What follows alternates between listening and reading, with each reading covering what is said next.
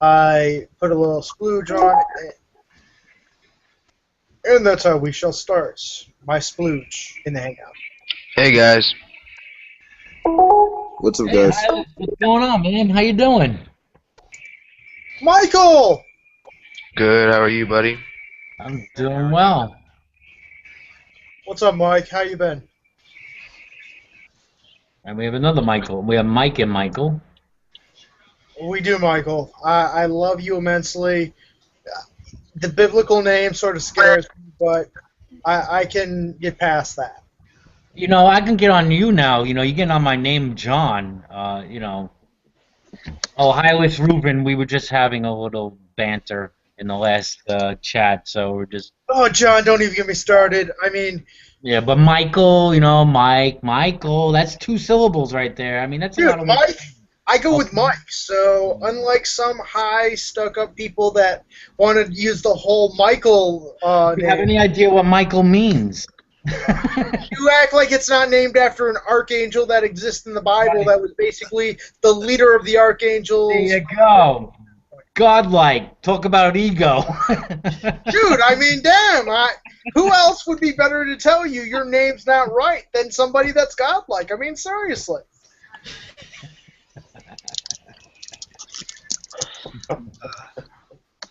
I mean, the School of Hard Knocks is where I come from.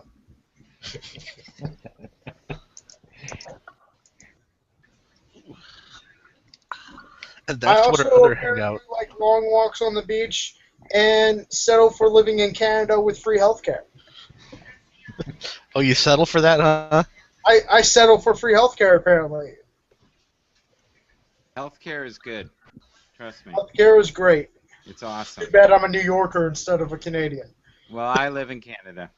Yeah, I know you live in Ontario, correct? Correct. Absolutely. It's a wonderful Yeah, I thought place. so. I'm secretly your stalker. That's why I just live right over the border. Oh, that's good. That's good. You're in New York, Mike. Yes, No. I am. Oh, what borough? I'm not in a borough. I'm upstate. Oh, I don't have to actually be limited to one borough. I can actually claim all of upstate New York instead of one little dingy part of New York. That is, being a Michael, you're going to claim all upstate New York. Oh, so John, Yeah. John. I mean, I'm originally from New York. to be fair, at least I don't claim the whole Revelations. I mean, when there's no definitive proof that he was actually the writer of the book itself. That is true. Never mind those crazy visions he was having, huh?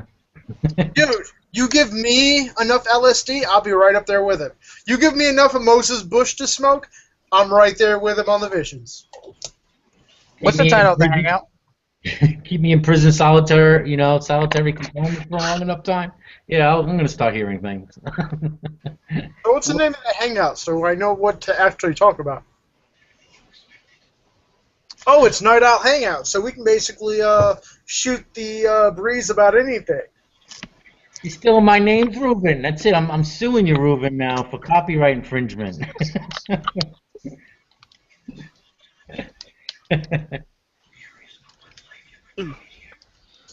Wait, isn't I'm gonna mispronounce this. Halus? Isn't he the non-Christian Christian that's not a Christian, but is a Christian? He's the Christian. I that's am not a I am Christian. not a Christian. He's the Christian that's not a Christian, but only a Christian when Christianity becomes something that's Christian. I'm not a Christian. I'm not a Christian. Not in the least. Unless you take that word very, very seriously. Are you an atheist? Again, the same answer. No, I mean, if you take the word atheist very, very lightly, then yes, I could be an atheist. I do not believe in God.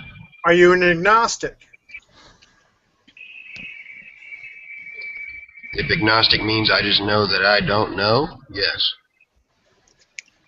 Are you some guy that basically is stuck on semantics? No, he'll say you are. Yeah, that's exactly what I was going to say.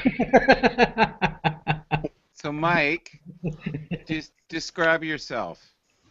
Well, I love long walks on the beach. I pretty much I will do anything for dinner and a movie. So yeah, that's my defining characteristic. Dinner and a movie is the way to get into, well, most areas of my cerebral synapses. Are you spiritual? I would claim to be spiritual on how I watch Breaking Bad. That I have started watching that religiously. I watch Orange is the New Black pretty religiously. I gotta say, Once Upon a Time, pretty religious on that. I would say I'm actually spiritual on that.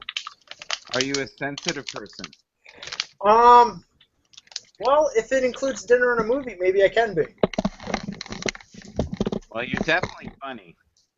I try at times, but You succeed. it depends what the crowd is. I mean, you're just easy to make laugh. I mean, Dexter was pretty good. I watched that one pretty religiously too. I mean, all 8 seasons. I was basically on my seat until the sister died. Then I was like, what the heck's going on? Then he adopted, like, some little killer son. It was, the last season was kind of confusing. I'm like, okay, so you have the code, then the code means nothing, and then the, like, crazy person that knows your killer dies, then you want to kill her son. I was kind of confused. I was just like, I was on a hiatus. I was on a hiatus. Bro, I haven't even watched the whole show yet. You're kind of like spoiling it. But it's alright. Spoiler alert. You can't really spoil it. It is super confusing the last season. Yes, it is. I mean, I think it lost its way. I think I lost my way on the last season. I mean, I watched it pretty, like, let's say Christians go to church. That's how I was watching it. What was your favorite season? Seasons. I would say it's a toss-up between 6 and 7. Really? How about season 3? Do you even remember? Season 3 was good. That's the one where she dies at the end, right? I'm not sure, but I know Or was that season 4? I started losing interest after season 3. I watched all of it. I thought, but you know, it's funny because every time I ask you about spiritual, you dance into other subjects. Because why does spirituality have to be limited towards religion itself? Oh, that's deep. I agree. Spirituality is... see, one of the best things I like about a scene from The Matrix, when Neo is stuck in the train station and he's talking to a program. Why do words have to mean more than what they actually mean?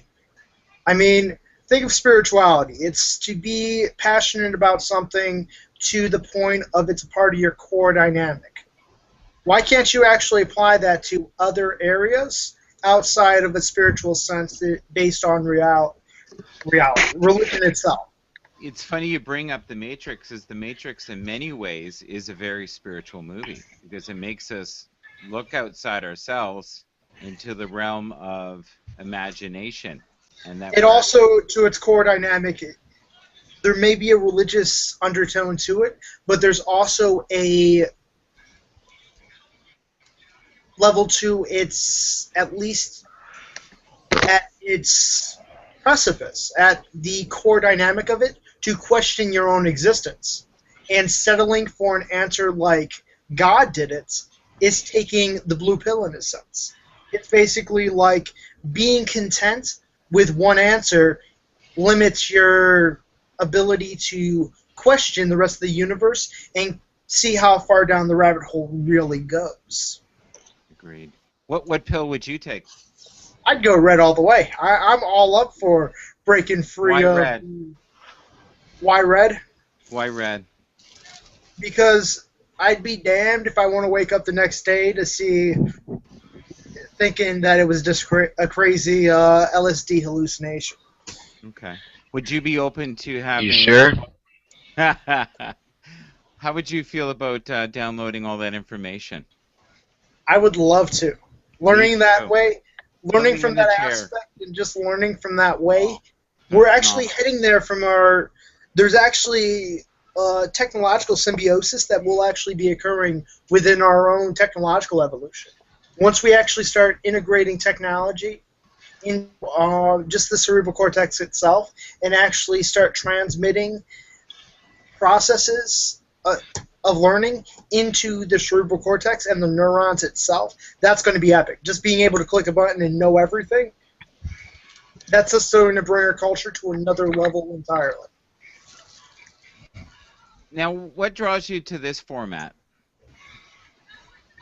What draws me to what format? This panel discussion that we're having as night owls? I'm still awake and I'm a night owl. That's why I'm here. But I think it's because you have a voice that needs to be heard. I think John has a voice that needs to be heard, and I'd like to hear him complain about his name more. I mean, I was pretty close to actually getting some... We're all past that. We're all past that. Come on. I mean, it got to the point where he wanted me to go track down his parents and say, wow, why'd you give him this name? He just wanted it to be Jon. You basically had to go the extra mile and throw in an H. I mean, damn, why? Just why?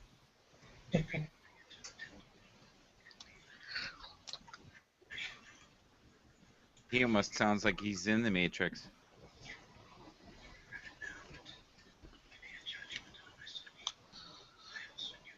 No red pill for me, baby. Hylas, No red pill? Why not? I am listening. Oh no, I'll take the red pill definitely. Yes. Red pill for me. Really? I wouldn't. Why not? Because there are infinitely better There's people an that honest wake up answer. besides me. If they're waking me up, like if I'm the last hope, we are screwed. Honestly, Cerebellish, I would rather wake you up than I G-Man. believe in you. I actually think if it's a choice between the chosen one being you or G-Man, I'd go with you every time.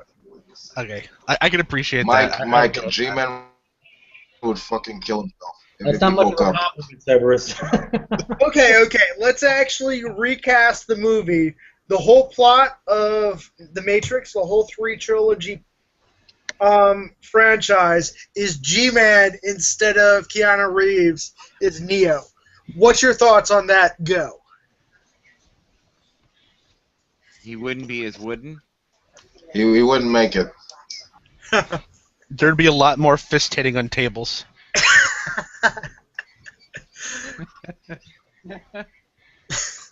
John, what's your thoughts on it? G-Man is Neo. G-Man is Neo.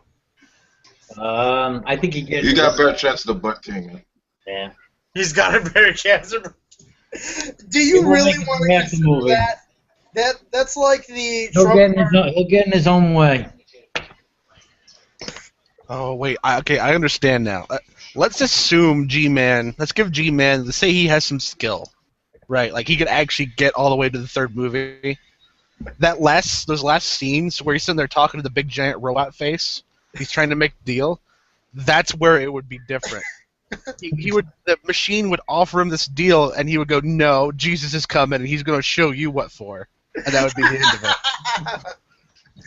Oh, man. So what's your beef with the G-Man? No, I've got nothing against G-Man. My thing is that I would like to picture... I'm personally tired of everybody talking about him. I don't get it really. I think I know why. You guys look to get the Greek People like seeing a train wreck, but I think I know why. more. the train wreck. Yeah. Okay, I think I know a movie that he'd make it in. Let's picture him as the main character in Die Hard.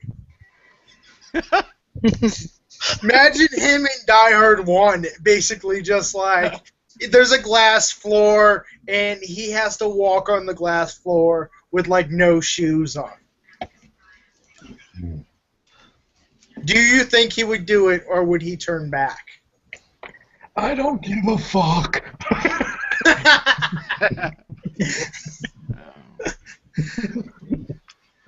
Let's see. Well, see, I talk about him because I find him entertaining, and the first time I ever met him in a hangout, I told him I was going to convert him, so that's my overall goal. Okay. Convert him to Okay. what are you going to convert him to? A Mason. I want to change him to a Mason. See, I actually have the opposite effect. I want to actually convert him to a Jedi. No, That'd be awesome. no. I think that if we could get him to be yes. That's a good No. idea. That's a bad idea. you don't What- believe what- in you don't believe in Jesus? Force That choke. should be more cool though. It'd be more entertaining. I mean, Mason G-Man, Jedi G-Man. I've got to lean towards Jedi G-Man. It sounds Jedi G-Man. Sounds better too. it sounds great. The How about Jedi putting- known as G-Man. I mean, that you could make a freaking trilogy of Star Wars just from that. Jedi Jesus. How about G-Man and Pretty in Pink? How about G-Man and Pretty Woman?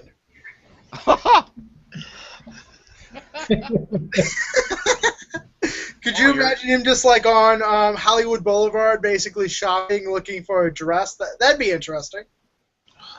So you might as well call him G-Spot. I was actually going in the direction of G-String. He's not even here to defend himself. Yes. That's Can we not start? fair. You're right, Michael. Michael, tell me your story, Michael. What do you want to know? Ask me anything. Believer, God believer. Yeah, I was getting weird with the dress thing. That would be weird with the dress thing. I mean, having a conversation. Anybody, do you hear me? I can hear you. Oh, thank you. Okay. I can hear you loud and sorry, clear. we were just trying to picture G-Man in a dress. All right. Whatever gets you there. Yeah, close your eyes and go ahead. It's a beautiful place. We'll see you in 10 minutes. And we'll see you in 10 minutes. I'll be back. I got to go relieve myself. Yeah. It's like a Seinfeld episode. All right.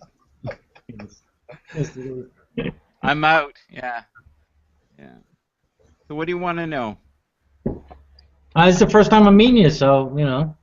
Well, we usually talk about, you know, what people believe in or not believe in. I guess I'm a spiritual person. I believe that we're all interconnected. I think many religions will merge to be one at one time. I'm hoping that I'll see more harmony on these channels, but they are entertaining, and I'll answer anything. So you can ask me. oh, great.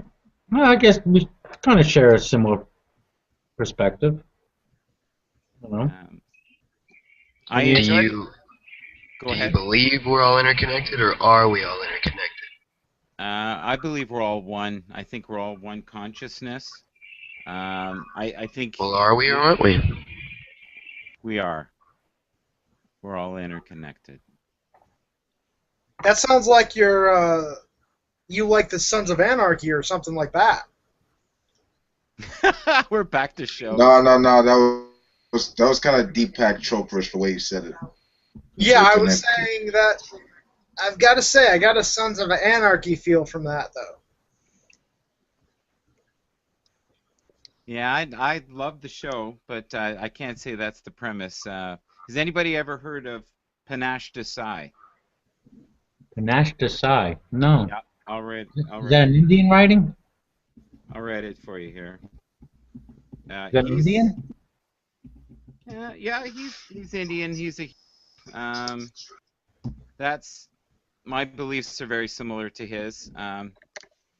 Yeah. You know, I think we're all interconnected. I think we're one consciousness. I think we'd all be drooling zombies if we didn't have this thing called ego. I enjoy the company of more people like Mike here, who likes to take long walks on the beach. I think Mike. I think there's more depth to Mike than he's actually showing us here, but I think he's a very sensitive guy, and I think he masks it with humor, which is awesome, because I did that for many years. So I don't know. I like Mike right off the bat. I think free healthcare would change my demeanor a lot, Mike. So So you can get the meds you need or what? I think some. Are you enlightened, Michael? No, I'm not enlightened. No. It's your goal, right, though? medicinal That is the goal. free healthcare would help loads. I think if you add medicinal marijuana to free healthcare, to where you can actually just go to the corner, get medicinal marijuana with free healthcare, that might actually be the Yeah. perfect combination and help raise Canada to the next level. Hey, Well, I'll Mike. tell you, it would clear the deficit. That's for sure. That is a good idea. Free healthcare with medicinal marijuana for all people.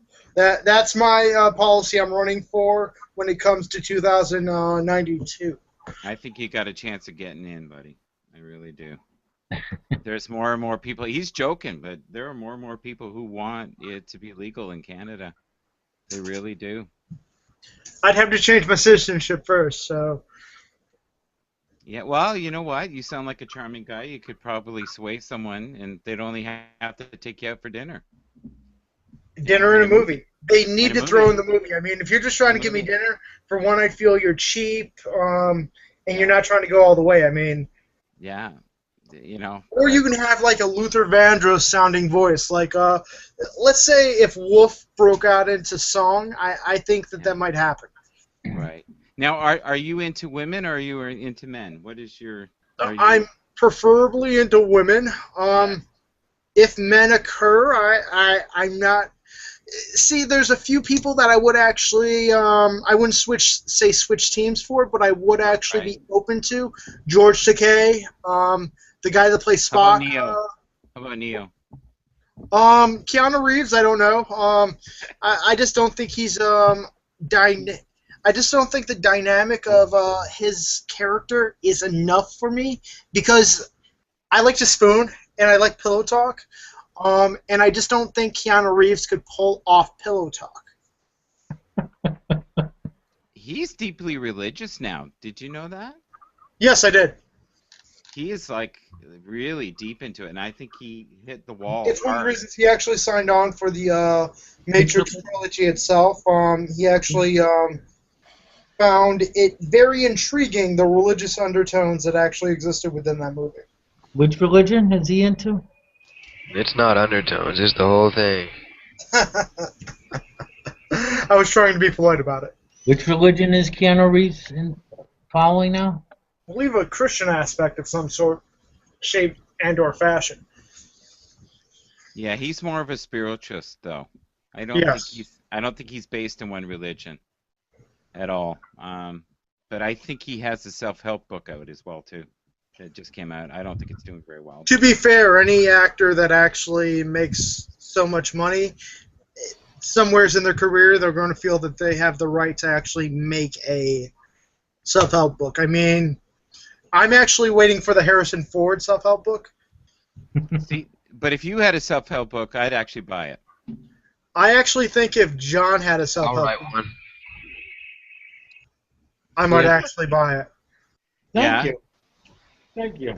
So John, but the only reason I would actually buy yours is because somewheres in there has to be a chapter about you sort of, I'm going to actually talk about my parents with why they gave me an H. You probably wouldn't like my book because there'd be too many letters for you. Honestly, You know what it takes? if you would drop the H, there would be one less letter and it would work for me. Okay. Just for you. John, give me a little bio of yourself and what you believe, and what besides the long walks, like. Well, like I said, I think we kind of along the same wavelength there, Michael. I believe that there is an interconnectedness, a oneness. Everything is, we're all connected, interdependent. I can't exist without my environment, and the environment, it's like goes both ways there, So I see this thing as source being the cause of everything, God being the universe. Are you Alan into Watts. Yeah, Alan Watts. Love Alan Watts. Zen thought and pantheistic thoughts, that kind of thing, yeah. Okay. But do you do meditation at all? Yeah. Yeah, I mean, nothing formal. It's probably more contemplative, Yeah. Sit out by the creek in the yard, Would you say you're a sensitive person? I can let- be. I can be. I mean, intuitively. Well, elaborate. What do you mean sensitive and Okay, Mike, do you mind if I try to elaborate on this one? I knew you would. I've been waiting. Okay, so let's say I got you dinner and a movie. Movie's over, and it's time to become sensitive. Would you be sensitive after dinner and a movie? Now you got to think. I actually 5-star restaurant, Italian. We actually just went to go see The Notebook afterwards, and it was a very or no, not The Notebook. We actually went to see Toy Story 3. You cried at the furnace scene. It was a pretty nice night. We saw a PG movie. So 5-star restaurant, Italian restaurant-based dinner, and Toy Story in theaters 3D, so you get the whole emotional spectrum of furnace scene and him having to say goodbye to his toys. Now, Are you sensitive after that? The only way that would happen is I would have to be a female, and I would probably run out of the theater. To be fair, I don't know if you're a female now, so Well, that's true. You never know, do you? There's depth there. Yeah, there's depth. Can we get that back? okay. Man. I don't know about anybody else, but I don't know. Maybe I'm being selfish or something, but I don't know. I'm kind of liking the having a discussion on spirituality. So do I. Goldstein, I'm going to. But I'm also enjoying Mike. Mike is, you know what, Mike? You're all right. Reven. Reuben. How about if I just call you Phelps instead? You could call me Phelps. But Reuben. How about PH short form? You could just call me P. That would work too. Agent P. I don't know. But how about preparation? Not to No. All right. not to cut you off, Mike. Reuben, it is not my fault if you are not well rounded when it comes to the movies you've seen. If I keep ruining stuff for you, go out. Yeah, but you make it our problem. To be fair, it is not my fault if you have not had the time to watch the movies when the series has actually ended. If the series has actually... You're right. It's not. Exactly. That is a personal dilemma, and I apologize. But you're still spoiling stuff. I may be spoiling Let's be myself, real now. but it actually is tempting you even more. Go watch it to see if I'm telling the truth. I could be lying completely right now and actually selling you land in Florida over these things. It's your job to go watch them. And I'm going to tell you, you completely fucked Dexter for me. Fucked him in the ass. Dude, even with that, Dexter is the last season's so confusing. I haven't ruined Shiza. I mean, you can't really ruin it for me. It's not like I'm hating on you here, but it's just like the plot, you know? It's surprises The plot's and still shit. there. Watch it. See how the plot actually gets there. It's not the plot that is the true journey of a TV show. It's the episodes that it takes to get there. Underlining plot developments and character depth is the key to enjoying a TV show at its core dynamic. If you're just focused on the plot, I'm sorry, but you're not watching the TV show for the right reasons. You have to connect with a character. There has to be something about the TV show you like, and that makes you continue watching. It's not just the plot. It's not, this TV show came on, let me watch it until it's to the end so I know what's actually going on. You have to actually like something about the journey to actually want to stay on the ride. Wow, Yeah, that was it's a your breath. personal decision, and it just might not be someone else's. So, and you're just making that decision for them. Really analytical. Really, when you talk about a show, as a matter of courtesy, you should probably ask, has everyone seen that show yet? Or does anyone care if I spoil the show? Or if I'm in the Just middle to of a sentence and I'm ruining it avoid for that you, problem. you could actually outline and say something. I did. I was like, bro, you're spoiling it, bro. But it's not like I'm hating on you here. I'm not trying to make you feel bad, because you're right.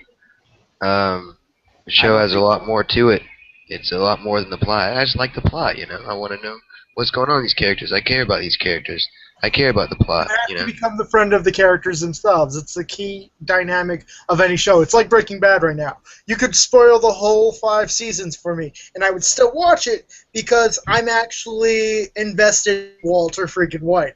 I want to see how bad this guy's life can actually get. I mean, I'm not going to ruin the show for anybody that hasn't watched it because I actually respect Breaking Bad too much to ruin that show for anyone. I miss that show so much. It's an epic show. I'm loving it. Masterpiece. It's a masterpiece. It's one of the best things. Yeah. It's right up there with oh man, I would say it's right up there with what's a good TV show that I loved. UK Doctor Who. That's right up there with Doctor Who for me right now. Is John still there? John? John, Yes, sir. are you still there, Yes, or did sir. you lose your H? I'm here, sir. So, we kind of briefly talked about meditation. We talked about being sensitive, and then I went on a date with Phelps. And, Okay. so Wait, hold on. We went out. I know you're in there again, man. Come on. Hold on. Let him answer. You're like a 4-year-old. Go ahead, Michael. What was you asking me? I was asking you if you were into intuitive and being sensitive. I think I have. Yeah, I would say. Well, when you say sensitive, that's what I'm saying. What do you mean? You mean emotionally sensitive or intuitively sensitive? Intuitively sensitive. Like what do you get from Mr. Phelps? I get from Mr. Phelps that he craves a lot of attention. But he's creative and he's funny. He's a funny guy. He's funny. I would love to go drinking with him. I He's just wouldn't give him funny. too many drinks. Oh, he's the guy who makes the party. Oh, he does. And thank you. Yeah. But I also get that with you, John, you're actually very sensitive on many levels. And I don't mean like let's go to a movie. Well, thank you very much. and there's some deep waters there. How do you know so much about me? You just met me. Because I can read frequency and just I wish Ruben would talk. You a Jedi or something? I'm not a Jedi, no. No, I'm not a Jedi, but I can read energy. Tell me about yourself, Wolf. Wolf, tell me about yourself, if you want to. What to say about Wolf? What to say about Wolf?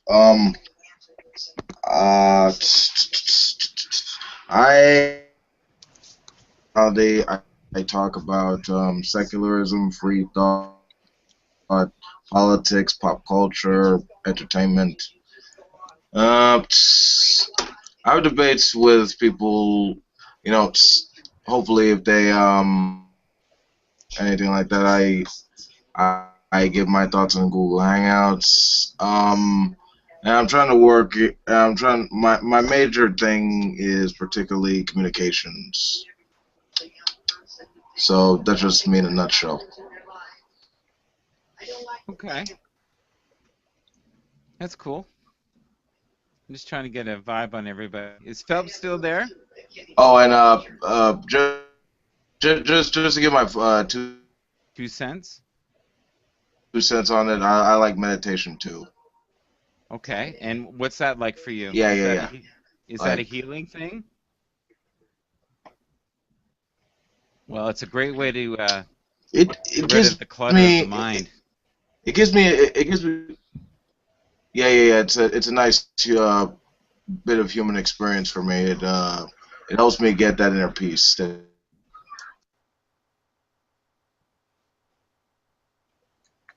And I would say if you live in the city or urban, that's definitely a necessity.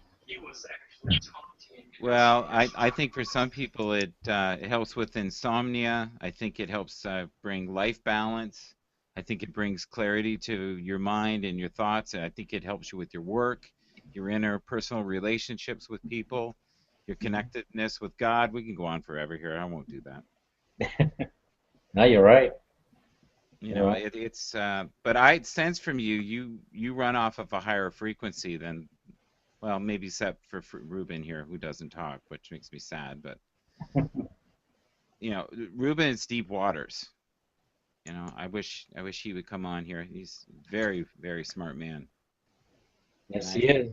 I can sense that from him, and you know, he's definitely the person I think that keeps this. He's kind of the glue, and then you've got the entertainer with Phelps, who's now left, I think, but that's all right. Hope I didn't piss him off. I think it takes a lot to piss him off, though.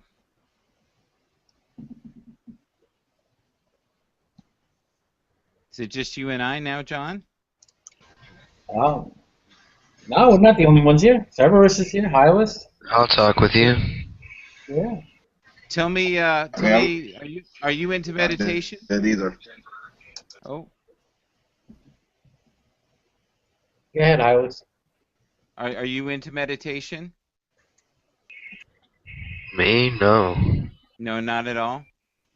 So what would you say is your spiritual practice? Boring. It's boring. Okay, that's cool. I like that.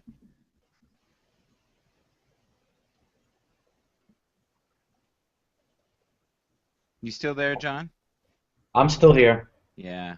I thought Hylas wanted to say more. He usually, last time I was in a hangout with him, he had a lot to say. Did he? I have a lot to say. Yeah, doesn't when have to say. we came to this subject. It's just not the same without you, Phelps. You know. So I'm gathering. You practice. What type of meditation do you do, Michael? I see a Buddhist picture behind you, a Buddha. Yeah, I'm not a Buddhist though. Okay. I'm more of a spiritualist. I'm a person who believes in one consciousness and divine order, and I believe that we're all interconnected on many levels, and I think we all seek the higher vibration. And is there any atheists on this panel here tonight? I am. Mike's an atheist. There you go. See, Michael, I don't believe Me that, too. Mike. quickly, Michael, what do you think of this thought? This is how I see it. And I think it's a little bit in line with some Buddha thought. I see it as, my name John, you Michael. This is all identity. This is all ego. This is all persona. And I see that in essence that we're all God. I'm God having a John experience. That's how I try to see it. But so is Mr. Phillips. Most definitely, yes. Yeah, absolutely. And see, so you have no belief in any form of a higher power, Mike. Not to the degree that most people would, I guess. I am an atheist, but when actually asked, I do claim transhumanism. Wow, what does that mean? I don't know that term. Technology integration into the biological form of humans is basically where our technological symbiosis is actually going, and that's something that will actually help better mankind in the long run. Okay. Do you believe in aliens, the Greys? Are you? I don't believe they've been here. For one, no, not look at all. at how many planets are actually out there. Right. Life on other planets, mathematically, it's out there. Life on other planets, it's happening. It's existing in some way, shape, and or fashion in the universe, in the cosmos. The fact that we're actually, the problem I have with intelligent life coming from the cosmos or from space to our planet is because, for one, we've learned just through our own study of the cosmos that, for one, every star at least has some kind of planet revolving around it. Water isn't as scarce as we originally thought it was. It exists in the universe, and it's not that rare of a element when it comes to existing in the universe itself. The fact that it exists in other places in liquid form, why they would come to Earth, boggles me. For one, we're on a spiral wing of the Milky Way. We're not in the center of the galaxy. We're actually on one of the spiral wings, and on the tip of one of the spiral wings to begin with. So with that actually being the case, if you're actually going to traverse into the stars and try to explore and find other suitable intellectually based species in the universe, you're going to head towards center of the universe, massive black hole, because it is at least a mathematical calculation that wherever you're going and wherever you're coming from, on your way to the center of the universe, you'll find at least something that is there. The fact that why would you travel to the wing of a spiral galaxy just to find life when we're not the only things that exist out there that are sentient? We're not the only thing that exists in the universe that's intelligence. That's not the key dynamic to our planet. Our planet is not that unique when it comes to the place it exists within the universe. There's other planets out there like ours. There's other planets like ours out there with life. If the Greys, as they're called, are looking for intelligent life, why choose a planet on a spiral wing of the Milky Way? Why not actually try to do it to something that's a little bit more centrally located in the center of our galaxy? Okay, so the crafts that we're seeing daily across the world, are they just us in the future, keeping an eye on us to see if we're not going to annihilate the planet? Depends if they're actually temporally based or if they're basically just technologically based in the present. Do you believe in black holes? Black holes are something I do believe in, but saying that black holes and wormholes are the same thing is a complete gross understatement of what physics actually is, of what the temporal dynamics of a black hole is. That it basically crushes matter to non-existence. It basically crushes it out of this universe. That's how powerful the gravitational forces with a black hole actually are. Saying that a black hole is a wormhole is a complete misassociation with what a wormhole is. A wormhole is what can actually traverse space-time and actually go from one fixed point in temporal existence to another. And the only place that those actually exist, that we actually theorize, is the subatomic universe. We haven't seen any evidence whatsoever to say that wormholes exist in the atomic world. Subatomic universe, it's possible that wormholes would actually exist given the gravitational forces in play and the forces that would actually be in play at this subatomic level. But saying that they exist in the atomic universe is... We haven't actually seen any proof that wormholes that can be used from traveling from one point to another actually exist outside of them being manufactured through technological basis. Okay. The other thing, underground bases. Underground bases, we have subterranean bases that actually exist. I mean, come on, you don't think contingency plans have actually been set up for global annihilation? I mean, drilling into the Earth's crust and creating bomb shelters that's been done since the... Oh, I agree with that. In the 60s. Yeah, Mr. Feld, I agree with that. World War I, actually, because we actually thought they were going to launch magic fire over here or something like that. Okay. What I want to ask you is, do you believe... Now, some people believe that for over 400 years, the Greys have had bases in the desert, deep within the core, almost within the core of the Earth. What's to say the Greys aren't actually just genetically mutated subspecies that exist within the planet? There's a lot of things that you could say about the Greys. Not to get you caught up on the idea of what the Greys are, but not to mention there's a lot of folklore based on what Greys look like. the idea that they are basically nothing more than the stuff of legend isn't too based in reality to rule out. Saying that they're nothing more than legend is something that I'm completely comfortable with, because if an intelligently based species shared our planet, they would actually see what we're doing with our resources, and if they are based on this planet, they would actually care about what the heck's going on with it. Global warming, I like this. Ancient aliens, what the fuck? global warming, change of the oceanic currents in the Atlantic and Pacific that could actually spark up El Nino being every year. Just what we've actually done with the planet, they would actually care about if they were actually using our resources and if there was another intellectually based species on this planet. Not to say that they're intellectually based species that have actually evolved alongside us. Marine mammals are a great example of that. Or other primates are another example. Yeah.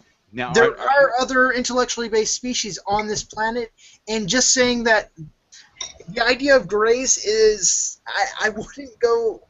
I'd say it's ludicrous, because if something of that intellectual prowess was on our planet, they would in some way, shape, and or form care about what's going on, because they have a stake in it as much as we do.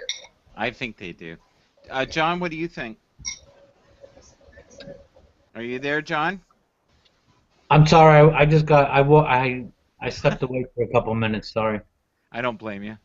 We were talking about underground bases in the desert. Do you believe Underground they bases, like Area 51 or something like that. No, we were actually talking about ET greys that have inhabited the desert for 400 to 500 years. This is a theory that's been bounced around, I'd say, for the last 3 to 4 years. In which desert? I don't know.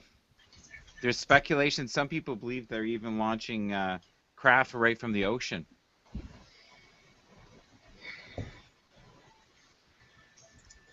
I've heard of that theory. Yeah, Ancient Aliens. Weren't they saying that on Ancient Aliens? Oh yeah, like they had an influence on humans, like in history, either they spawned us or they altered our evolution or something, like cross engineering. Yeah. Okay. The Anunnaki, right? That was actually they designed us as a slave race, and ultimately Dig for gold. we did something that they came here. Yeah, they genetically engineered us supposedly to create a slave race. Then something happened with regard to our materials, and then they left us to our own devices. I'm not even Wolf. sure like what Wolf. what the whole thing is. Huh? Wolf. What do you think about the pyramids? I think they are one of the great wonders of our planet that we need to preserve for the posterity of our species, because they show a testament to our willpower and our intelligence Okay, you said you're an that atheist. is gained over the generations. Okay, you said you're an atheist, right? Yes, that's correct. Okay, my grandfather was definitely Right. was an atheist for sure. And I asked him once when I was very little. I said, why is it you don't believe in God? And he said, well, it's just we treat each other with such disrespect.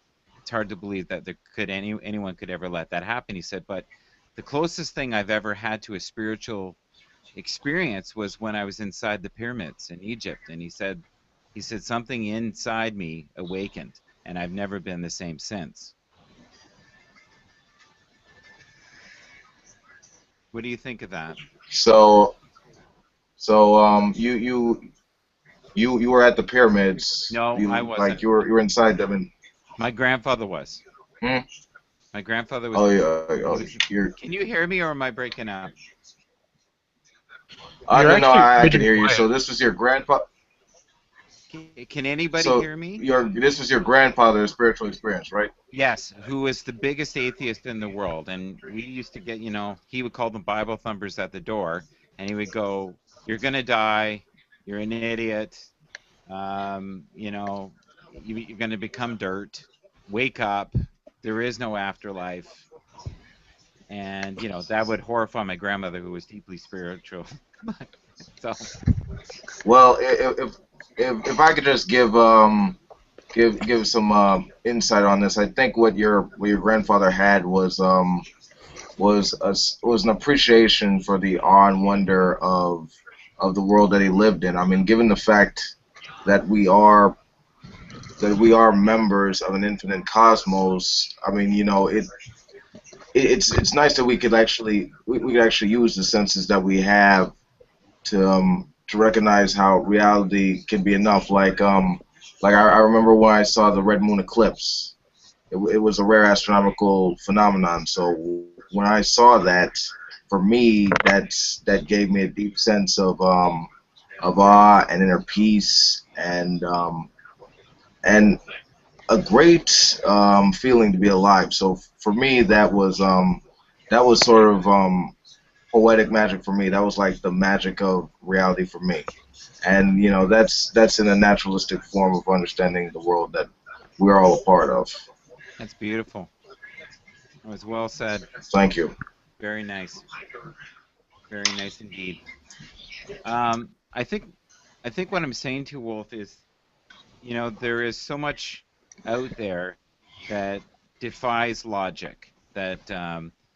That is, you know, in the undercurrent of spirituality and connectiveness with something. And to be an atheist and to believe that, you know, there is no form of higher power, um, for me, it's hard for me to get my head around it. So, and with my grandfather, who I deeply respected and thought was a great man and incredibly funny, very much like Phelps, um, for him to admit that meant a lot to me. But I think because he was a Spitfire pilot in the Second World War, he had somehow lost his faith. He had seen so many of his friends who were like 18, 19 years old, you know, shot down, and he was never the same again. So I think he lost faith there in war times. What did he act like after his experience in the pyramid? How, did you see? What changes Um, did you see? well, he went from being someone who was very much full of hate and frustration, and he had for a moment, I think, an epiphany and clarity, and really started questioning his belief system. And he he felt not just the presence of one person, but the presence of hundreds of people, and it washed over him to the point where he became dizzy, and um, I think he might have even wept. I'm not sure. And And about I'm sorry. about after the trip, like Oh, afterwards. he was obsessed with Egypt and started collecting all kinds of stuff and read about it, and studied, some of the rituals that the mummies did. And yeah, I don't know, it deeply affected him, and it's made me want to travel to Egypt. And and I think that's because I'm just so close to him now. He's passed, and he passed, many years ago, and I sometimes feel like he's around, but it's hard to say. Oh, that's sad. I was just gonna say I have some stuff for him then. What does that mean? Oh, I just have some writings that you would find interesting. Oh, okay. Okay, and who am I talking to right now? Cerberus. Pleased to meet you.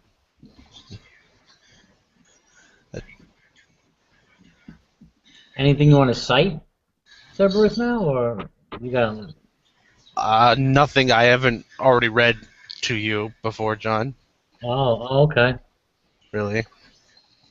I'm only like 300 pages into those 5,200, so.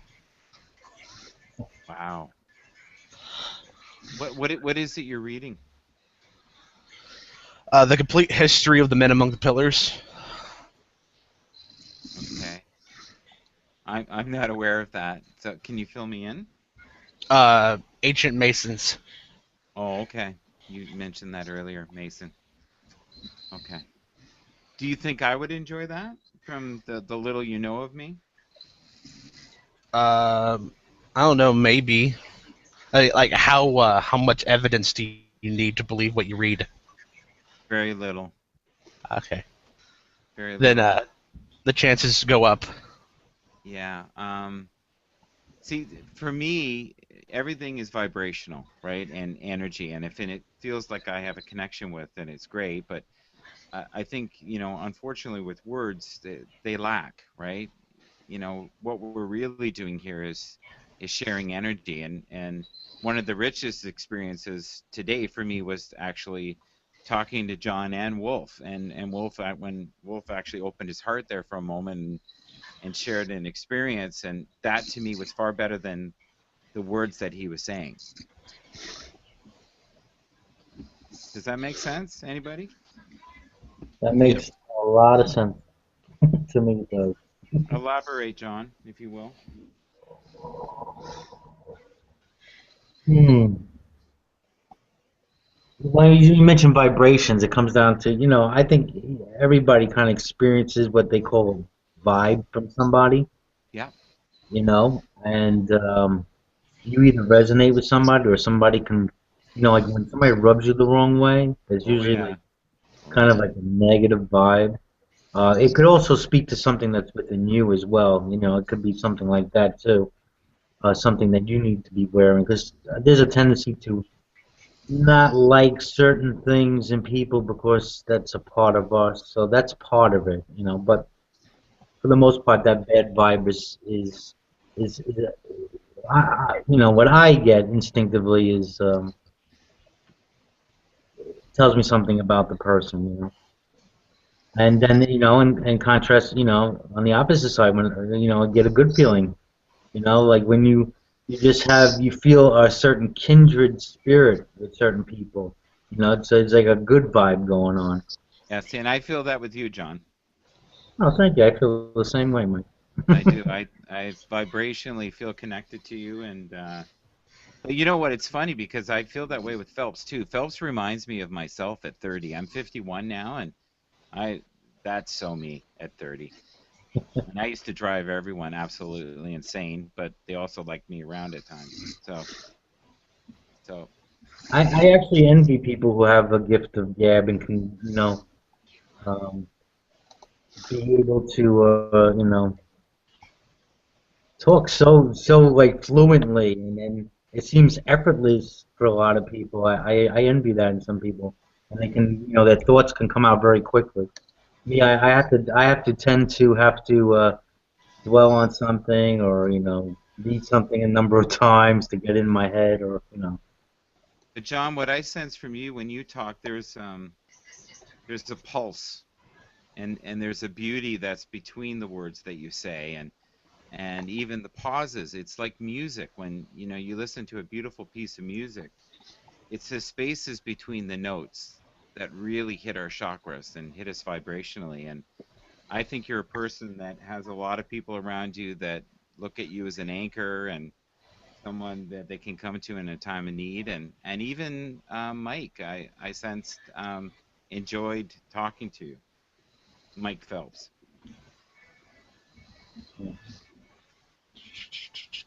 And yet your styles are very different. Thank you. I'm speechless. You talk about the pauses in between the notes, and I think those are just as important as the notes.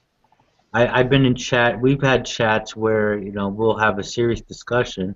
Severus, you know this, and then there's like a silence, and it's awkward to have that silence for some people.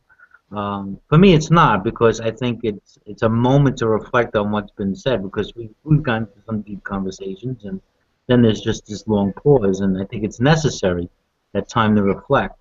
So the I will say that in a live hangout where there should be people watching or of an entertainment value, those awkward Agreed. silences and pauses are somewhat untimed and somewhat eerie in their nature. But you know, Mike, you would be great at radio because you are quick on your feet. And but Mike Phelps reminds me, it's scary. It's I think that's part of the reason I'm embracing him is it's almost like listening to myself as a kid. And I think he'll evolve. He's got definitely a skill set there, and he'll either be a stand-up comedian or a preacher. I haven't quite figured it out yet, but I don't No, know if don't be he's a figured. preacher. It's Well, I'm an atheist, so being a preacher would probably be a little pro protagonistic. Yeah, but see, I'm not totally buying you're completely an atheist. Like unless and I'm only saying that because vibrationally you're incredibly sensitive. I think you're the kind of I'm person a that Pisces. What can I say? no, but I think you're the kind of person that someone could say something to you and your feelings could get deeply hurt and you would say nothing or be, combative at the moment, but then later on reflect over it and play it in your head over and over again, and that would really affect you, but you would never share that. Where I think someone like John, who has the mental discipline, would just go, well, that's their opinion, and you know what? Not everyone's going to be on the same wavelength. And I totally agree with something you said earlier, John, when you said that, the traits that we carry within ourselves are the traits we least like in others. Mhm. And I think that's part of the reason that I really like Mike is he is my past, and John, you're more of my future. And I'd like to believe that I'm a melting pot of maybe the both of you, and a little bit of Wolf too.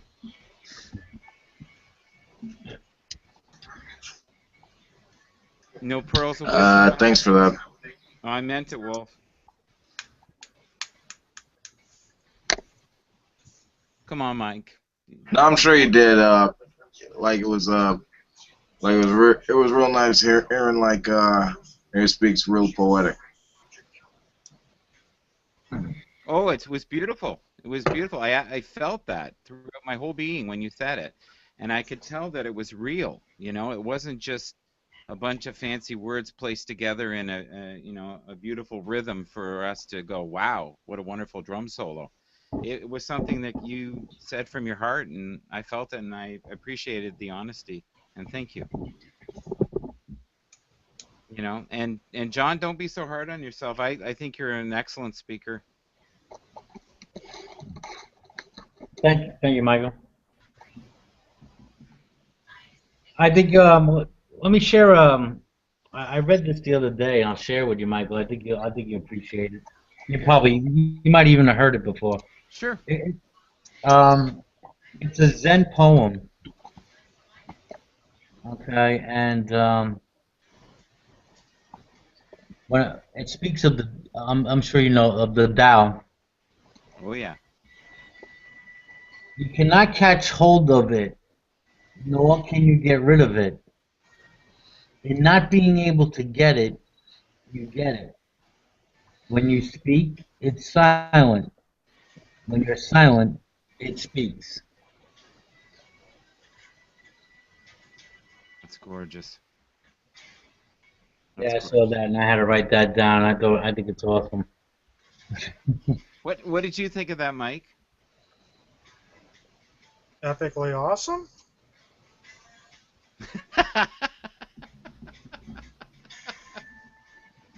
So no, I have to go Awkward soon. pause.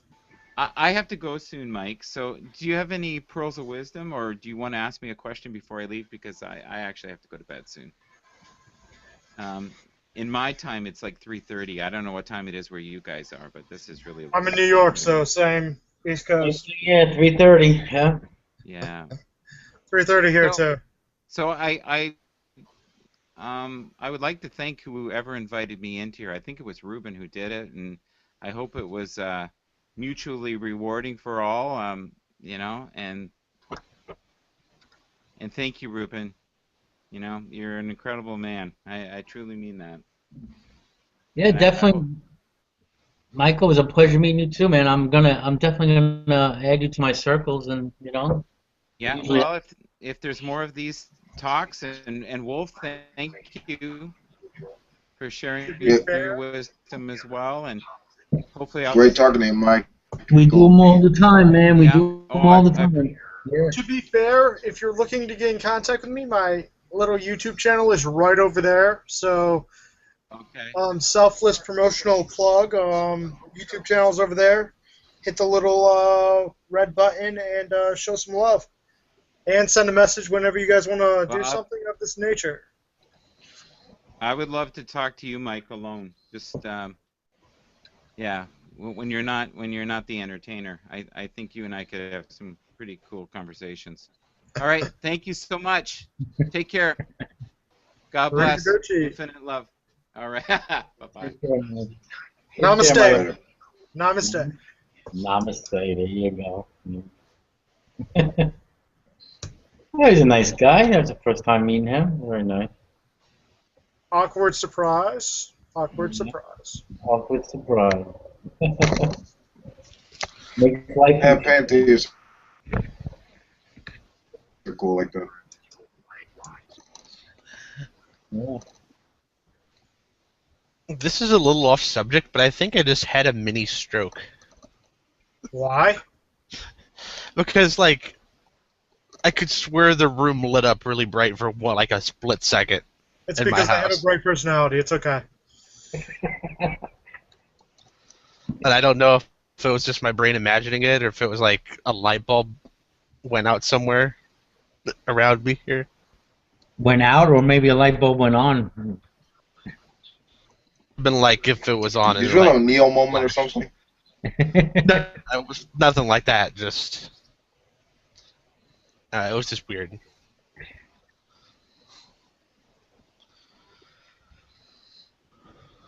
Your room got brighter. Is that what you said? Right? Yeah, for a second. I feel burnt.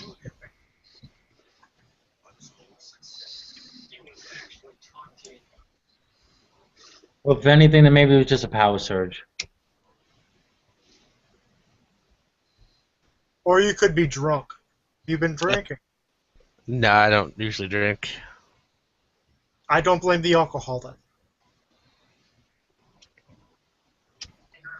Blame it on the boom.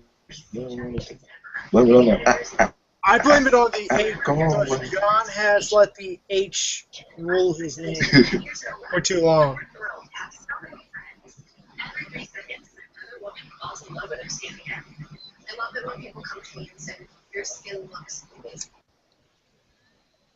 But I love skincare. We just think I'm hearing a skincare commercial. Blame it on the throat. Blame it on the crack.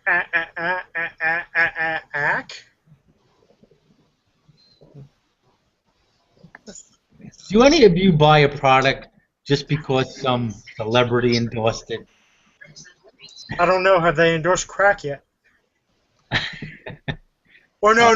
Have they Wait, somehow. come out and endorsed it? Maybe Charlie Sheen? I don't know. Maybe Charlie Sheen has, and if he has, then I will endorse it. Canadian. No. It was a Canadian politician. Who was that guy? Oh, that mayor, The crack right? mayor. Yeah, the crack. The crack mayor. Oh man. Yeah, what was Dude, his- Canada is lenient as hell. He would have gotten eaten up in America. Is he still in office? Here it Yeah, is. he's running Toronto- I think so. Like, I heard he was celebrating. I'm sorry. He was Oh, celebrating- Rob Ford, Toronto mayor. He's going to return to work June 30th after a 2-month stay in rehab.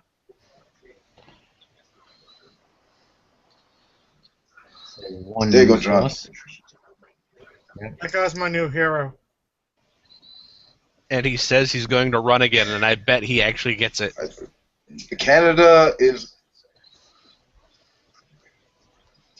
fuck. It's awesome. It is too freaking awesome. And they said America was like the land of second chances. Are you real? Are you a Canadian though?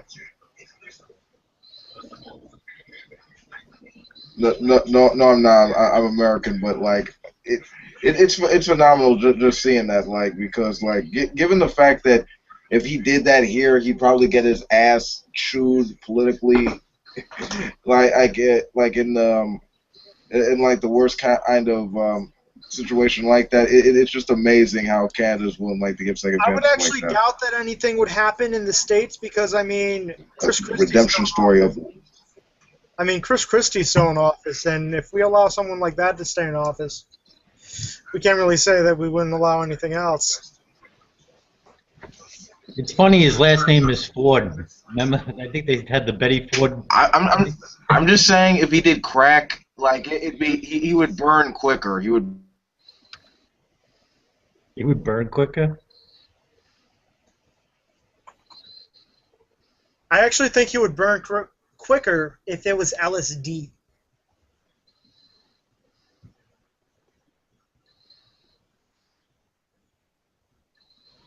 I don't know. From what I've been told, he got more shit from us than he did from his own country.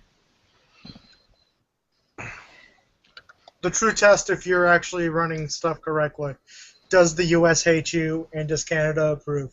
That should be the two parameters of any political campaign and or time in office. Well, that's true. That means you're doing it right, but you're not so far out there Canada hates you. Exactly. That should be the parameters of how we actually measure the success of a politician. Like, let's use Arnold Schwarzenegger as an example. Country didn't burst, or the state didn't burst up into flames. Canada approves. He did have a deficit. The U.S. might frown upon it. I mean, there's enough parameter there. There's enough wiggle room that almost anyone would be okay, except for George Bush, of course. Like how I turned that into a Bush joke. Whatever you do, don't be a Bush. Yeah, but to be fair, it's been bad to be a Bush ever since it was burning in the Bible. I mean, that was the first biblical sign that being a Bush was bad. God lights you on fire if you're too bushy. Biblical joke, sorry. Can't resist. Depends on what Bush you're talking about. No, it doesn't, because if any bush, and I understand the bush you're talking about, if that bush is too bushy, it's just going to make for an awkward evening. So I hear. I'm just saying if it's a ripe bush, it's a ripe bush that when you set it on fire, it's going to be good. But, you know, so good that you might be hallucinating. What's going on, Adam? Wait, are we talking about the same type of bushes here?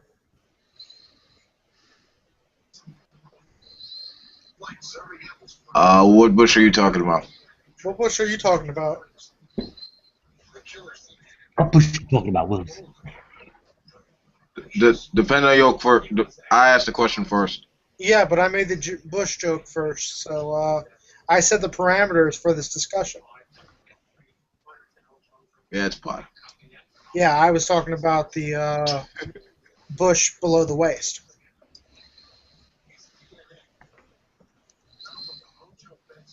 Two halves of a different joke. Exactly, so we were both going in the wrong direction on this one. I mean, not all of us can be highless in this situation. I mean, Yeah, I don't know how we got on bushes, Adam. it's all about your taste in bushes, I guess. From the crack mayor to the bushes.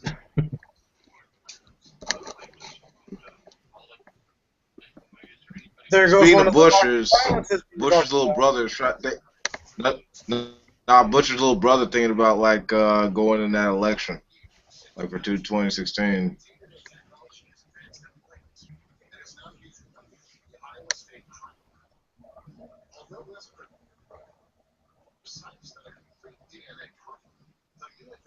And yet there's no info on that. So somebody had a picture of a bumper sticker, Hillary Clinton and Michelle Obama. Can you imagine that ticket? Oh man. I don't know if it was a joke or if they were serious. I just saw a picture of a bumper sticker. It was on somebody's car.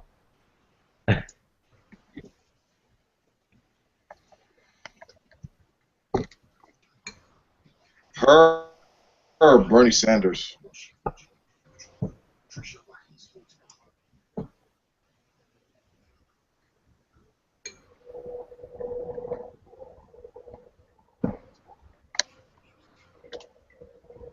I personally lost faith in the system, in the process. I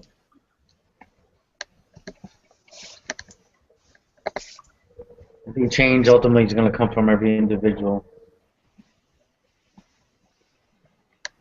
Everybody, the problem is looking to a president to be a savior, you know?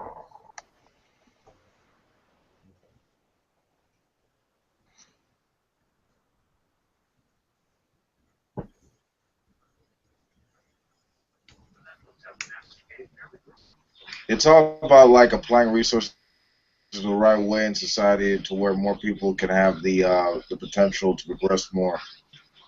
I mean, it's intrinsic right down to like the lowest common denominator that helps form to us.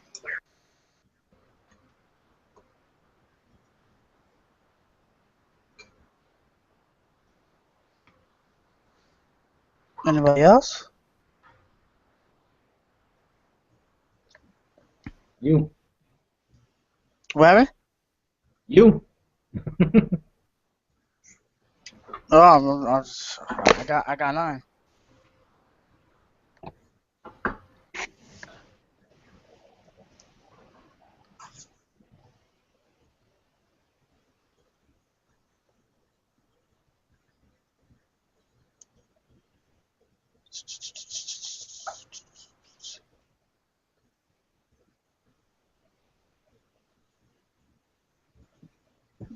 What book is that?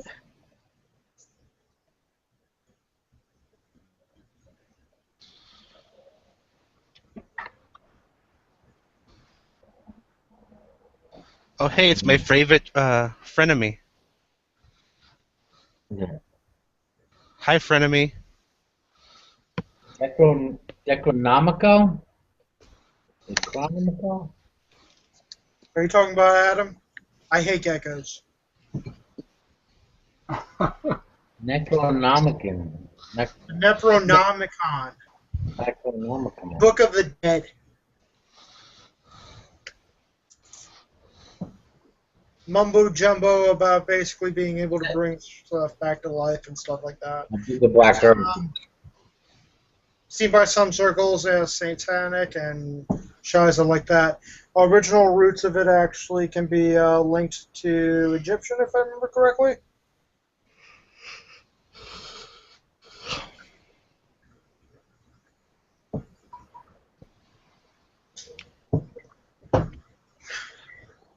Book about Hocus Pocus to sell a few copies. That's basically all it is.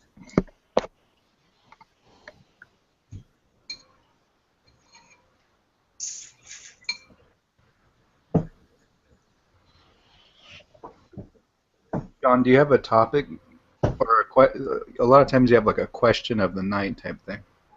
Oh, no, man. Reuven opened up this room, and Oh, okay. yeah, I know. He stole my name, Night Owl, but I forgive him. No question. Nah. Does Reuven have a topic or a question? Are you a night owl? I am, yeah. I've always been. And then you are qualified to be in this conversation. What do you want to talk about? There you go. I don't know. I don't really. I was trying to think of something. I don't really have anything on my mind. Then back to the awkward silence. Yeah. Adam, we're here for fun. I can read you something here that applies to you. Oh wow, you're going to try to relate something in the wow. Necronomicon to me. Let's hear this one. This should be interesting. I always love hearing about how I am represented in the Book of the Dead. In the wasteland dwell those things that cannot abide the light of reason. Even as man is a That doesn't creature work of for the me. day, and ceases to know himself during the darkness, so do these things of the void cease to articulate their identity during the Wow. hours of the sun. They sleep Wow. by day and wake by night to feed. Well, I Night actually owls. am awake both during the day, so I actually do exist when the sun is up, at least a few hours of the day. So with that actually being the case, that wouldn't actually apply because you were actually talking about the sun being down. Now my presence while I'm actually awake during the sun being arise. So how could you actually relate me to the sun and the dark, which would be the moon, which technically the moon is nothing more than the sun's reflection on it. So technically I am living in sunlight even at nighttime. So yeah, I gotta say from a scientific aspect, that was kind of hocus pocus and kind of wrong in this generalized situation. Wait, why are we comparing people to the Book of the Dead? When did this happen? Like, I don't know. I'm still trying to figure that out myself, but I'm loving just playing devil's advocate with this whole Necronomicon type stuff. So, hey, I'm working with the Christians for once. When was this book written? Um, BC somewhere. Oldest rendition, 6,000 BC. 6,000. No, it's older. Yeah, 6,000 BC. Because there's No. scrolls that are actually linked to the Necronomicon that were actually thought to be in the Alexander's library. I don't even think that Egyptology goes back that far, does it? Ain't no 6,000. I mean, the Sumerians are like 3,800 or something. Give me a second. History of the Necronomicon. Coming up on Google in 10 minutes because I'm tired and it's 3:47 in the morning and I'm looking up the history of the Necronomicon right now. Necronomicon. History of the Necronomicon. Wow, I'm of the Necronomicon. Timeline. Let's put timeline just to be on, because I like little pictures at 4 o'clock in the morning.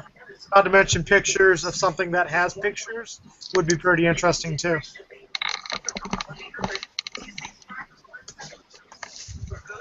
So doesn't it talk about like how you're gonna be judged by having your like deeds weighed on like that thing, or is that the Egyptian Book of the Dead? Wait, when did H.P. Lovecraft write something about the Book of the Dead? Wow. I had no idea.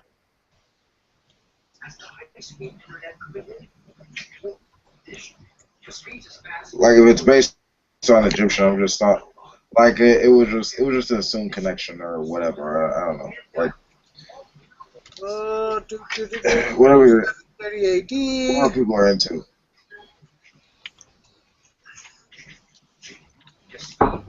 This seems to be from a fictional story, 1928, 24. Speaking Yeah, of which, Aren't there two what different the Necronomicons? what the hell is Cthulhu? Yeah. What's Cthulhu? you don't know what a Cthulhu is? Yeah, like that squid monster. The squid monster. Yes.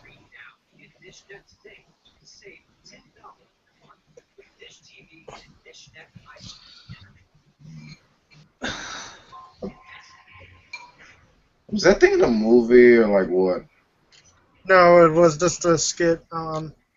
If you're thinking about the TV version, it was a skit on South Park.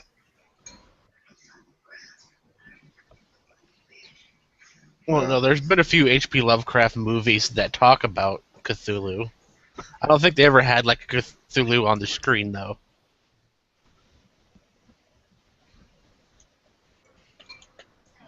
I think one time on Hellboy, like when when Rasputin was trying to get Hellboy to like resurrect like that squid thing, and like I don't know, it kind of looked like it, I guess.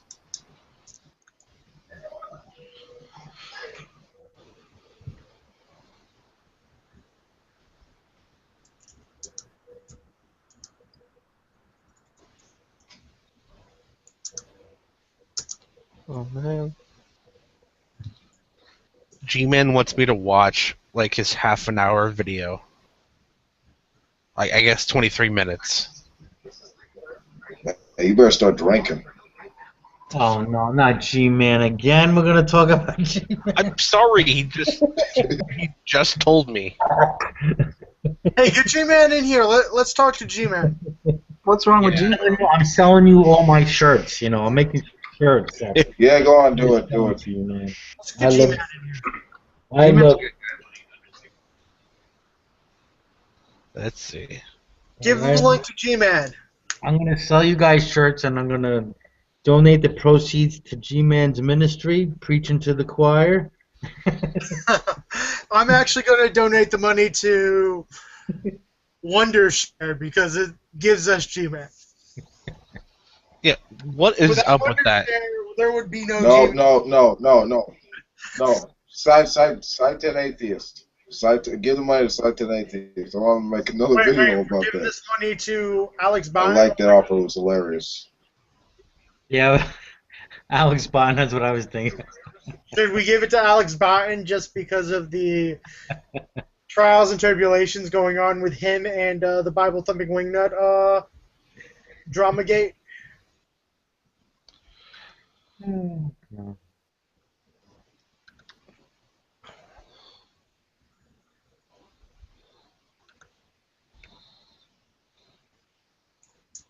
I know somebody fun that I can try to get in here. Let me send the link to that guy. I'm still trying to find the origins of Necromonicon. Yeah, so am I. I'm somewhat dumbfounded. Because I was thinking it was linked to, oh man, I was confusing it for the Book of the Dead in Egypt. I thought that's what they called it. It is. Yeah, I know. That's why it's older than 1927. I know that fucking fact. I know it predates the Bible. That's all I know.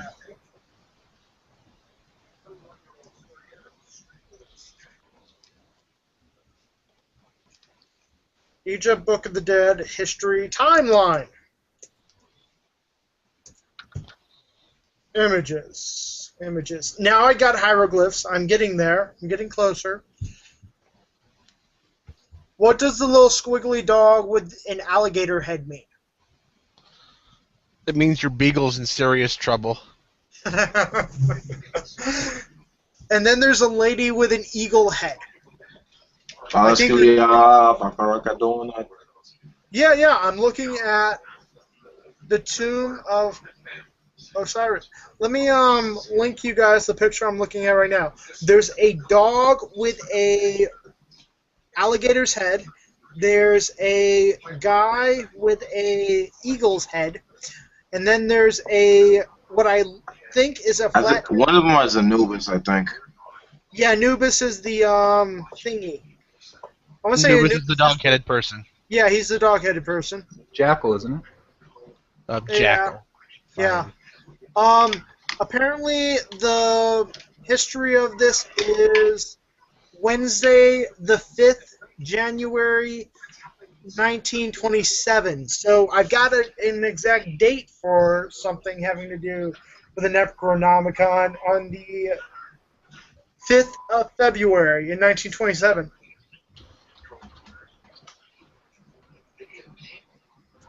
Well, from what I'm reading, I don't know. It's no book from thousands of years ago. It's all fictional. The Egyptian Book of the Dead is 1550 BC. 1550 BC, thank you. According to Wikipedia, at least. Thank you. Oh, give me a link. You have a link? Predates BC, thank you. Oh, I'm looking at the new chronological picture of Exodus timeline. 18th Dynasty Pharaoh. Okay, this is funny. What the fuck am I looking at? But the book of the Book of the Dead is different from this other one that he looking Yeah, at. apparently it's different than the Necronomicon. Yeah, Necronomicon is not the Book of Dead. Yeah, but it's been called the Book of the Dead. Necronomicon means the Book of the Dead. Yes, it's Egyptian for Book of the Dead. But there are many different versions of the Book of the Dead. Exactly. Thank you.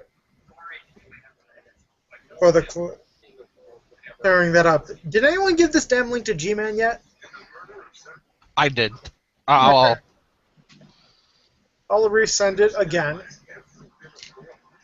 Let me see if I can get his friend Gary in here too. Gary. Who's Gary? No. I'm giving the link to LaSoya. Jackson? That's Latoya. I think that's Latoya.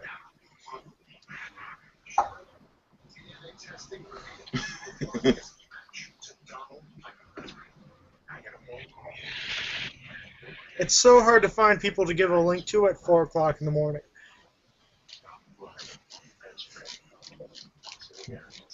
Okay, alright. Yeah, but it seems that the term was coined by this guy Lovecraft in the 20s, though. Yeah, 1927 was when it was coined by him. Excuse me, this guy Lovecraft? Really? H.P. Lovecraft. You've never like read anything H.P. Lovecraft, John? Sorry, no.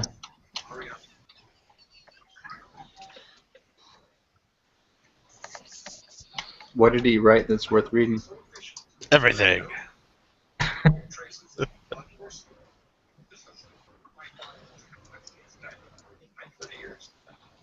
Let's see.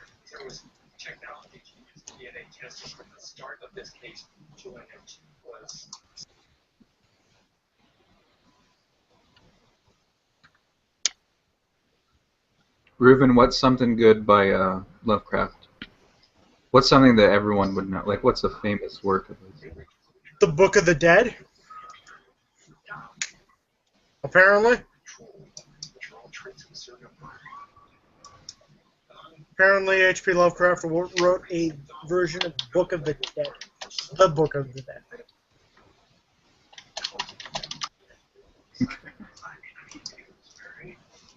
Hi, Liz. What's wrong? Are you okay? Just read the Book of the Dead and you should come back to life. So the only one I've ever read was The Shadow over Innsmouth. Oh God, don't remind me of that. Shadow over what? Say that again. Innsmouth or Innsmouth? I'm trying to remember. I don't think that's No. The Shadow of Innsmouth.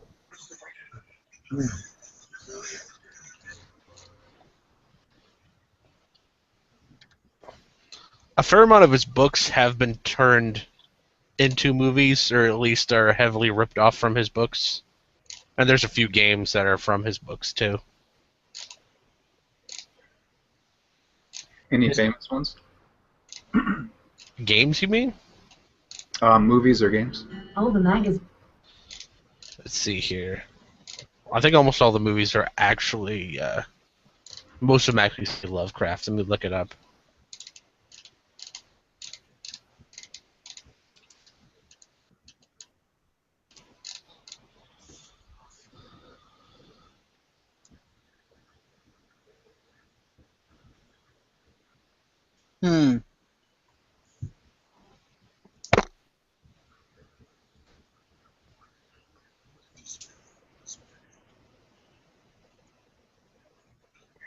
This book seems interesting, called Cthulhu Mythos?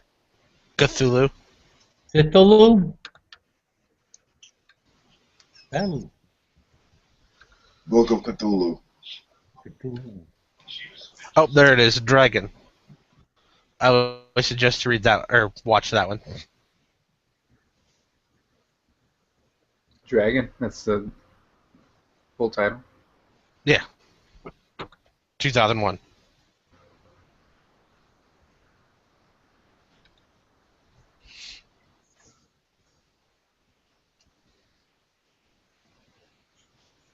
It is loosely based off the book that I read.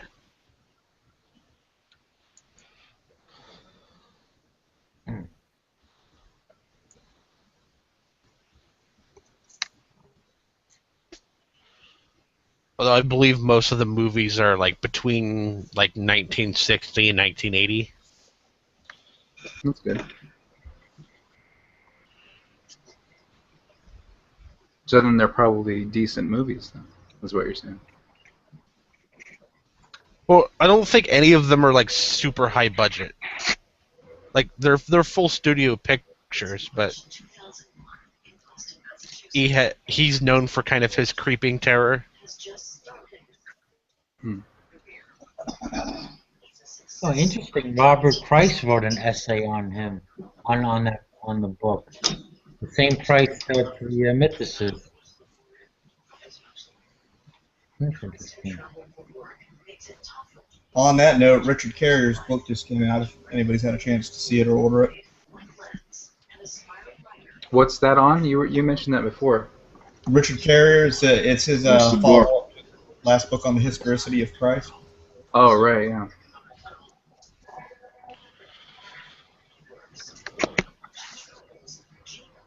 If it was on Kindle, I'd probably get it, but I don't know. Isn't he part of the whole Atheist Plus thing, the Atheist Plus movement? Unfortunately. Yeah, he is. Wait, is that still a thing? I thought that died. It's still a blog. That's basically all it is now. I mean, Rebecca Watson's still doing her same anti-male-based atheist movement, but outside of that, yeah, it's pretty well non-existent, I guess. That's I mean, good. I suppose if you survey people, It sort of died over time.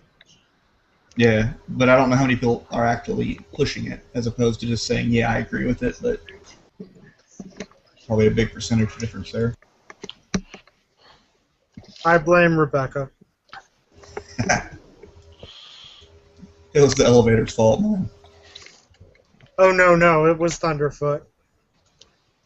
If you ask her, it was Thunderfoot at least. I was joking. For speaking up, I mean, I would blame him for just outright destroying it, basically. yeah, I had to disagree with mine. Couldn't just let it die. Yeah. To be fair, though, it's not so much that I would disagree with like the core concepts. I just disagree with the people in charge of it. I say just call it humanism or whatever, but no need to attach the word atheism to it. Yeah, but I wouldn't make humanism the problem with it. It was more individually based than anything else. You were basically trying to make a movement personalized and trying to make yourself more important than you actually are. It was individual based at the core dynamic of it. Just somebody trying to use a cause to make themselves more important than they actually are. That was the core problem with it, at least. It's a core problem with a lot of things, unfortunately. Sure.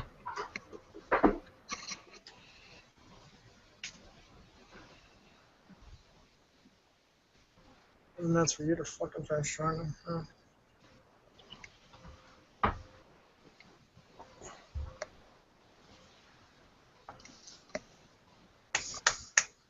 The title of the hangout should have been Dead Silence.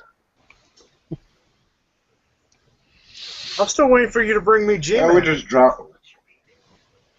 Yeah, I don't think he's coming. we're just tossing concepts around.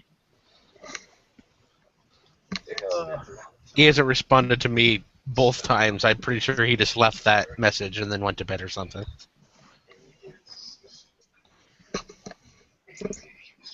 If we were the drunken peasants, he'd be in here in like a few minutes. So all I gotta be is a fat atheist that shoves bananas up my ass. Okay. Got you. I explained the parameters of this conversation a lot. I went to go look on Facebook to see if there's anybody I could invite it into the conversation. And Hey, it's dude, come on. 500 error. Is anybody else having problems with Facebook? In all fairness, he did give you a plug, Mike. We're talking about G-Man? Mike, he did give you a plug on the show though. No, I'm talking about I'm talking about DP when they played G-Man's rap video. I mean, I know it was terrible and entertaining at the same time, but still. Yeah, I'm sort of trying to get my distance.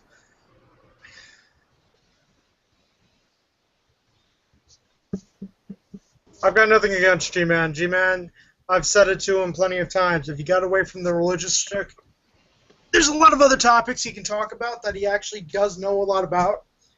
Running in marathons, the physical fitness stuff.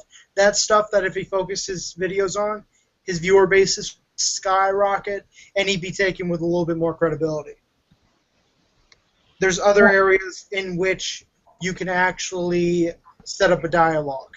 Religious debate, the great debate, isn't something that you can make a name for yourself on when it comes down to the core dynamic of it, unless you're someone that is based with degrees behind your name or something of that nature and or faction.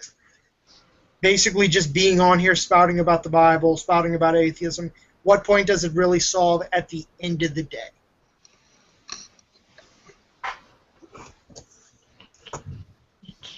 Awkward silence yet again. There are a lot of awkward silences in this hangout. Yeah, but I've got nothing against him, man. I thank him for plugging my channel. It's not like I've gained one subscription from it, but still. I'm gone 2 minutes and talking about G-Man already. I'm sorry, but apparently I have to be gracious that I got to plug on the Drunken Peasants from G-Man. You guys are obsessed. I'm not obsessed. I basically try to stay away from the religious debate as much as possible. I mean, damn it, I talk about nerdy shit. That's basically my shtick. For the most part. Not like I host Talk Nerdy to me, and that's basically the only damn thing I do somewhat successfully on YouTube. So, how about Redline not being in the religious debate anymore? Who wants to discuss that one? I'm gonna miss Redline. I thought he was just getting started. He's been at this for a year and a half, though. You got to remember. He's So what, been doing this a lot. So what, he's retired from it? He's retired from the religious stick. Mhm. He's now basically working on projects, sending weather balloons into space. That's his major shtick right now. The project he started about 8 months ago. Yeah. I didn't know he was at it a year and a half. I don't think. Yeah, he's been at this I only ran into him about a month or so ago. Yeah, he's been at this. I mean, come on, he's in the he's over 1,000 subscribers strong. I mean, he's been at this for a while. I remember back when he was at 250 subscribers and was featured on the Atheist Hub. I have no idea who had anything to do with that. Awkward silence on my part.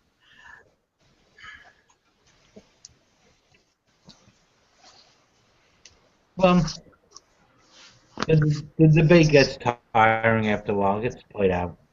I'm tired. I mean, it gets tired out when he basically gets a...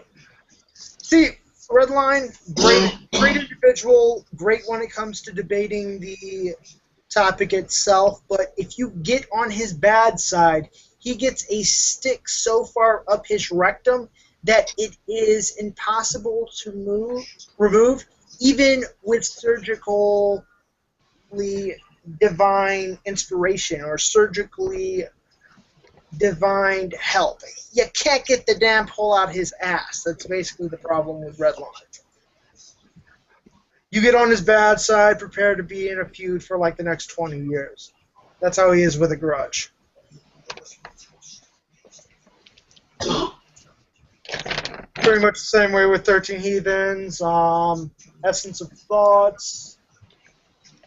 Who else could I bring up? There's a few people, but let's not dwell on issues of the past.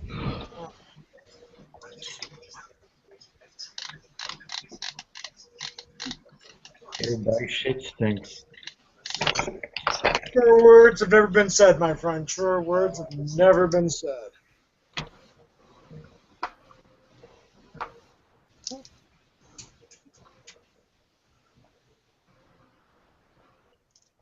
It all stinks, but some people throw it better than others.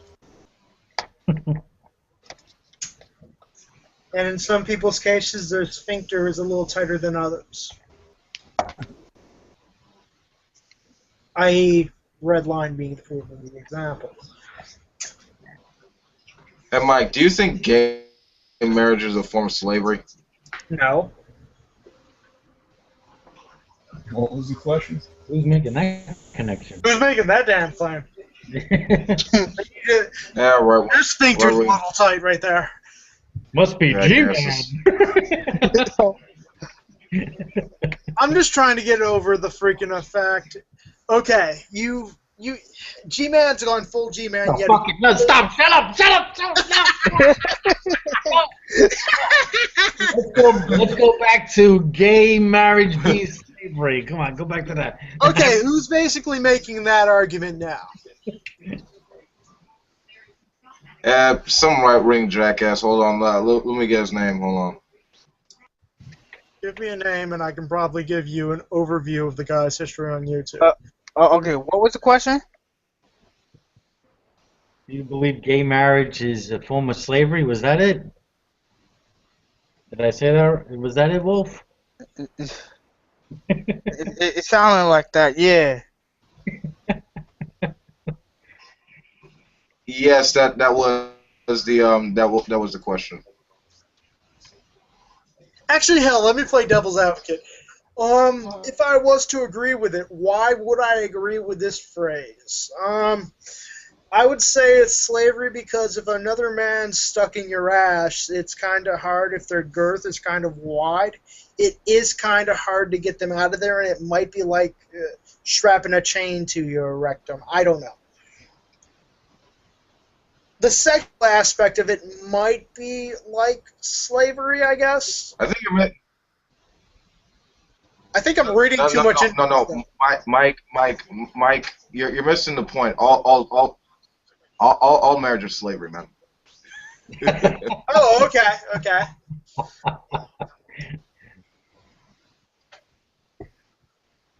See, there goes my mind into the gutter yet again. Open rectum, insert foot. What do you guys think of self-marriage? Self-marriage. Would I have to claim an extra dependent on my taxes? No, it's just one person. I know. One is the loneliest number.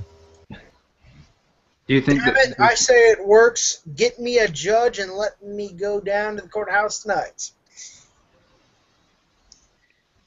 I don't see the point. Is it? I think Adam's been possessed by the devil. I mean, I think self-marriage is somebody who's just trolling. Yeah, No, it's that's it. There you it's go. not trolling. There's actually people who it's not officially like legally recognized, but there are people who have married themselves. No, I get it, but let's be honest, they're trolling. No, it's not trolling. It's actually a real thing. People think it's serious. They're trolling. No, they're not trolling. They're serious. I want to go into polygamy. Remember that lesbian polygamy? I think it happened in Texas. I want to see a news article or a picture of a ceremony of someone marrying themselves. Let me see that picture. There's a few people that have done it. I mean, I can get you a link if you want. I actually tried to marry myself. I called a bunch of lawyers and stuff, and it didn't work out. And what do? They hang up on you? They wouldn't allow it. It doesn't, like, it's not the way that law is set up in all these different states. It's like they don't even consider it a possibility. It's just like they don't.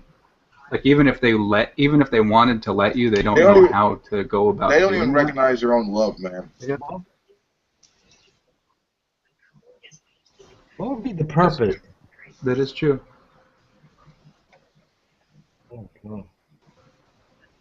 What would be the purpose? It's kind of like, to me, the idea at the time when I was trying to do it was kind of like, I just felt so fed up with like slutty women and just just being disappointed with humans and the way that they think about marriage and a relationship. Like everyone's always like they don't take sex seriously. Everyone's pro-abortion. It's like everyone's a fucking drug addict. Like how am I gonna find a partner in this society? You know, I might as well just give up. Like everyone is a fucking just not a person that I would want to have children with. You know. Where are you meeting your women? I mean, those are the people I know. I don't know.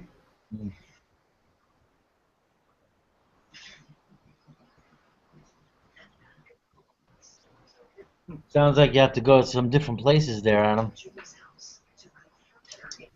Yeah. Like, so what? Where do you meet your women? Well, I'm married already, so I guess. Where did you meet your wife? I actually met her at a Christian retreat.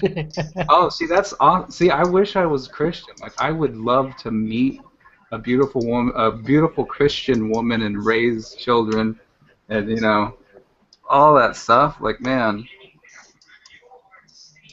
I just can't do it. I can't go to church. I can't go to church as an atheist. It's just too weird. I was Christian at the time, so if she met this person now, probably too, I wouldn't have probably had a chance. Speaking of which, Randy Thomason. That's the name of the guy who said like gay marriage is a form of slavery. Like it's intolerance. It's like an affront to freedom of religion and all that. Hold on. I'm pulling the bastard up. You said Randy? Yeah. Just link the channel.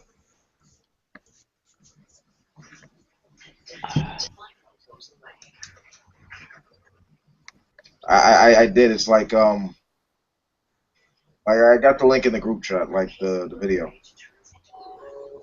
Okay, we're gonna cut secular talk. How the hell is this secular based? Okay, we're gonna open up the YouTube player. Anyone that is able and on a computer, the YouTube player will have this video. How long is it? 4 minutes. Okay. Okay, I'm tossing it in here now. Give me a second. I'm opening the damn app. Okay, I don't care. Toss link in here. Search.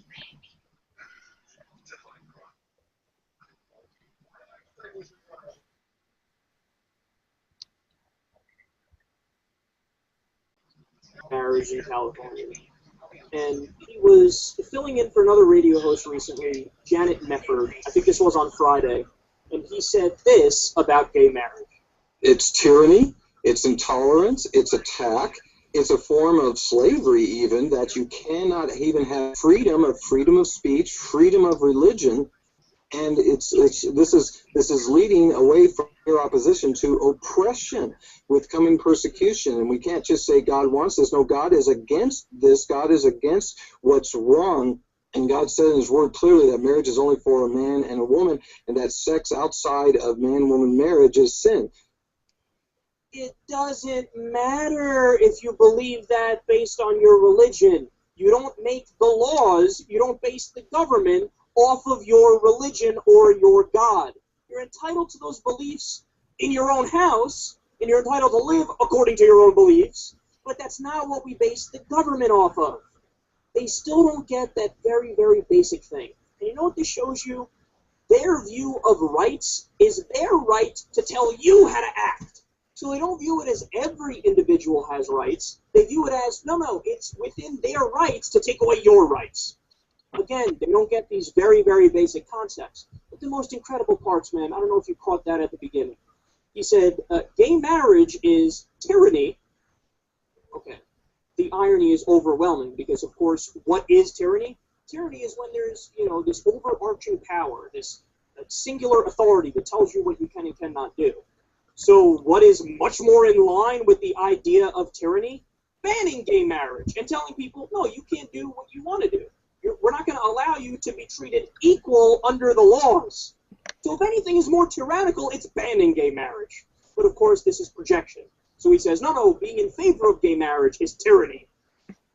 It's also intolerance. Again, projection. You can't get a more clear example of projection. This is exactly what he's doing, and he's putting that on people who are in favor of gay marriage.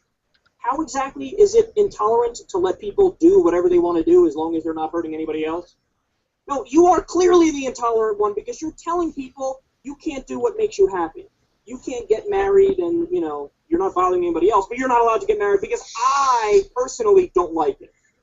And then the worst of all, gay marriage is another form of slavery. These guys, they're disrespecting anybody and everybody who, has family members that were slaves. I mean, how absurd is that? No, you know what slavery is? When you take away all of somebody's rights, they have no freedom whatsoever. You tell them when to wake up, when to go to sleep. You whip them, you hurt them, you make them work, 16-hour days in a hot field. You fuck their wife, you break up their families, you abuse them. No, slavery, gay marriage, is not a form of slavery. Gay marriage is a form of freedom. Yet again, they have it exactly backwards. Slavery is taking away people's freedom. And it's the most extreme example of that. Okay? Telling people that they can't have the same rights that you can have with marriage, for example, that's more in line with that. They always have it exactly backwards, man. No, you're disrespecting anybody and everybody who has ever had a family member associated with slavery. You're disrespecting the concept and the idea of it. It's an absurd comparison. Either you believe in the freedom or you don't. That includes the freedom to marry, even for people who you might not be in favor of them marrying. It's none of your fucking business, man.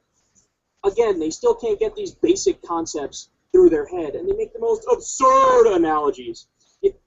Not a day goes by when a Republican doesn't make a comparison between something that they dislike and Hitler. Okay, this is over.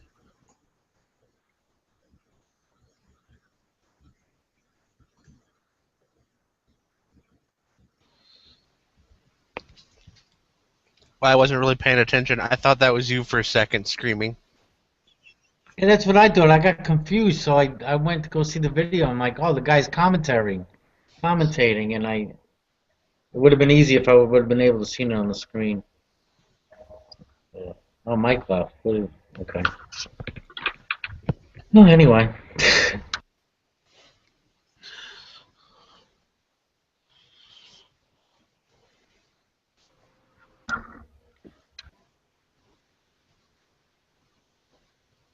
Is anybody there? Yes, we are here. We are here.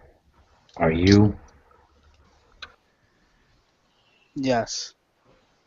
Oh, hey, John. Here's a Oh shit! I thought I had a link. Yeah, there it is. Here's a link of about a woman who married herself, or tried to marry herself.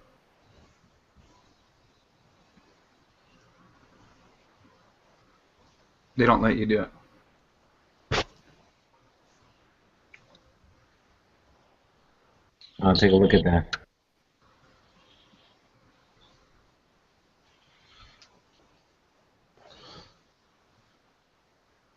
Well, what would happen if you filed for a corporation that had a human name, and then married it and just didn't tell anyone it wasn't human? Married a corporation? Yeah. How can you marry a corporation? Well, technically, you're a corporation. Yeah, but you're just equivocating between two different senses of the word corporation. Yeah. So how could you marry a corporation that isn't a person? I don't know. How do you marry yourself? How do you not marry yourself? I mean, you don't marry yourself by not doing vows to yourself and having a ceremony. That's how you not do it.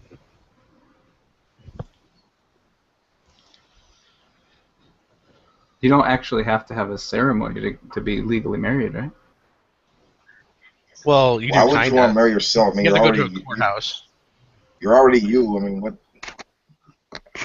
Well, why wouldn't you want people to, if you allow for gay marriage and you allow for all different forms of marriage that aren't, you know, bad or harmful, why leave out self-marriage when people want to marry themselves? Like it is. Because okay, you have to. How would divorce work out? If you want, what are they gonna do exactly? They're gonna settle down with themselves. I mean, what the? Well, yeah. The idea is you're content. You're content being yourself. You're not always seeking a partner to feel fulfilled in your life. You can accept that the world is a shitty place, and you can accept and be content that there's not a sufficient partner available. I wasn't getting. I mean, I caught a little bit of that woman because it was hard to hear it while you guys were talking. I couldn't shut the volume. But anyway, I wasn't getting that from her. It seemed like she was kind of celebrating her accomplishments and, you know, feeling comfortable in her own skin and, you know. Right. Yeah.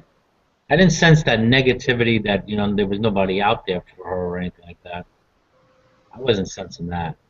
Well, I saw an interview with her where she's talking about that, but I mean, for me personally, that's more what it's motivated from. It's motivated from, one, the negativity, two, the topic being more open to interpretation now. Like the word marriage used to mean a man and a woman, right? An adult man and an adult woman.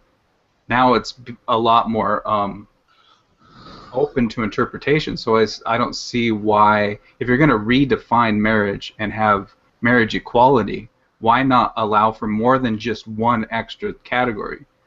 Like people want to allow for gay marriage or lesbian marriage or whatever, but they don't want to allow for anything else. But doesn't the word marriage imply two separate beings? Yeah, well, gay marriage is undoing that.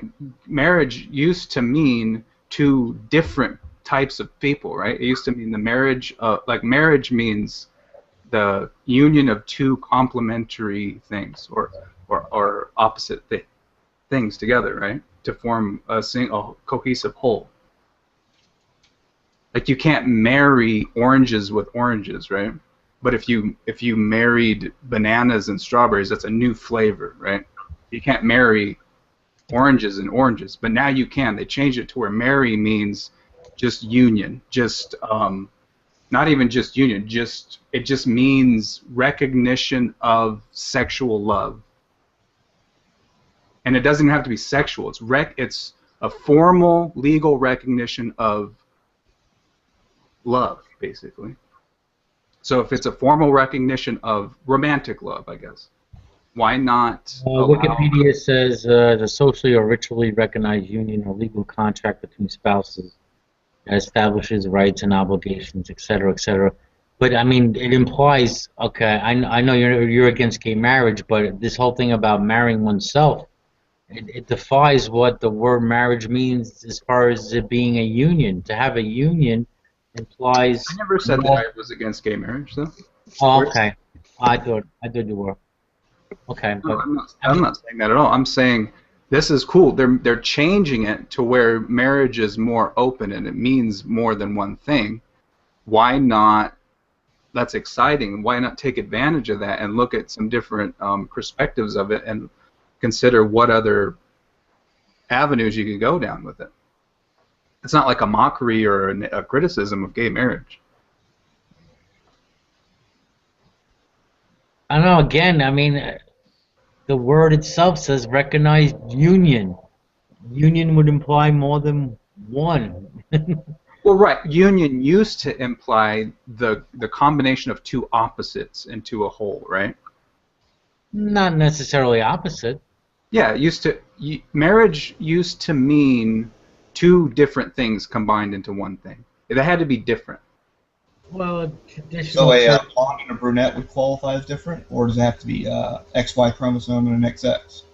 Well, traditionally, marriage meant a man and a woman because they were different. There were two different things. So the concept of a man and a man being married is meaningless in the past. It's only recently that it's become meaningful at all. The Well, word actually- didn't ever mean that. Actually, I believe originally it was a holiday meant for business contractions. What was What was the holiday?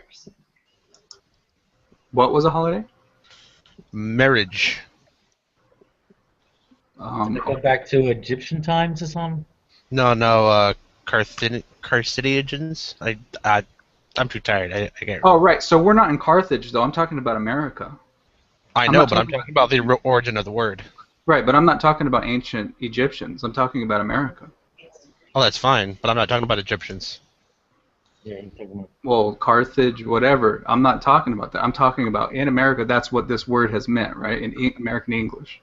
Well, I That's mean, the language you're saying this is the original, and it's not. No, I didn't say that. I said that's what it means traditionally in America is what I'm saying. Traditional. And I say traditional in American English, so that establishes a context that we're talking about the tradition of American English context, right? I'm not speaking Carthaginian or whatever the fuck you said. Well, you are. I am? Actually. I mean, you're using the word. Well, that doesn't... I mean, did you not know that that's not what that means? Just because I'm using a word doesn't mean I'm speaking of that language. If I say No, I it mean, in Spanish, you still have to that know means what the I'm word speaking. means originally. Well, either or, it's still there's the implication of more than one party. Yeah. Okay, but we're changing the old word, right? We want logic is we want change. We want progress. It's this progressivism. logic stuff's a real pain in the ass, isn't it? Are you guys opposed to marriage equality? You're just for gay marriage. You're not for marriage equality, then. No, any two people can get married. Right. So you're not. You're for talking about. Maybe even 3 or 4. You're going back to the whole like self-marriage thing. Yeah, you're discriminating against asexuals. You're discriminating against self-sexuals. You're discriminating. Yeah, I'm discriminating against them on the basis that they're a singular person. Yeah. So you are a bigot. I'm completely okay with that those, if that makes me big. Those asexuals, man, they're really pissed, man. That they're marching. They're not into anyone. They're proud. They want people to know that shit. Oh wait. Well, I think you're saying that in a mocking tone, but yeah, asexuals are proud of their sexuality, and they want that to be recognized. And the fact that you're ridiculing and mocking them is just as hateful as mocking or ridiculing gays or lesbians. So if you're okay with that, then that's what you're doing. No, that's an exaggeration. I'm saying that that's an exaggeration, and also, I mean, like they're fine. I mean, like what? I mean, like, oh yeah, that guy's not with anyone. Like, he should be ashamed. He's gonna burn. Like what? So how would somebody complain about them? How would someone who marries himself file their taxes? How would someone who's not married file their taxes? Single. Okay. So someone who's married to themselves, that they're married, and if it asks who you're married to, you put your own name, the same name, or put yourself. I'd be happy if the government got out of marriage, period, personally. Yeah, I agree. Yeah. I mean, I'm not really concerned about this line of thinking. I mean, you could take it even more absurdly and say someone would discriminate against a rock marrying a rock just because they're an object. Yeah, but that's not absurd. People do. I mean, it's good philosophy. No. A rock marrying a rock, not a person marrying a rock. A rock marrying a rock. That's retarded though, because a rock. No. It's not any more retarded than what you're doing. I can actually go. I can talk on the television. I think we need to make this progressive and make this cover rocks. Yeah, but rocks can't get up and ask to be married. Well, now the rock told me. Neither can people that can't walk or move their arms or speak. Those people are living. You don't like them now? Yeah, but Rocks they can give consent, though. I think the Earth should be able to marry the Moon. Okay, but you're just being a bigot. You're being hateful and you're mocking a sexual. No, I'm serious. I mean, if we want to get this all the way out, you're a fucking troll. I mean, at least I'm still saying there's two things. Everything that comes out of your mouth is you're just a troll. Well, whatever. So you're truly not being serious. You're being an asshole. Well, no, I'm pointing out how stupid You're actually making a mockery of something I take very seriously. It's called satire.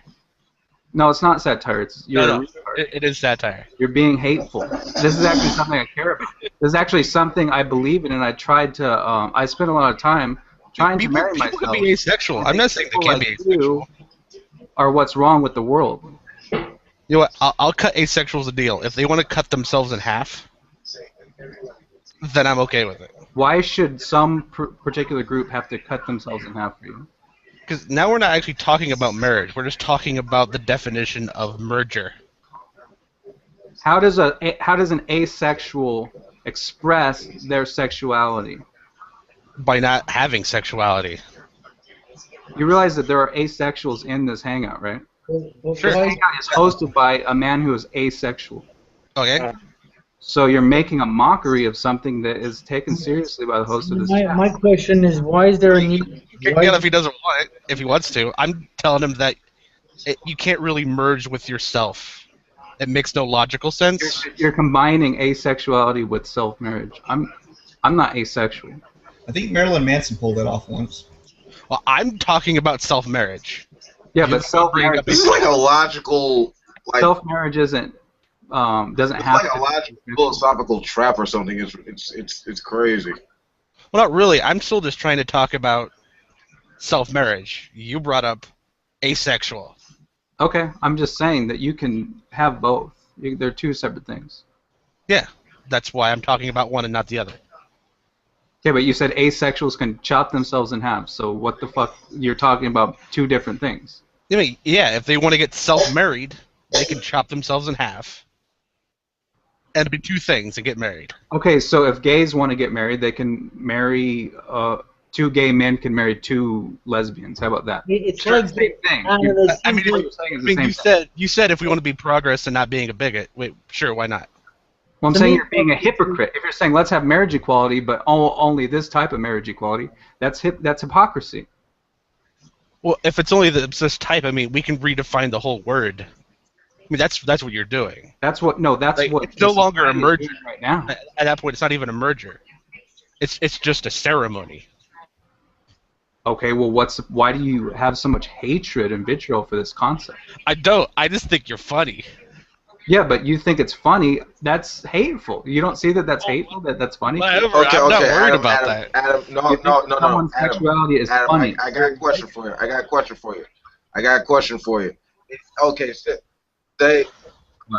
Adam, I got a question for you. Okay, say the whole self-marriage thing was official.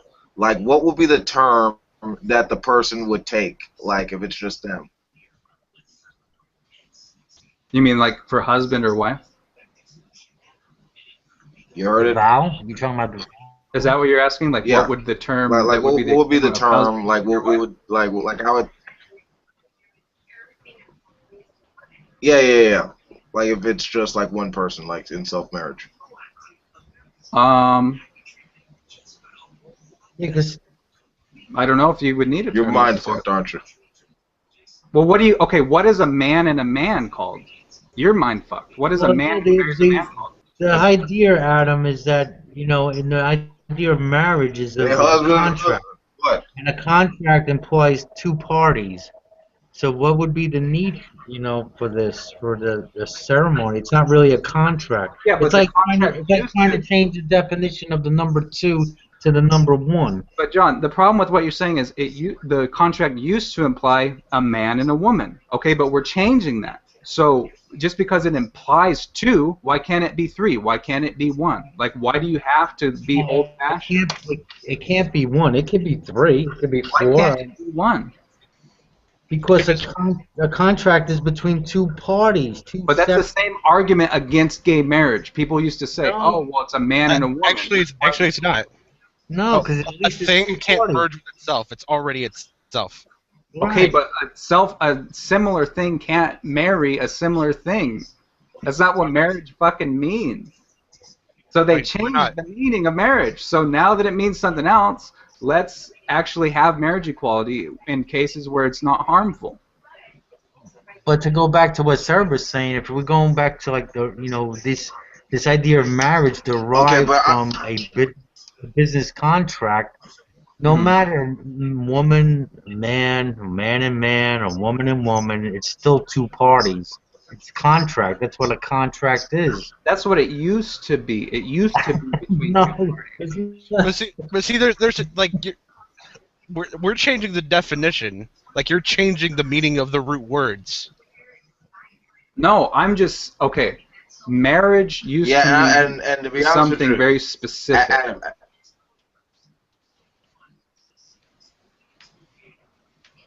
This is why you had a problem with the lawyers. I'm asking you, like, Yeah, that's why I stopped even trying.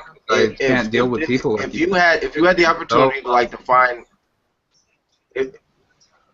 Adam, if you had the opportunity to find self-marriage, like in like an actual sense, like how would the terminology go? How would the ceremony be? Like come on, like you know you got the claim out there. I just want you like manifest it, like actually defining your words. That's the least of my worries. Why are you on that part? I would be a self-husband. I mean, you're saying I would be my own husband. Self-husband. Okay. I mean, I just wanted you to put it in words, you know. Okay, so why do two gay guys? Because you gay guys get married. I now pronounce you husband and husband. Remember how it used to be man and wife? It was a complementary thing. It was two opposites that go together like yin and yang, and it makes sense to say man and wife. To say husband and husband is just like husband and husband and husband. You're just saying a word twice. So, okay, if you're allowed to do that, why not I now pronounce you a husband? You're your own husband. That's awesome. Now you can take pride in yourself. You don't have to look for a partner to feel like you have to complete yourself by finding someone that you don't fucking actually really even like just because you're forced to find some other half of you. Just be content with who you are and try to live your life the way you want to and achieve your goals and have love for yourself instead of hating yourself. Instead of wanting to die and kill yourself. But Adam, why do you need a ceremony or a recognition by the state to accomplish that? Why do gay people need a ceremony and recognition by the state to accomplish what they do? Why do they need a recognition? Lots of practical reasons, actually. I mean, you had to be able to visit them on their deathbed, to make decisions for them legally, for insurance, to have children, all these other things. Okay, but that's discrimination against people who are not married. You should. Yeah, but people who are not married. You should be able to visit your best friend in the hospital. There shouldn't be a rule that says you can't visit your best friend. Well, that's a whole entirely different subject. You don't need permission to visit yourself. Okay, but that's a stupid reason to get married. The laws and the taxes and all that stuff is discriminating against non-married individuals. I think that was pioneered as one of the chief reasons to change the definition. But the reason now who's being to redefine it is that, but the reason to actually be married is because of love. That's the number one reason. Yeah, love. That's true, but if it was just about love, you wouldn't need to be legally married. No, it's a public ceremonial recognition of love. It's not just having love. Yeah, that's what the ceremony is. I mean, if you just want to have a ceremony, fine. Anyone could have a ceremony. You can have a ceremony about anything. Well, no shit. People want to make it legal, but you're okay to get the benefits. Cerberus, you're not thinking. Tell that to gay people. Oh, you guys can have a ceremony, but you can't get married because we hate butts. I didn't say they can't get married. Well, no, you're saying I can't get married. Why they want it to be legal? You just said that reason was ridiculous. You're thinking in linear terms instead of analogies. You see the analogy. Yeah, I try to not deal in analogies when we can deal with reality. Yeah, but we're talking about redefining marriage so that homosexuals can be married, and with that comes marriage equality. Well, what's lacking in marriage equality? You have heterosexual marriage and you have gay marriage. What's missing? Well, we don't want to include child rape and stuff like that, but what are some acceptable forms of marriage that aren't included in homosexual marriage and heterosexual marriage? There's more than just those two things. So it's not marriage equality if you only have heterosexual and homosexual marriages between two adults. I mean, more than two people. I mean, as long as we're keeping the definition of the word merger the same, two people or more. Marriage. Yeah. Merger. Yeah, I don't know if you've ever read any definition ever given for marriage. But of course I have. I've read a lot of definitions. I'm trying to find a loophole to where I can marry myself. Well, see, here's the problem. You can have the ceremony, then you can have the ceremony, and you have all the exact same benefits, whether you get legally married or not. Though. It's not for benefits. That's why I'm saying. That's why I want to marry myself, because idiots like you. Then if it's not for benefits, just have a ceremony. Financial benefits and tax cuts and stuff. That's what the legal thing's about. The legal thing doesn't deal with love. It's not just that. You're like forgetting everything I was saying over and over again. I say something, I define something, and then you forget what I said, and then you just reduce what I'm saying to one word. I don't even know what you're talking about now. I'm trying to have a conversation. The reason why gay people want to get legally married is for the benefits. You think it's funny, and you're already a troll, so you're just too... Yeah, just keep on calling me troll instead of actually listening to what I just said. If you actually people wanted to get married for the benefits. Yeah, I mean, well, I guess I guess it's it. I mean, if anything, we can agree on. We're all free to love whoever we want, including ourselves. Adam, let me ask you. Adam, let me ask. Oh, I think we have some lags. Adam, let me ask you, what benefits are you seeking in self-marriage? What do you mean by benefits? Like tax benefits? No, what personal benefit are you seeking by having a self? Okay. A man and a woman can get married and have a recognition of their love. That's a public societal recognition, right? It's officialized by friends, family, and even the government legally, right? Now they changed it to where even homosexuals can do that, where two men or two women can have that same thing, where they have a ceremony and a official legal recognition by the government. I got you, Adam. I'm asking I'm sorry, what's the benefit you're seeking? The benefit would be to have a public and legal recognition of my love for myself and a ceremony based on that, and a validation and acceptance and celebration of the fact that I care about myself and I love myself, and I'm content being not married to some banshee of a woman, instead of just being content with who I am until maybe in the future I actually find someone worthy of marrying. So Adam, I mean, couldn't you just love yourself, express yourself in just the way you live and your very behavior? Wouldn't that be an expression to the world that you do love yourself? That you're able to live on your own terms? But why the need for a state to recognize you? I mean, what kind of satisfaction are you seeking here? Okay, the same satisfaction that a man and a woman want when they want to be married, or a man and a man want when they want to be married, or when a woman and a woman want when they want to be married. It's the exact same thing. So for you to dismiss you're basically outright dismissing marriage as an institution, right? Like you're basically saying, well, why do you want the state to recognize love? That's what marriage is, right? No, it's not. Yeah, but no. See, like we were trying to say before, there's a whole bunch of benefits that go along with marriage. We're dealing with, health things, insurance, making decisions for your partner when, Right. So what I believe in movement that I would want to be part of, if people would actually take it seriously, is that they need to stop discriminating against non-married individuals and allow people to visit people in the hospital, and don't give special tax benefits to people who are married. That's discrimination. It's unfair. So you want the same tax benefits as married people? I'm sorry, there's something in the background. I can't hear what you said. Somebody like watching a video? Yeah, Wolf, you got some background noise going on, Wolf. Wolf, can you lower the TV? There you go. What were you saying?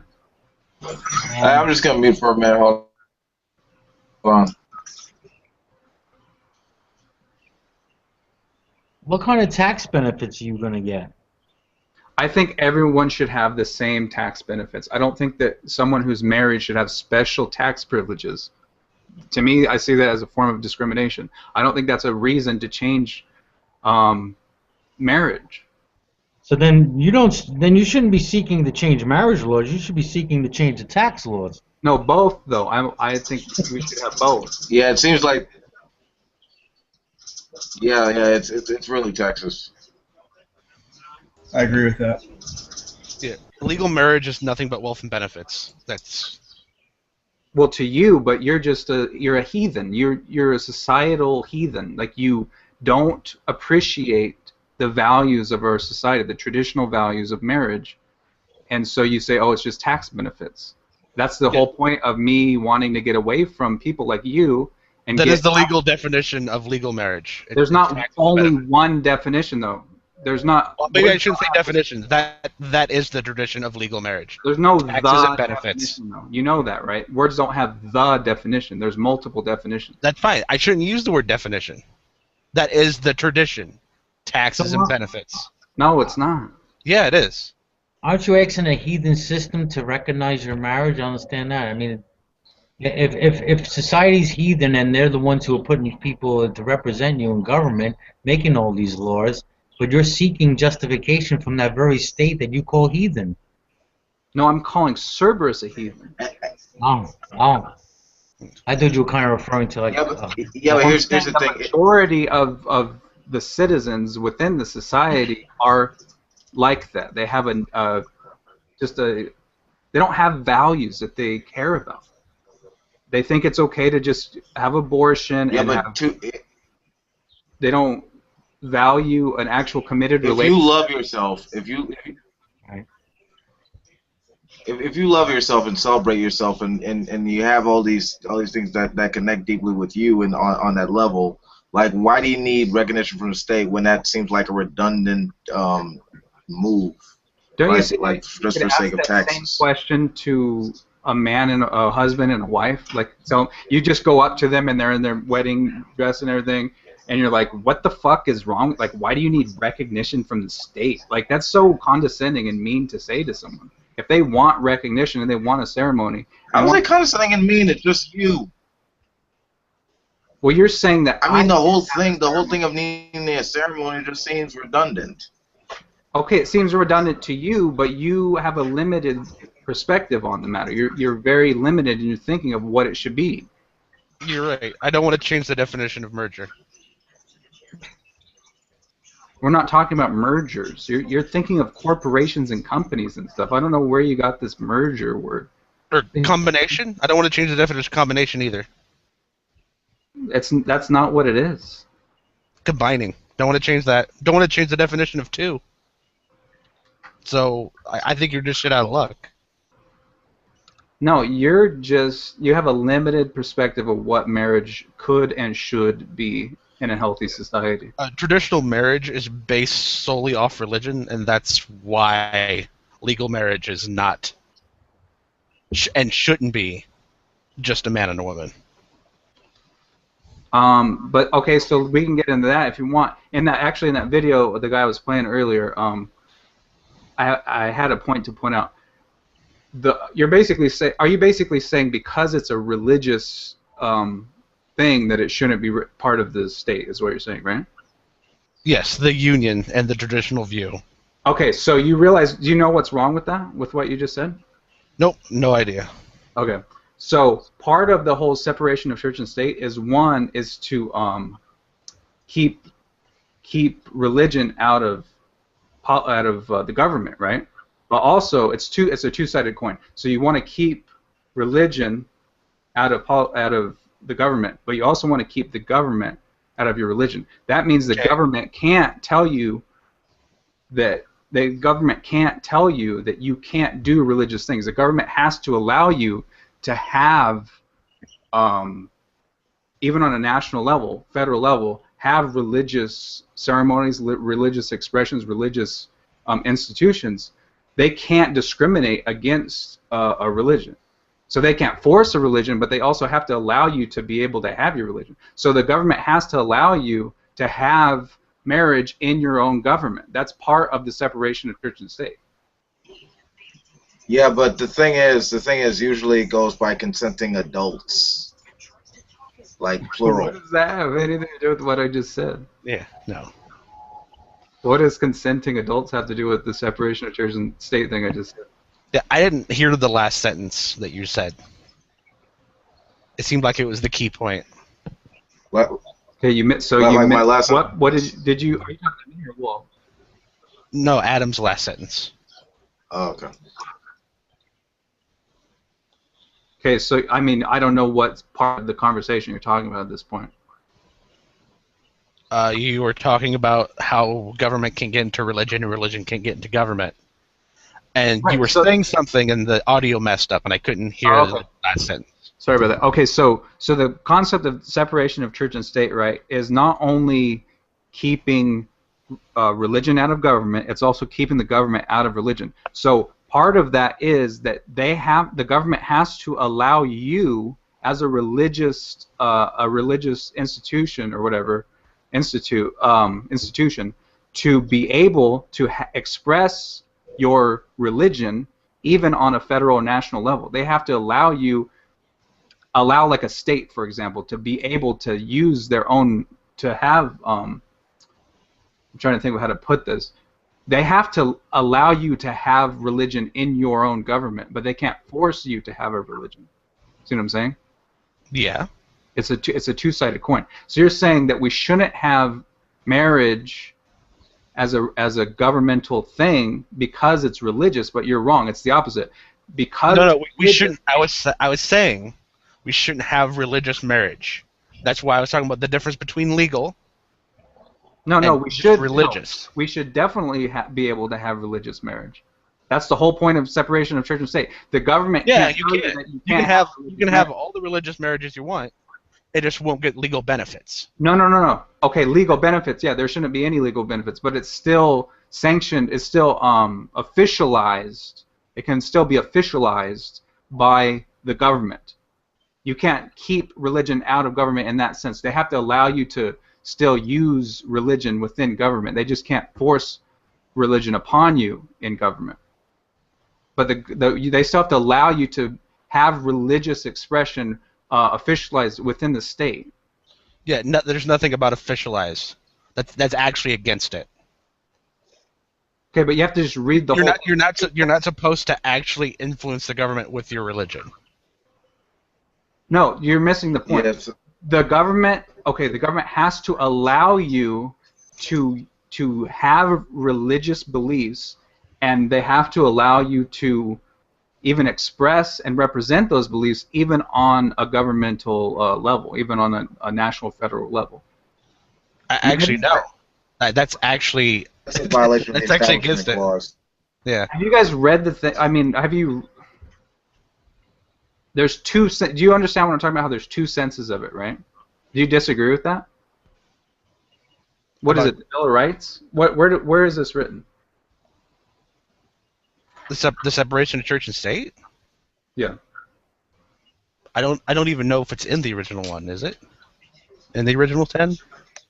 I think it is. Isn't it like the beginning of the Bill of Rights? I always get the Bill of Rights and the Constitution. Like there's the I think freedom. it's the Constitution, of like, religion. Oh, so the Bill of Rights is Yeah. the amendment. And with that, there's freedom from religion.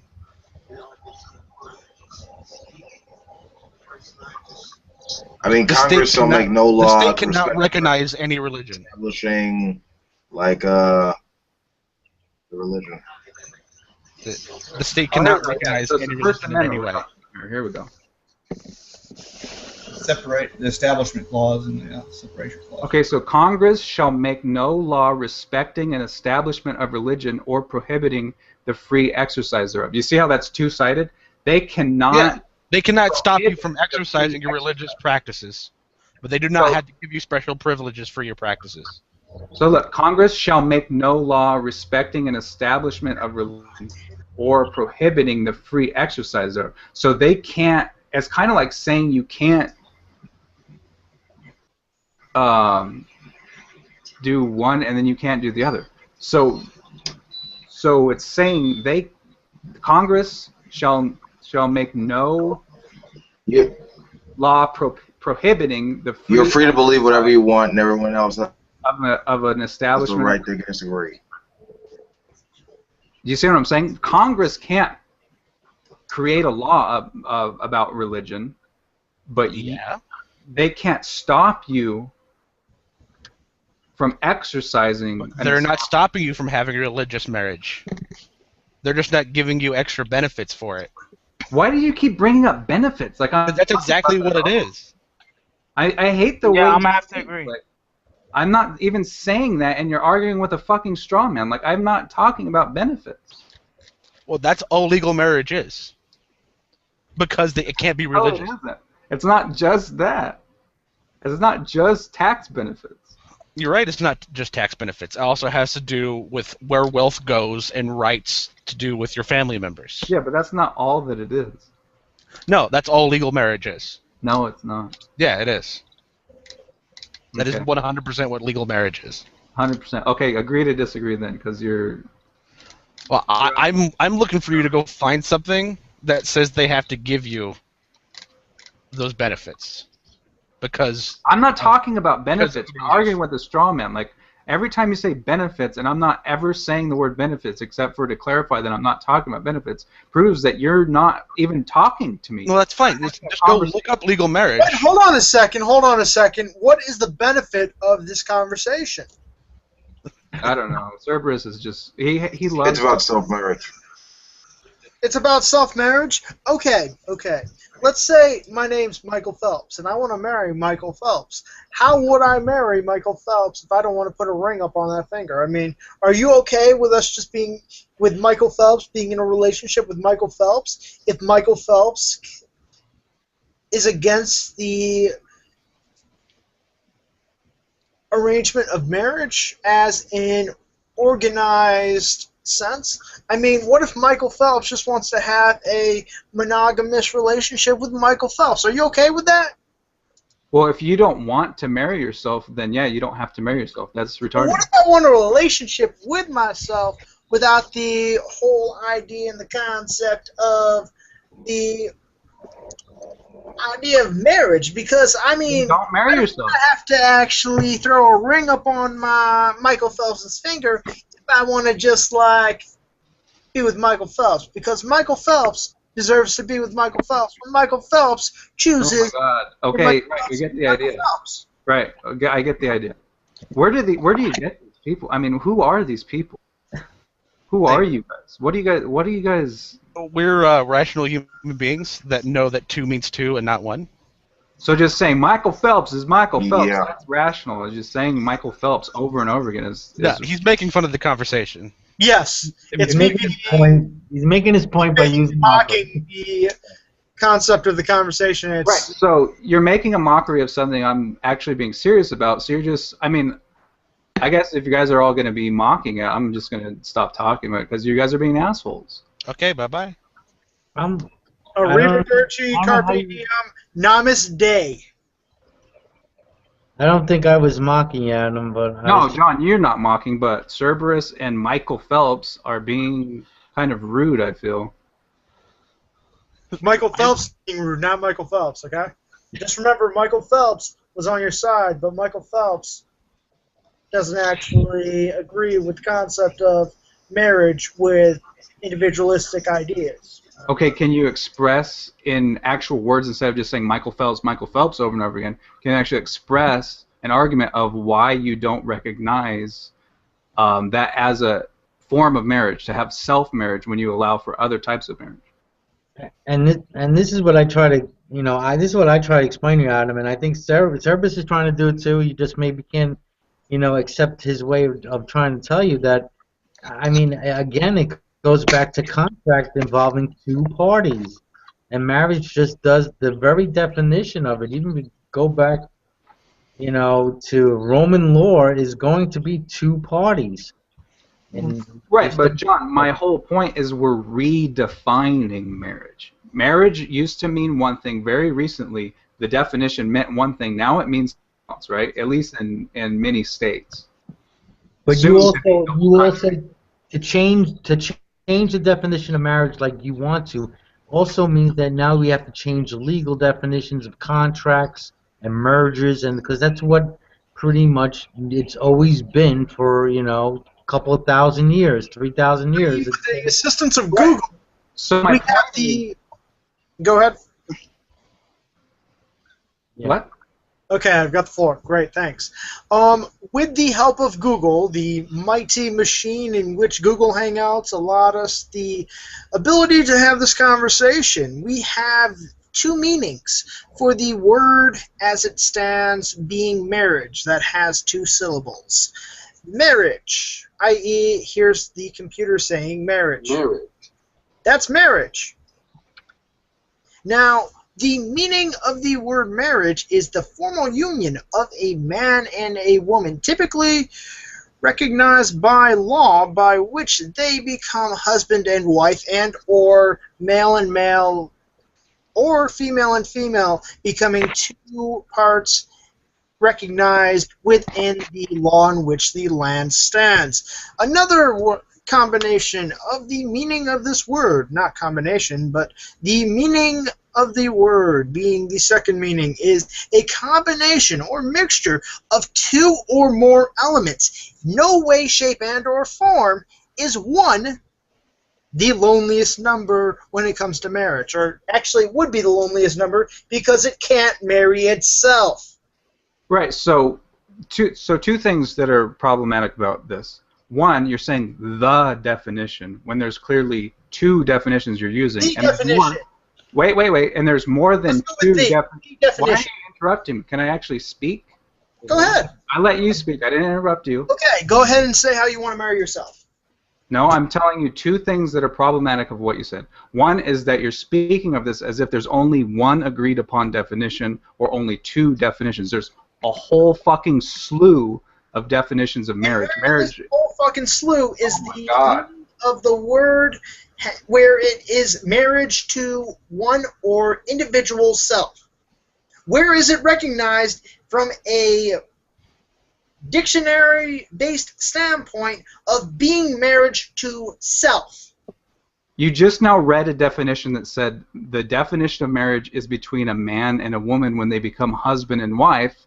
You can ask gay people who want to get married, well, where's the dictionary definition that say that two homosexual faggots can get married and have butt sex and be hateful and be a bigot about it? Or you can actually think and be more progressive in your thought. What the fuck, man? And that's considering two individuals. That's considering two individuals. How is that one person marrying themselves? Okay, let's say you want to basically marry yourself, and you basically walk up to a courthouse and go into a judge's presence and say, Judge, let's basically, just for tax purposes and just for tax exemption status, let me marry myself. Can you allow this, please? Marriage itself is the joining of two or more elements. Base concept. How can you join elements? How can you... Let me finish, please. You let me finish. No, you keep fucking interrupting me. I'm going to interrupt you. How can you join... Fine, interrupt me and freaking give a logical statement of how you marry yourself. How can you combine and join the same element to itself? That doesn't make any fucking sense, right? That's what gay marriage is. It's water. It's combining water with water. That's not a... No, it's really not. No, it's not. Because there's more than two elements. Individuals. A man and a man. That's not a combination of different elements.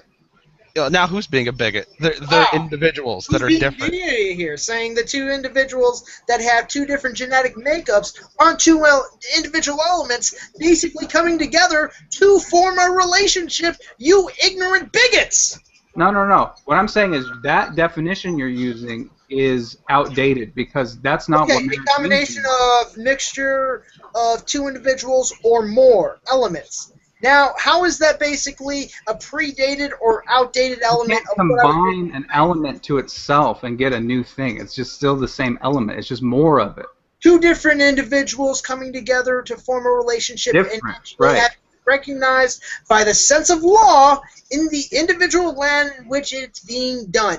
That's basically what the concept of marriage is from the meanings that I basically outlined. That being the case, marriage through self isn't possible or recognized under the Constitution of marriage. No shit, it's not recognized. That's the whole point I'm trying to make. It should be recognized. Why the And fuck you're would it using be an recognized? outdated. Explain to me. Give me a reason why you should be able to marry yourself and why it should be recognized. No, we don't need the. How If many any- times do I have to explain it? If Go ahead anything, and explain it to where it makes sense and is understandable. if anything, we don't need the extra paperwork. Damn, I agree, but this guy wants to marry himself. Okay, Give so me tell a that to reason gay why you people. can marry You faggots can't get married. We don't need the extra paperwork. Go have butt sex in secret, and we don't want to deal with it. Wow, so butt sex is basically two elements, two of the same elements coming together. That's your concept of where you're coming from this standpoint. Mike, Gay Adam men doesn't are the actually. same element. Adam doesn't know that legal marriage just has to do with wealth and rights. Exactly. Its tax-exempt status is the core concept. Two individuals coming together to form a household for tax purposes. That's what the They don't have to be a household. marriage actually is recognized from the law of the land, you ignorant bigots. They don't have to. It doesn't have to be a household. Oh my God. That's just like kind of petty Where do we fucking. find this person? What else is it gonna be? I know people who are married that don't live in this. Okay. I never Hey, thought Adam, I want to change the definition of what a legal adult is. Can I do? What do you think?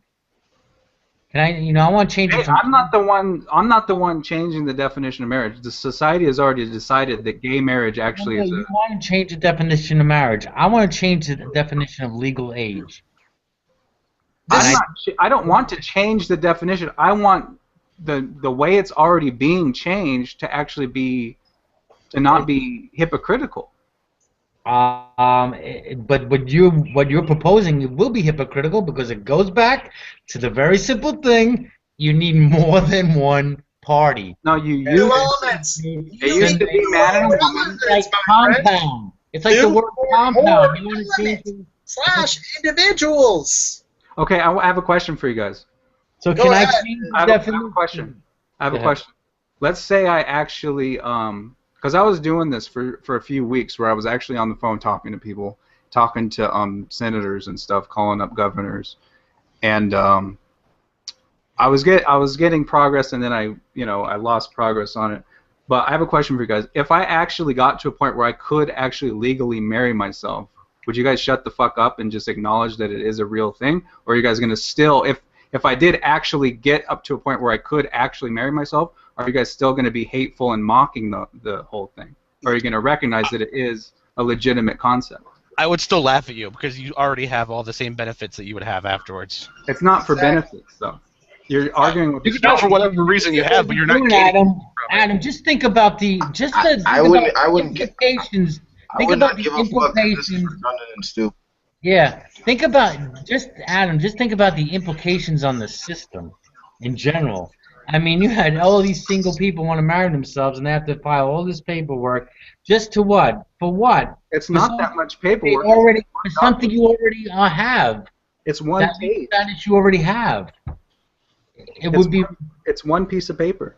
no, well, times millions of people. No, it's not a million pieces of paper. Save millions. Save This everybody. is fucking gibberish. You could take an hour and go get married. If I was legally allowed to marry myself, I could go do it.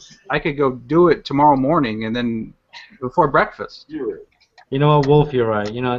This conversation is it's going nowhere. The Adam, sun's- you simply the don't sun's coming understand. up, man. You simply understand the government doesn't I'm holding recognize back love. eating my fucking head against the desk. Hey, Adam, I love you, but I can't be with you on this one, man. I We can't. can't follow you down this level of crazy, I can't follow man. you Come on back. That's all right. You You guys never go full are G-man on this ignorant and one, man. hateful. That's all right. You can be ignorant and hateful. That's all right. I still love you. It's always funny when someone calls you ignorant and hateful. They act like you're the mean one. No, it's mean to say that. It's mean to call someone a bigot. You're right, it is. Of course it is. Just remember you said it first. What's wrong? But you're assuming that there's something wrong with being mean. Oh, no, I don't think there is.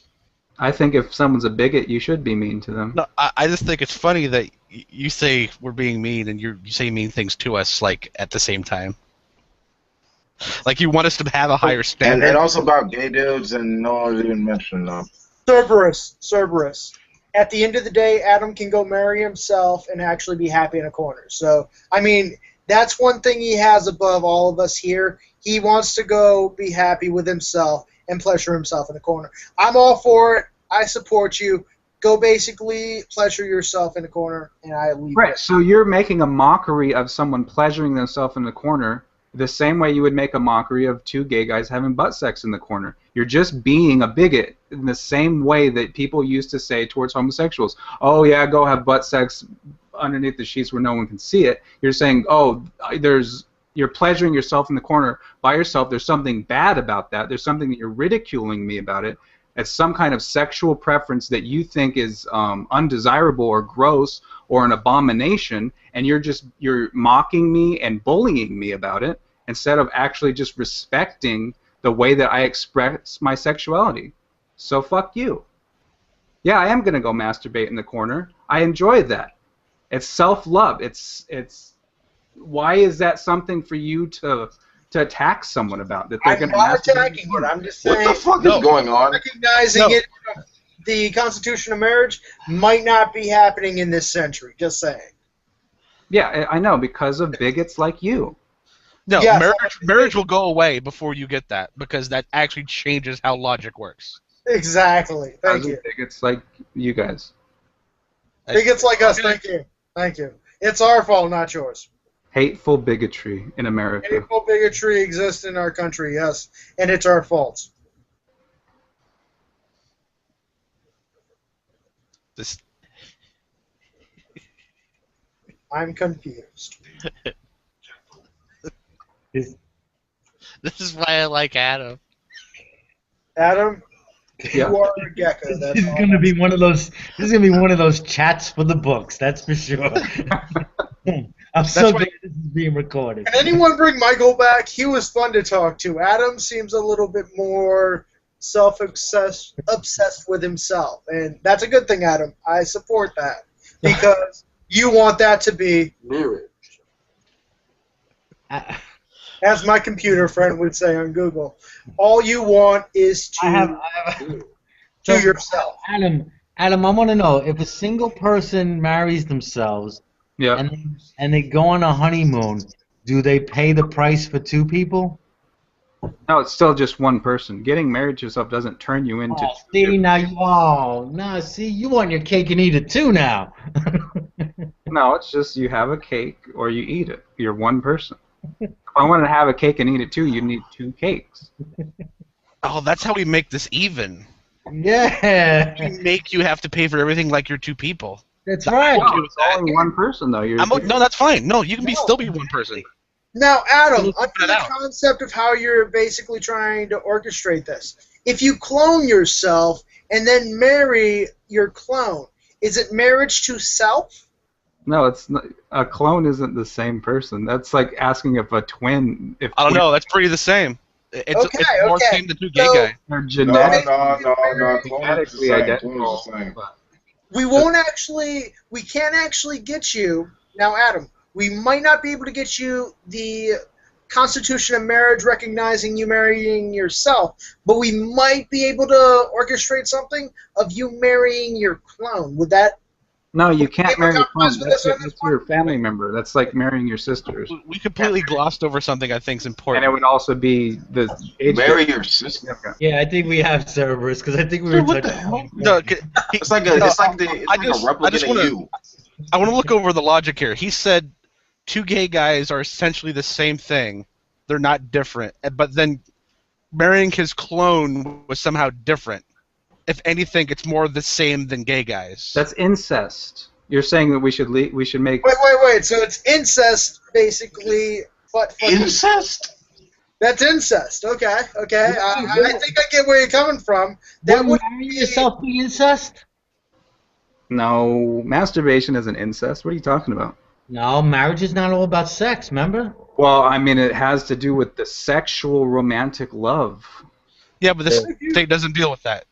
That's right. It's not just love, like a motherly love for a mother and their child. Okay. That's not. What if we made your clone a eunuch? What if we actually made the clone a eunuch? We basically did a little snip here, chop there, and basically took out the mechanics of the romantic relationship, but there was still the emotional connection to you marrying your clone. It would still be incest. It would still be incest. It would still be incest. What if we basically castrated both of you and made you both eunuchs? It would be incest and pedophilia. Any physical bing bam bam. I'm not sure how it's incest if there's no sex. No. This is crazy. I'm pretty sure incest just deals with sex. Yeah, same here. Yeah, like usually philia means sexually involved. But is I still don't get how two clones are more different than two different men. That's the problem you got with this? Okay. No, I haven't got past that. Like, somehow he's rationalized that in his head that his clone is... I'm still trying to get past the two gay guys being the same exact element. Excuse me, but different genetic makeup make them two different elements in my mind, but what can I say? Adam knows best. Husband is one element, wife is another. Husband and husband are the same element. See, why do you got to be so narrow on that? Why can't it just be individual? No, I'm not being narrow. I'm saying. Okay, then why are you even saying that? It's individual. That's why I'm criticizing that definition. It's treating it as the combination of two different elements, and it doesn't have to be that anymore. That's why self-marriage actually makes sense today in the new millennium. It didn't used to make, in 1989, actually, it did not make any fucking sense at all. Until you change the meaning of like 30 it hasn't words made sense plus. Since it was introduced in the Zan. You're not changing that. No, the word is the meaning of marriage changing in America. No, who can get married is changing, not the meaning of the word Right, so marriage. individuals can get married. Yes. That's changing. And there's more and more of us. I mean, there's Facebook groups, self-marriage ceremonies. Look it up. Yeah, you can have a ceremony you want. Yeah, and people who have those ceremonies want to have legal recognition of their actual marriage. And people like you who are stubborn and mocking the concept make it difficult for people like us who actually want to do this to make any progress. Well, I'm not stubborn. I'm just saying you're not going to get anything out of it. No. What do you mean? To you, there's Hang on. Let me actually, could I have the floor for a second? I got a hypothetical here that I want to throw out there. Now, okay, let's say you're married to yourself. You somehow get it past, let's use Alabama as an example, because I think Alabama might go for this. Let's say you get married in Alabama to yourself, and it's recognized by the state of Alabama, but since it's only a state-level recognized marriage, if you moved out of Alabama, you wouldn't actually be able to be married to self. Would this be okay for you? You could ask that same question about a name change. You could ask that question about gay marriage. You could ask that question about smoking marijuana. I mean, why is that a talk about question? diverting from the answer to the question. Yes. If you let me finish speaking, I was going to say, why do you bring that up specifically against self-marriage when it applies to just about any law that's different out of state? Hey, I'm just trying to throw hypotheticals out there to help your case, man. I mean, what if you actually marry yourself successfully, but decide, wow, great time at a bar, let me go pick somebody up. You're technically cheating on yourself. Are you morally okay with the fact that you would actually be having sex out of self-gratification? Okay, this is my concept, because I've actually taken this idea very seriously, because I actually was trying to marry myself, and I didn't realize that they weren't going. You called state senators and politicians, and you basically went that route. We've already covered that. I just asked you a hypothetical. Give me an answer. So I'm answering you. So I've thought of this because I actually thought I was going to get married to myself, and my idea was I would have a ring, right? And then if like a pretty woman at the bar asked me about it, I would actually use that as a way to talk to someone to pick up chicks. Like, being married to yourself would be one of the best ways to pick up chicks, because you would have an interesting story to tell them, and then they're thinking about marriage. They're thinking about fucking you because you have a ring on your finger, right? Yeah. When a married man walks into a bar with a ring on his finger, the women are thinking about fucking him. So if I walk into the bar and a hot chick is checking that, I'm telling her that I'm married to myself and I had to call the fucking senators and I got the law changed, she's going to be thinking about fucking me that whole time. And then if I divorce myself to marry her, that's going to make it even better, right? But it doesn't come with some tainted past of I was married to some crack whore and I have like 2 kids with her and now we have to raise them together and all this stupid shit. So like, Adam, would you fuck this girl in the bar if you had the chance? You're turning her on with your story and she says, "Oh man." No, I wouldn't. That's the whole point of self-marriage, is that I actually believe in faithfulness and fidelity. I don't believe in just fucking a crack whore and marrying her. I actually want to meet someone I care about, and if I never meet someone who actually meets my values, that shares values with me and meets my standards, I'm content being without a wife. What are you doing? What are you doing in the bar? What are you doing in the bar? Hanging out with a slut? But to be fair, Adam, quick question. If you actually were happy, you met that crack whore in the bar, and you hit things off, would you actually have to file for divorce for himself? I wouldn't marry a crack whore, for one. I'm not saying the woman in the bar would be a crack whore. But let's say if I married myself, yeah, I would use that as an opportunity to find a wife. It would be on the news. So it would be on the news. It would wait. You got 2 issues with that. You got 2 issues with that. They're not going to let you get married with the intent to divorce, and they're not going to let you get married with the intent to have sex out of marriage. I wouldn't have sex out of marriage. Listen to what I'm saying. I'm just saying. Listen to what I'm saying. Actually, where you go with that. There's a reason not to let you get married. All of this is fucking gibberish. Dude, this is fucking hilarious. It's crazy. I'm loving it. Hey, look. Adam, you are the funniest thing since freaking chocolate spread. Wait, can I answer a question? Adam, all right, you talk about, oh, mate, you'll have this thing with this woman, and then maybe she'll find it interesting, but you'll have to have some kind of relationship. You're going to have to try to get to know her. And wouldn't that kind of be like cheating on yourself? No. Okay, so let me actually talk, and I'll explain what I'm saying. Okay, explain the concept of marrying yourself. Listen, just listen for a minute. I'm shutting up, I'm listening. Every time I talk. I'm listening. Just talk. Go ahead. Man, quit fucking talking over it. Okay, so if I were to marry, let's say I was married to myself right now, and then I met someone that I had chemistry with, I wouldn't fuck her. I would be married to myself. If I fucked her, it would be breaking the contract, right?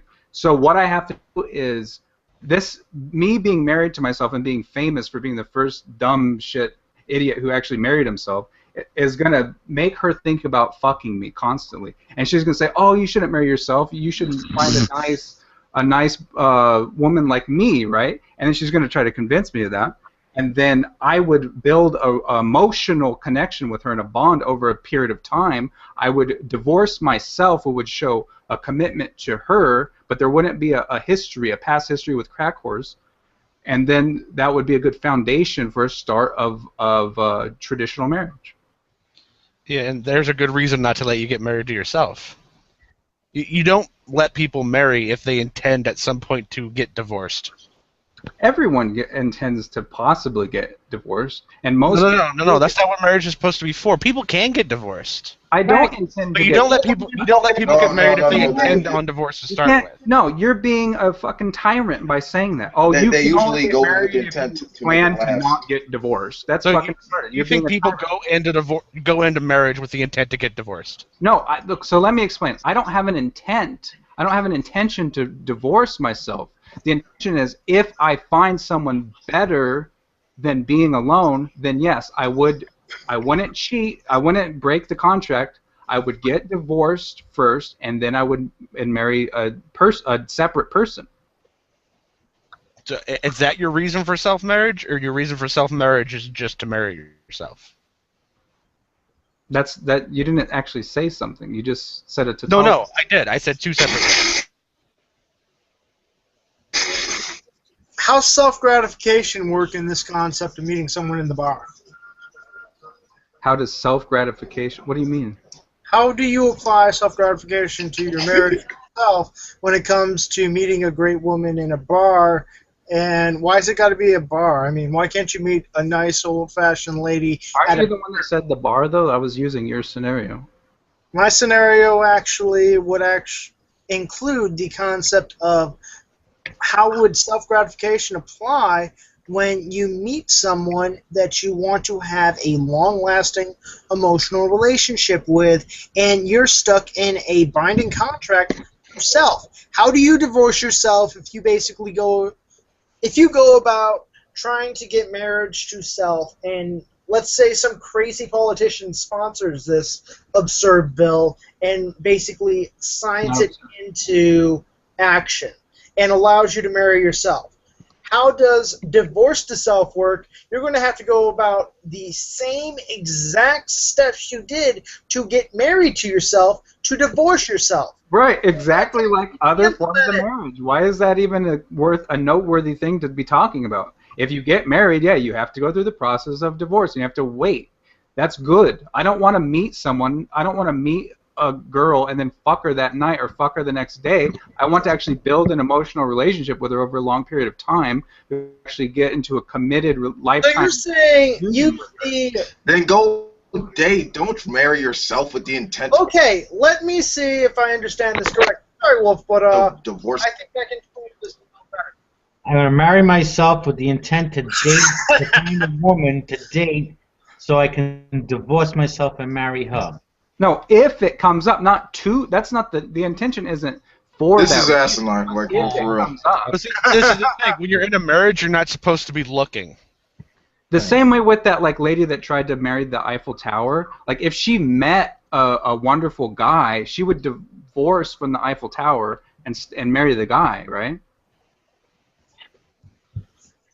I don't know. I suppose it would be. I just can't even believe we're talking about this for the past hour. I just think that the Leaning Tower of Pisa would be more along her lines of cheating rather than another man. I mean, if she's going after buildings, she's not fucking lie to self-history, and then feel persecuted when people treat you like the jackass that you are, man. This is fucking crazy. Dude, I think this guy smoked a little. I think he took a page out of the other Michael Phelps' playbook and just basically lit up the bong before trying to marry himself. He basically lit up the bong and was like, time to marry myself. Let me get the freaking senator on the line and see what the hell I can do here. It's like this. No, I don't do drugs. You don't do drugs. Okay, okay. Dude, no drugs. It's great to know that this is coming from... Dude, you basically indulge in like the most absurd fucking sophistry and then feel persecuted when people search. Right, yeah, that's I will tell you this, Wolf. I will tell you this. I understand that this can come off as being humorous to some people. Like, I do see why you guys would find it humorous, but I don't see why you would have to be so hateful and like bullying me. See, I think you're just looking to be a victim, really. No, I'm actually not. I'm actually stunned and surprised that so many people have this. Yeah, I don't believe that at all. I am flabbergasted by the bullshit line of rhetoric and how you're feeling. I am flabbergasted treating you like the maniac that you are. So what if I'm a maniac? Why do you have so much fucking hostility and hatefulness towards types of people? So what? It's not hostility. You are hilarious. I love you, man. You are friggin'. I want you to keep talking. Okay. So I have bipolar disorder, so I'm a maniac. So you are gonna mock me and bully me and criticize me, give me a hard time, call it. Oh yeah. I'm mocking you. I'm bullying you. Yeah, please. You can't do that. No. This tactic has failed. No.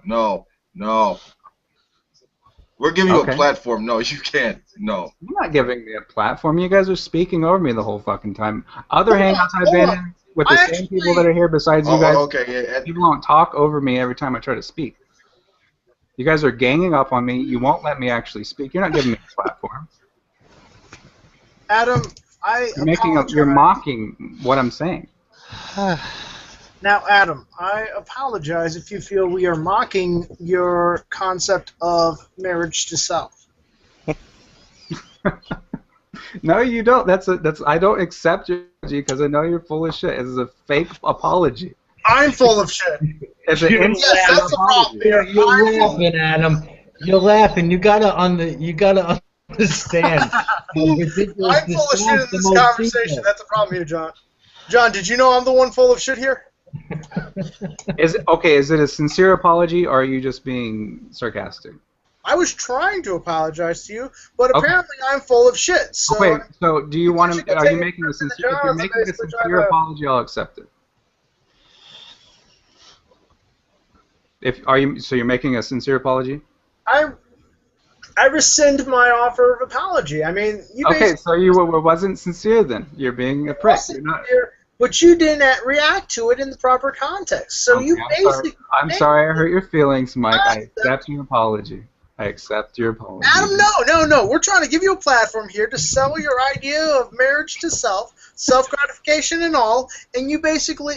See, the problem we have with this concept of marriage to self is your intent to divorce self. I mean, it's not an intent to divorce. It's an intent to be able to divorce if the situation pops up. I don't think I'm going to meet the girl of my dreams. That's why I'm marrying myself. I've given up on that quest. I have better things to do with my life than to keep chasing pussy over and over again and being disappointed by people cheating on me and doing drugs and lying about it and fucking all this crazy shit. Then marry a woman. What? This is going to sound mean. Marry a woman. I think there's better things to do than... I just now said I'm tired of that game. Like, I don't trust women. If I find a woman I can actually trust who isn't a fucking abortionist, crack whore, cheating, every fucking woman I meet is a cheater. She's an abortionist. There's no value. Find a woman that meets your criteria. Jeez. Yeah, but I'm dating. What the fuck I'm going? Look, Adam, it's not their fault if they don't like you after, like, I want to marry myself, and they think you're crazy. No, girls leave. Girls want to be with me. They want to have my babies. They want to fuck me. I want to meet someone who has actually good values and actually believes in love and commitment and monogamy. Not these people that want to just have sex with everyone they know and fucking kill their babies. All this shit. I don't want that in my life. I think you should go be a Christian incognito. I know. I mean, I don't know how to do that though. I can't go. I mean, I've actually tried to go to churches, but I can't do it, man. I can't be a Christian if I'm an atheist. It just doesn't work. You're not an atheist, though, are you? I mean, are you an atheist? Yeah, I'm an atheist. Okay. Well, I've officially met the most. I never thought I would meet an atheist that was like Rebecca Watson crazy for me, but thank you for proving me wrong on that concept, Adam.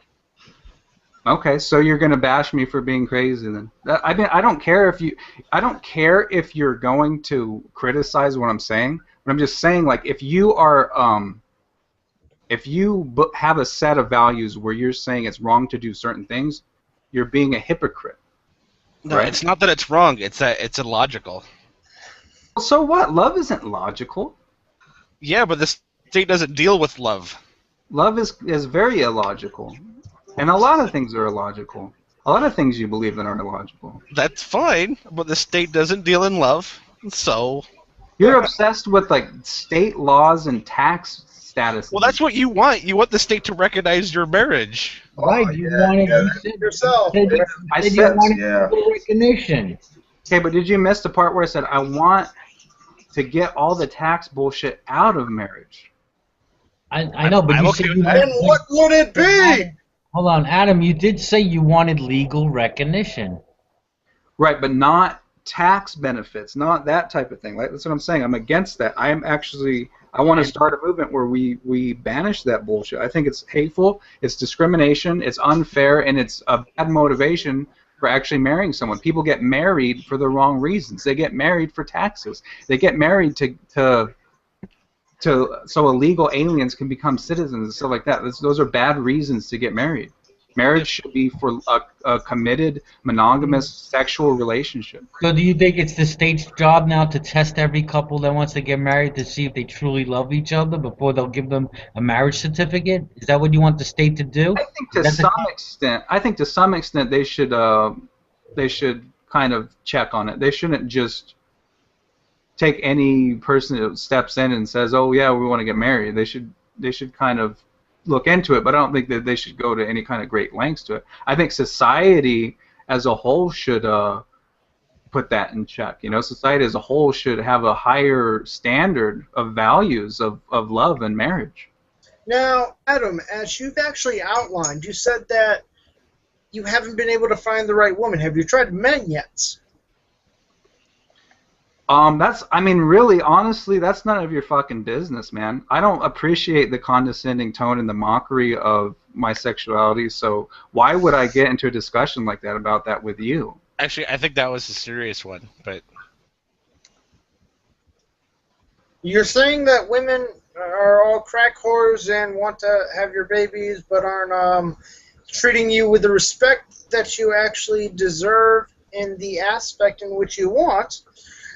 Have you tried the opposite end of the spectrum for that exact... Mike, I already answered your question. I don't know why you're repeating it. I already answered you. I responded to what you asked. Mike, what we have here is a situation is that though you're probably... I'm going to give you the benefit of the doubt here in saying that you're asking, you know, from all seriousness. But you got to understand from Adam's point of view and, you know, your general personality as being, you know, kind of a jokester, that's very hard to take you serious when you're really being serious. Understand? Yes, Mike, hippity hoppitus. What was that? I said yes, Mike, hippity hoppitus. But Adam, maybe, you know, I don't know, you know, wherever you're having the bad luck with the women, I guess it all depends on where you're meeting them or how you're meeting them. Maybe you have to try some different avenues, you know. Like a church, right? That's the thing that we keep talking about. Well, I don't know. I mean, I'm hearing people have success on certain internet dating sites. You know, you're putting in your criteria. You're gonna, you know what I'm saying. You might want to go that avenue. But you're gonna have or anywhere. I don't want to get catfished, though, John. Come on now. I'm sitting here thinking, if you want to take the tax benefits, the wealth benefits, the flow of wealth from one person to another, the rights to visit, and, you know, control them when they're in the hospital and all that other sort of stuff, it's just a red stamp. And at that point, I would say we're not going to have the red stamp because it's pointless.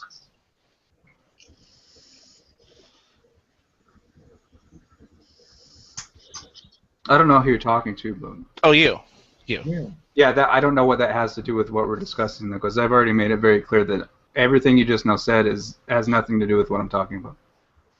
Well, then you're not talking about anything, because we've basically covered everything. Right, I'm not talking about anything. You're right. I wasn't talking about self-marriage. I wasn't talking about... Apparently not. I mean, you said you wanted to get rid of the tax stuff, because you said that's all. What was the half an hour of batshit craziness that we were subject to? What was that? Huh? Batshit craziness. All right. Hey, yeah, it sounds like to me you want the government to deal with love, and I'm not really comfortable with that. Okay, well, I mean, if that's your understanding of the conversation, I don't really care at this point. You don't actually listen, and then you just argue with a straw man. So well, this is the problem. You change where you're at a little bit. No, when I try to figure something out, you're just like, oh no, you don't understand. Right, because you don't understand. It's not that I'm changing. It's okay, so it's not about love, and it's not about any of the benefits. So then, what's it about? I told you. No, it is about love, you stupid fucking idiot. Okay, then it's about love. It's about love. You said it right there. Everyone else heard it. I've said that several times in the past minute. I've said I don't feel comfortable with the government dealing with love. I don't care what you think. We're not talking about what you think. You're asking me about what I think. So I don't care what your opinion about it is, Cerberus. Has nothing to do with how I feel about it. Does anyone else in here want the government to deal in love? Like, no. No. That seems too personal to me. So I literally at this point I literally don't even give a fuck anymore, dude. Love yourself, be with yourself. It's free country. Self-gratify yourself is the It's key not element. a free country. It's a tyranny, man. it's a tyranny because my pet rock can't marry another pet rock too. Right, that's not what Tyranny he was because saying. it's a tyranny because I can't marry myself. That's why it's a tyranny. Okay. Well, not only that reason. I mean, there's a lot of reasons why it's a tyranny. Okay. That's- Okay. So how is not- the U.S. a tyrant-based nation? A lot of reasons, man.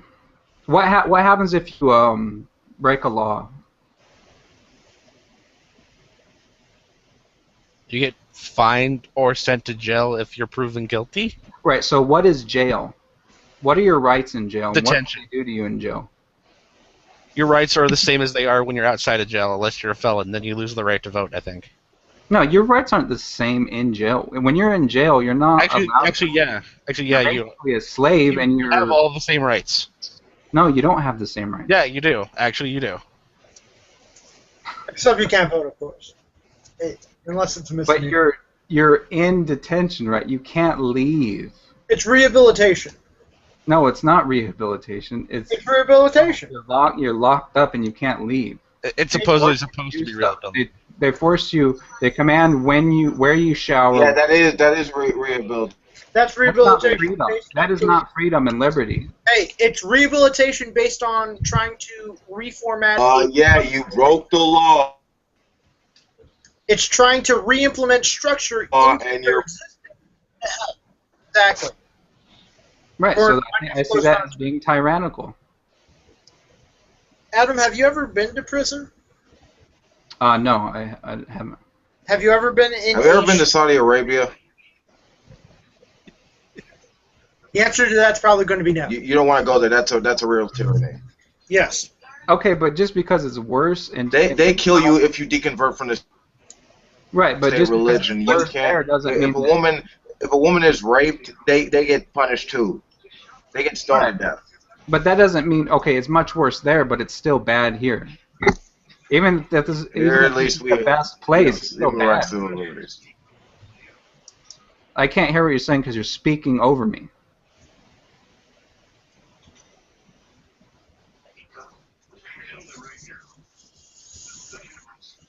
There's a little bit of a lag. Okay, so can you repeat what you said? But yeah, the point is the thing with prison in America is that it's used for the ability. Okay, my point was your understanding of a tyranny. Just because we have that particular institution here in this society doesn't mean it's necessarily a tyranny. If you do break the law, you are subject to those conditions that we've come to collectively to agree on in this society. And given the fact that there are like different societies on scales that would be classified as a tyranny, like a theocratic monarchy, like Saudi Arabia. Maybe we should actually like look further before classifying a society like this as a tyranny. I mean, it might not be perfect, but we're not on a scale of a tyranny. I think that there's tyrannical things about our system. I think that the concept of a democracy is very tyrannical in the sense that you only have one choice for the entire nation or the entire state, right? Depending on which level you're looking at.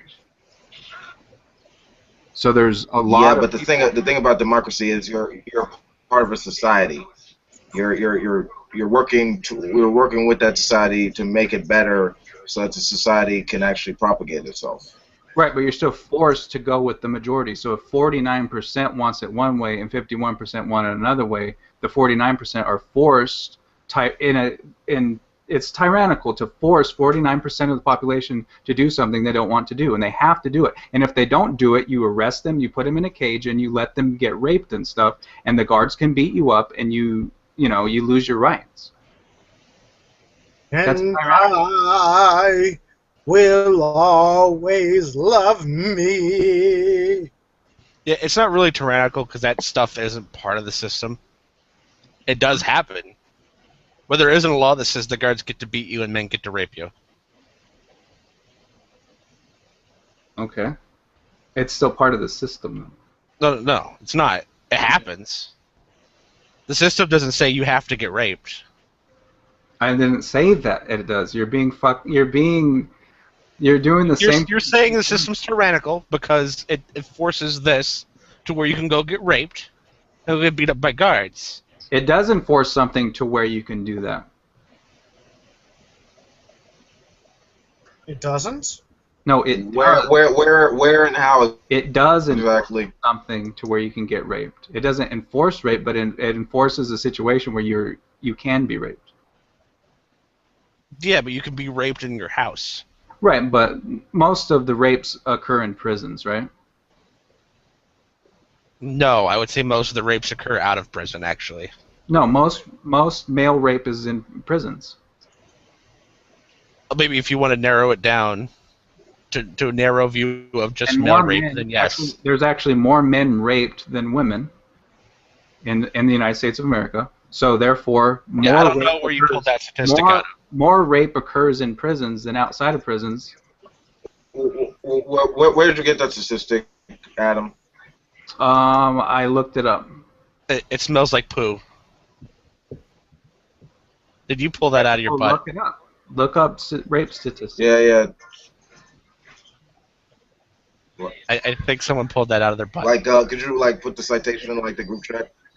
No, I didn't say that I wrote it down or saved it. I said I've looked it up in the past is what I'm talking about. So if you guys want to refute what I'm saying, I've made a claim. If you want to refute it, you can. But I'm not trying to prove to you guys what I'm saying. I'm just saying from my own personal experience, this is what I understand about it. So let me understand if I understand where your personal experience is coming from. You're saying that most rape occurs in jail, yet you've never been to jail and you've never been raped by a man in a prison complex, correct? Just because I haven't been raped in prison doesn't mean I can't read statistics about rape. Yet you can't actually link us any of these statistics in which you're basing your premise off of. What do you mean link them? Give us a link you can show us. back what you're saying to show us some of these statistics. Why don't you guys look it up? I don't have a burden of proof. Because you have the burden of proof? You just made the claim, dude. What the I know, but okay, listen though. Just because shut your fucking mouth. Just because I'm in a hangout and I make a claim doesn't mean I have a burden of proof to prove to three fucking idiots on the internet of what the fuck are you talking about? Damn! You make a claim, you don't want to back it up. That's fucking retarded. This isn't a debate. This isn't a fucking. I see why you want to marry yourself now, because that's the only one that's going to believe this shit. This is a formal debate, all right? This isn't a fucking. I'm just telling you my own fucking side of it. You can reject everything I say. You already are. And you guys are the lazy motherfuckers who won't type into Google, take 30 seconds of your life, type in rape statistics and look it up, instead of asking me to look it up for you. Just look it up. If you're right, disprove me. I don't give a fuck. When the hell are we making a claim? I don't care about it. We're asking for evidence of your claim. How are we making a claim? I don't know you. I don't care about your claim. All you've done is talk shit the whole time I'm talking. Rape happens in prison. All right, relax. There's a link, Wikipedia, rape statistics. Go ahead, all right? Go for God's sakes. Yeah, link!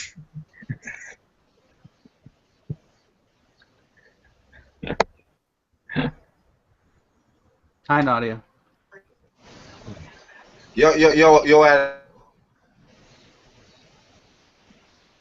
Hey, Nadia, we're taking that. stuff.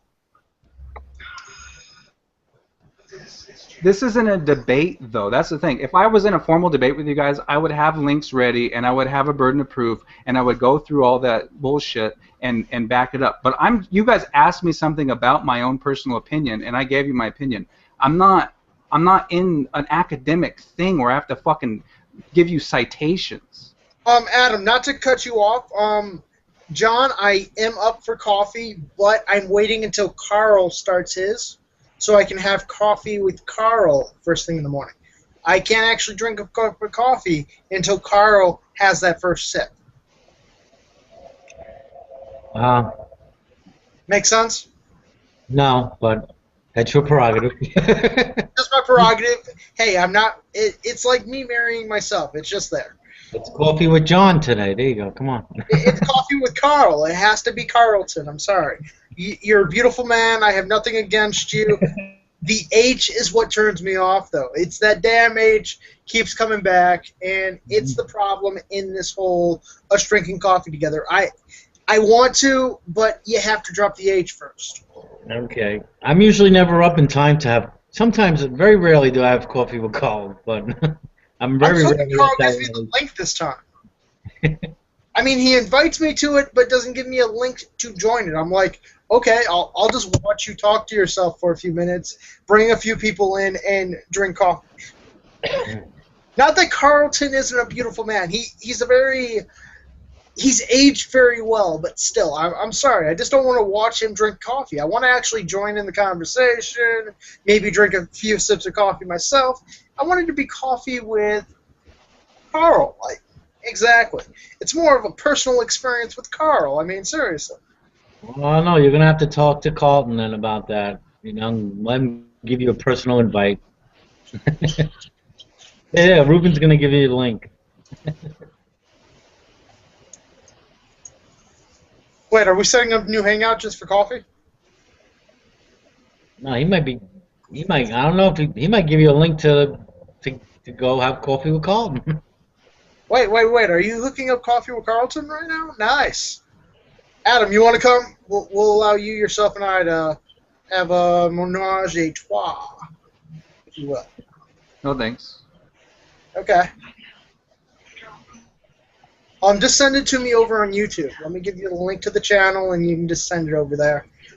I'm usually checking that thing on. In all fairness, Ruben, I mean, in fairness to Carlton, when they usually have to send like personal invite.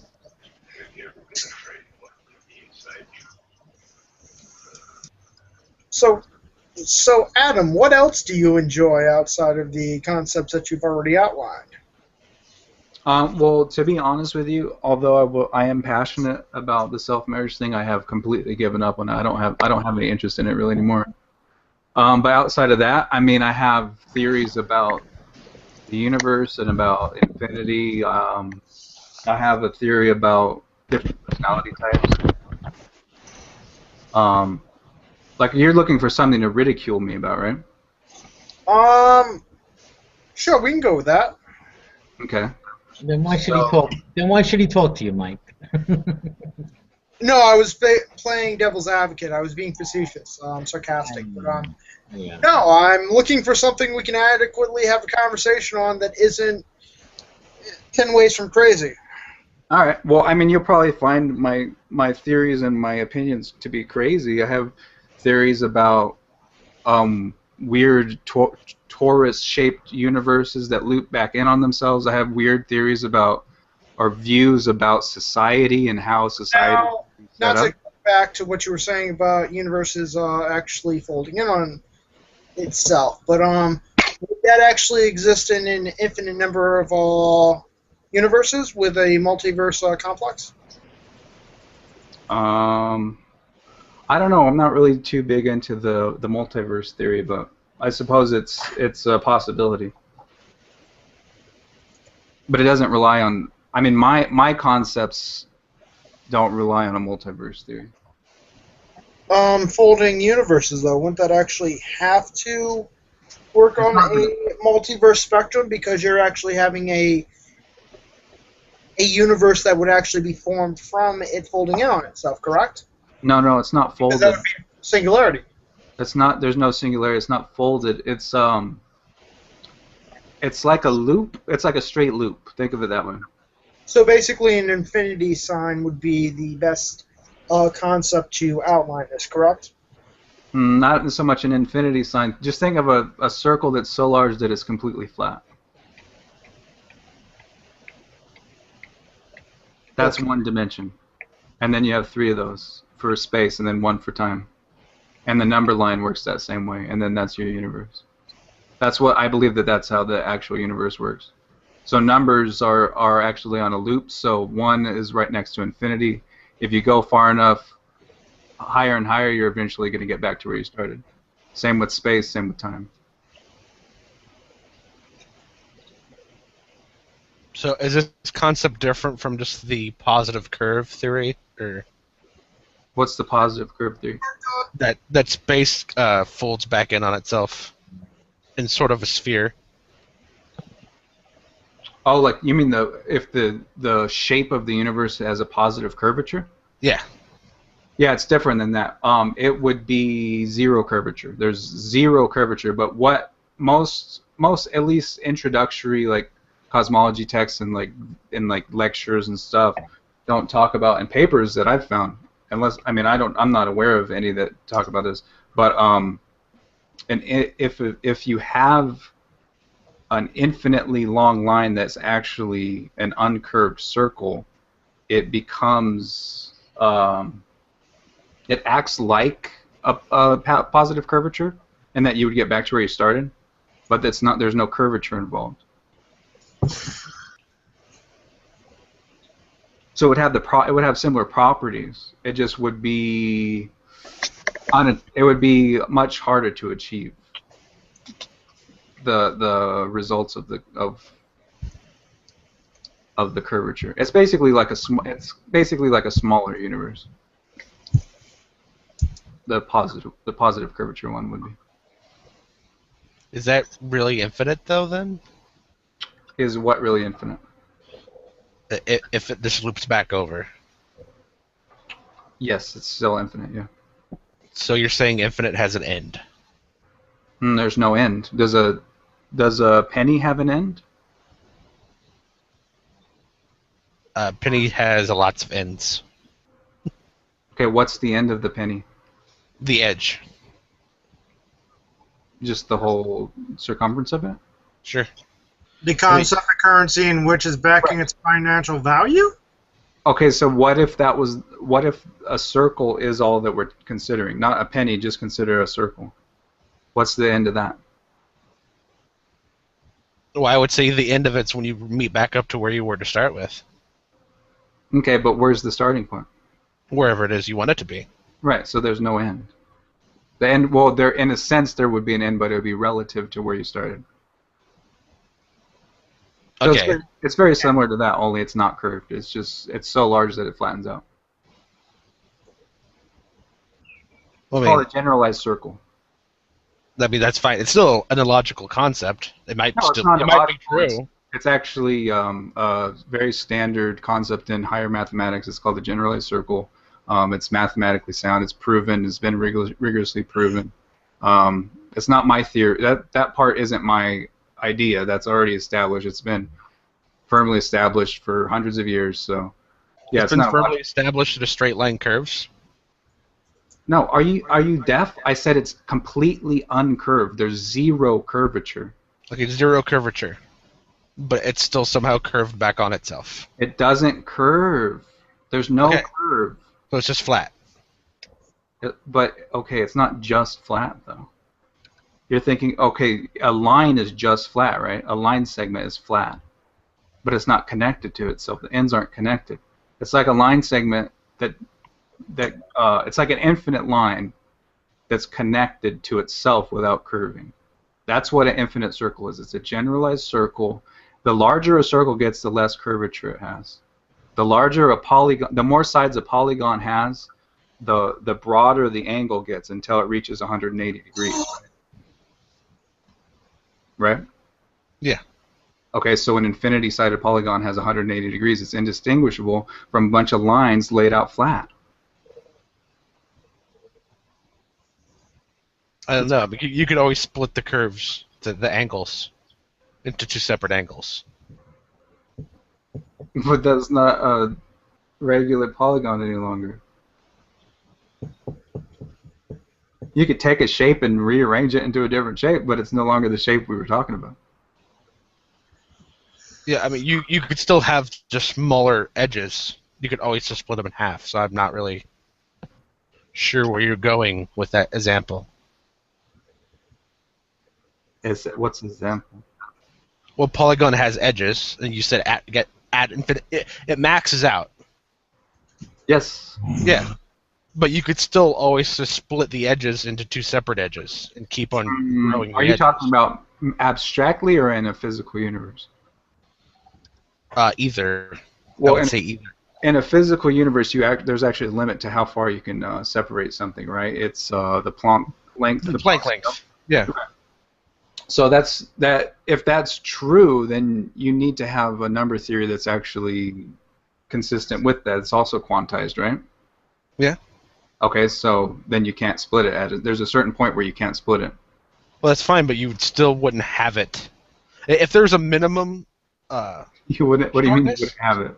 If there's a minimum shortness, that doesn't make it flat.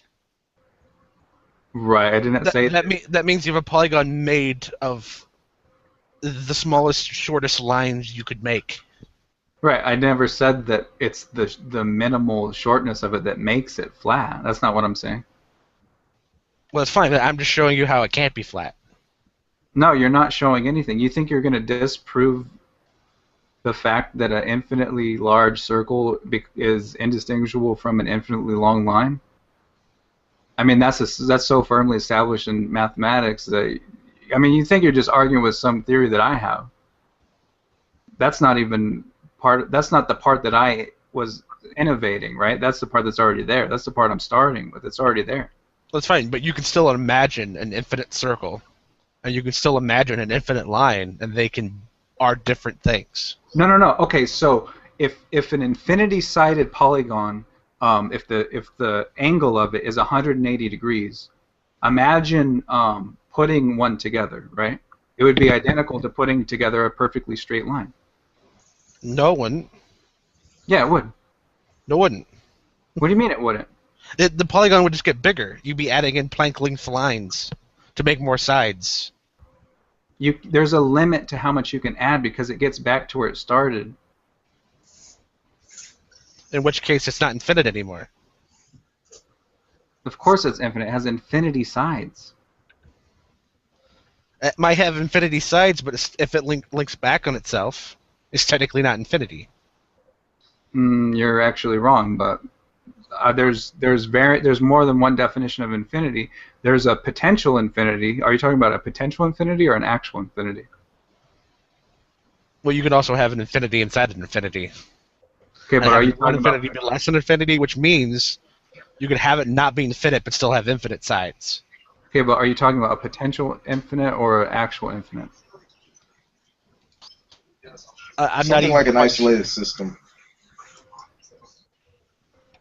What I'm trying to point out is that you can't actually have it curve back on itself. It doesn't curve, man. Well, we can say whatever word we want, but we can just say it won't meet back up on itself. Okay. It will, though. It actually does. That's how the universe works. That's how everything works. That's how numbers work. That's how abstract mathematical space works. That's how the physical universe works. That's how circles work. That's how infinite lines work. That's how projective geometry works. That's how topology works. That's how cosmology works. No, it's not. What do you mean? You're telling me an infinitely positive number meets back with an infinitely negative number. No, there's no negatives. Negative is just a direction. There's no... That's fine. That's fine. An infinite number somehow links back to zero. That's what you're telling me. Not to zero. Zero, there's no physical zero. Zero is just a space between two things. Zero is one. We can go 1, 2, 10. It doesn't really matter. Well, it does matter. You're telling me that a thing without an end, by definition, something without an end ends. No, that's not what it is. You're talking about a potential infinity. I'm talking about an actual infinity. Do you know the difference between the two? Apparently not. Then you're not qualified to tell me that I'm wrong. I think you could show me maybe what you mean. Are you familiar at all with Cantor's work with different types of infinity? I have a passing familiarity with infinities inside infinities. And okay, the infinity like hotel problem. Are you familiar at all with Cantor's work with establishing different types of infinity? I'm not going to say familiar. I am aware. Okay, do you understand the distinction made by even back to like the ancient Greeks between actual and potential infinities? No. Or the convergence of an infinite series to a finite sum? Yeah, because that would be illogical. No, it's not illogical. It's standard, basic, like calculus. It's like high school calculus. Calculus can calculate it. But an infinity isn't finite.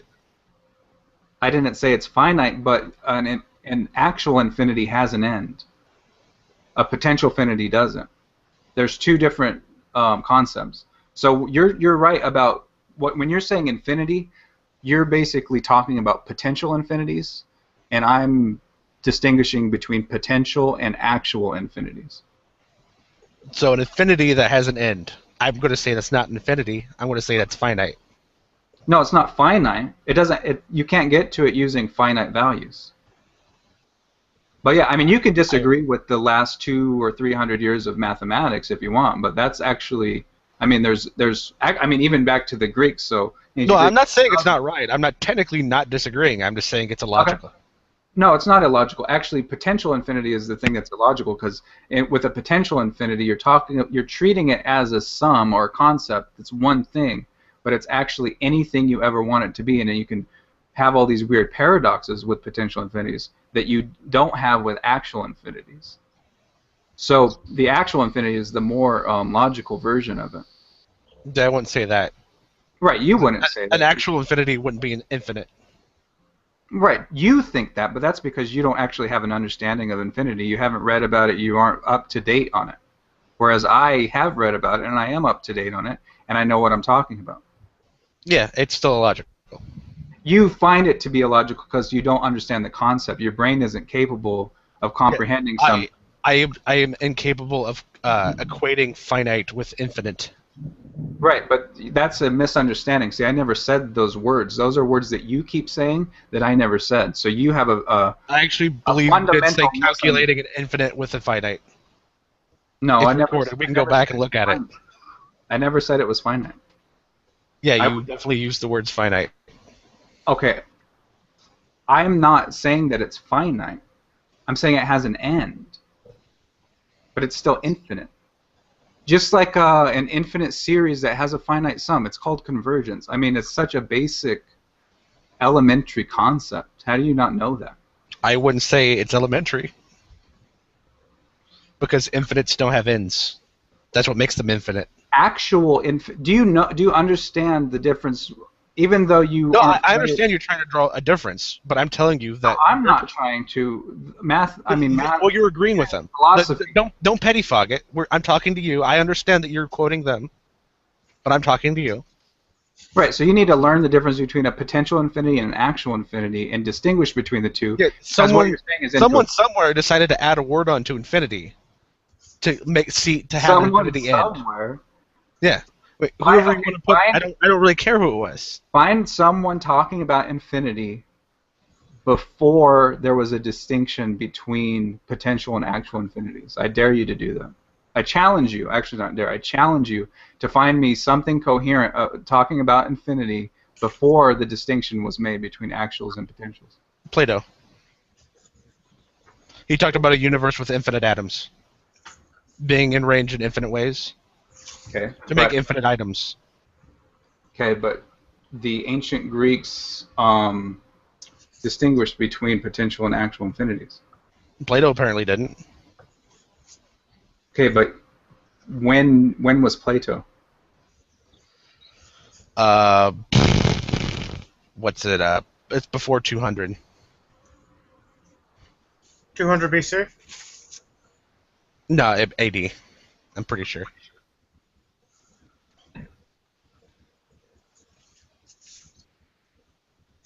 So, and that was before Aristotle?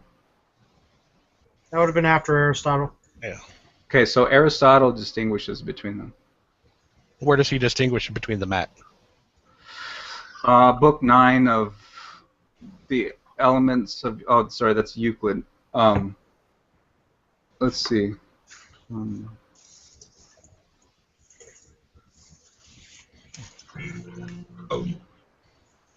Oh shit.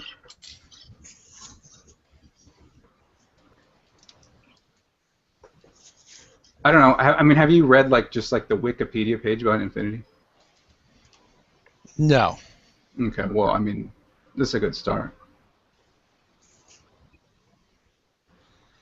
Let's see. In accordance with the traditional view of Aristotle, the Hellenistic Greeks generally preferred to distinguish the potential infinity from the actual infinity. There's pages for potential and actual infinity, so they'll kind of explain. For example, instead of saying that there are an infinity of primes, Euclid prefers instead to say that there are more prime numbers than contained in any given collection of prime numbers. See how that's a distinction? Yes, but then he's also saying that any given collection, he's saying that that's not infinite because there are infinite numbers. No, he's not saying it's not infinite. He's saying it's not complete because there are actually infinite numbers. No, what he's doing is he's distinguishing between potential infinity and actual infinity. See, this is the problem. Potential infinity actually isn't infinite. No shit. So why even call it? I mean, it is. That's what I've been saying. That's what I've been saying this whole time. It's not actually infinite. Right. It's not. No. Well, you weren't saying. Someone threw a word in front of it to make it sound like it's infinite, but it's not. It ends. Infinites don't have ends. Potential infinity ends. Yeah, they just like to use the word infinite for some reason. Right, so you're wrong. You don't go actually read it before you try to correct me about something you don't even know. Like you didn't even know the term. So don't try to correct me about it. Actually go read the definitions and learn about it a little bit, and then you can correct me. Yeah, but I know infinites don't have ends. No, you don't know that. You're saying there's a special kind of infinite that does, and I'm telling you that that's technically not an infinite. Cerberus, did you ever take calculus? Just the first level. Okay, did you learn about infinite series? Yeah. And convergence? I don't remember about convergence. You understand that infinite series can have a finite sum, right? If you pause it. Like 1 plus 1/2 plus 1/4 plus 1/8 plus 1/16 has a finite sum, right? Well, those individual measurements are finite sums. Sorry, say that again? Those individual measurements are finite sums. Right, but I'm saying the series of 1 plus 1/2 plus 1/4 plus 1/8 ... continue, just keep having it. Yeah, and that's where you have infinites inside infinites, like I said before. No, but the answer to that, the sum of that, is just a finite number. Only if you stop. No, not going. No, because as long as you don't stop, there's always going to be more to add to it. Oh my God. Okay, so here's a link to convergence. You got to actually read about these things before you try to correct me about it, man. I'm just I'm trying to be logical. If you stop, it's not infinite, and then you could sum it up. You're wrong, though. You're wrong. All they're doing. You realize that sum all they're doing is using a word. The limit of that series is 0, right? It's approaching the beginning. Starting with 1 and then 1/2 and then 1/4 and then 1/8 and then 1/16 and 1/32. That's going to achieve 0 eventually, right? Or it's tending towards 0. Well, if you imply that there's a minimum size, then yes, eventually it's going to go to that minimum. Well, even if you don't want to say that it will actually get there, it's still tending towards 0, right? That's the limit towards 0, but it will never reach 0. That's the limit of the series, right? And technically, it won't ever be 0. Okay, but that is still the limit of the series, right? Well, no, because there would be no limit, right? It's infinite. There is no limit. What do you mean there is a limit? Do you understand what a limit is? Yeah, I know. I know you want to say it's going to keep on approaching 0, but I'm telling you it's never going to get there. I'm not saying it has to get there. The definition of a limit doesn't mean you have to believe that it actually gets there. It's just a limit of the number it's tending towards, even if it never gets there. But I'm telling you, if you take a measurement approaching 0 and then it hits 0 and you measure it from there, it's not infinite. I'm sorry, but you basically are just... I don't know how else to put it, but you're wrong. Like an infinite series having a finite sum is just a basic starting point of basic like high school calculus. Yeah, it actually wasn't in the high school calculus for me, but okay, it was in college calculus. It should be. You should have been taught that in high school if you got that high. I actually never took calculus, and I know this. I mean, it's a How do very you know it was in high school calculus? basic fundamental concept. How do I know? Because I read. No, books. I understand that they could do math around it. I understand they could do math around it because technically infinite isn't a number you can quantify. That's not true. Actually, infinity is a number you can quantify. Potentially. No, it's not. That's why you remove it from equations and put letters. That's what you do. You put letters in replace of it. You do the whole calculation, then you replug in infinites. They replace potential. You can't calculate with an infinite. I can. I have. I'm calculus illiterate, but I put a link in the description. Maybe it can help. It kind of simplifies. Oh, nice. Thank you. No problem. So yeah, Cerberus, you should read that link. You'll actually learn something instead of just telling people that. I already know. I already know that you substitute. Telling people who have actually taken the time to study this that they're wrong when you don't even know what you're talking about. No, I already know that you substitute infinites when you're calculating an equation. Okay, but that's because they have singularities, right? No, that's because infinites don't have ends. That's why you have to replace them when you do calculations. Okay, but read the link and you'll understand that actual infinities do have an end. You just can't get it. Then I'm telling you they're not actually infinite. They're just calling them infinite. You're telling me that, but what are you telling me that based on? Just your own personal... I'm telling you based on infinites don't end. You're fucking stupid. Just read it. You're wrong. Read it and find out that you're wrong. I could read it all day long. I know they're going to say that actual infinites end, but I'm telling you they slapped a word in front of infinite to make it not infinite. Okay, so you refuse to believe in actual infinities as a concept. You only want... No, I understand the concept. I don't disagree that it's there and people use it. I'm telling you it's not actually infinite. Well, it is actually infinite. It's not potentially infinite. You refuse to... No, it's not an actual infinite, but it's not actually infinite. It is an actual infinite. No, it is an actual infinite, the concept of actual infinities. Oh, it is? It's not actual. Sorry, I couldn't tell if you said it is. But it's not actually infinite. Because infinites don't have ends. That's why you can't quantify them. That's why you replace them in equations. But you can quantify them. You can after you replace them. No, you don't have to replace it. You just have to actually do a little bit of higher mathematics to figure it out. Like you're basically... I want you to pull out a calculus equation, find them anywhere, that has infinites in the equation, follow the steps they give you, and they'll tell you to replace them. Okay, but that's like basic calculus. I'm talking about... That is really basic. That's the basic. You remove it, because everyone knows you have to remove it. Right, but in kindergarten you use remainders, right, when you do division and stuff? But later on you learn how to do it actually you learn about real numbers and you learn about negative numbers and all this stuff, right? Yes. Okay, so you're kind of like a kindergartner who hasn't learned that there's decimal points. You got to learn about different types. That's not actually equivalent. What do you mean it's not equivalent? That's how you don't actually know what you're talking about. That's not That's not an equivalency. That's an analogy. But the analogy isn't equivalent to the situation. Right, and analogies aren't equivalencies. They're analogs, right?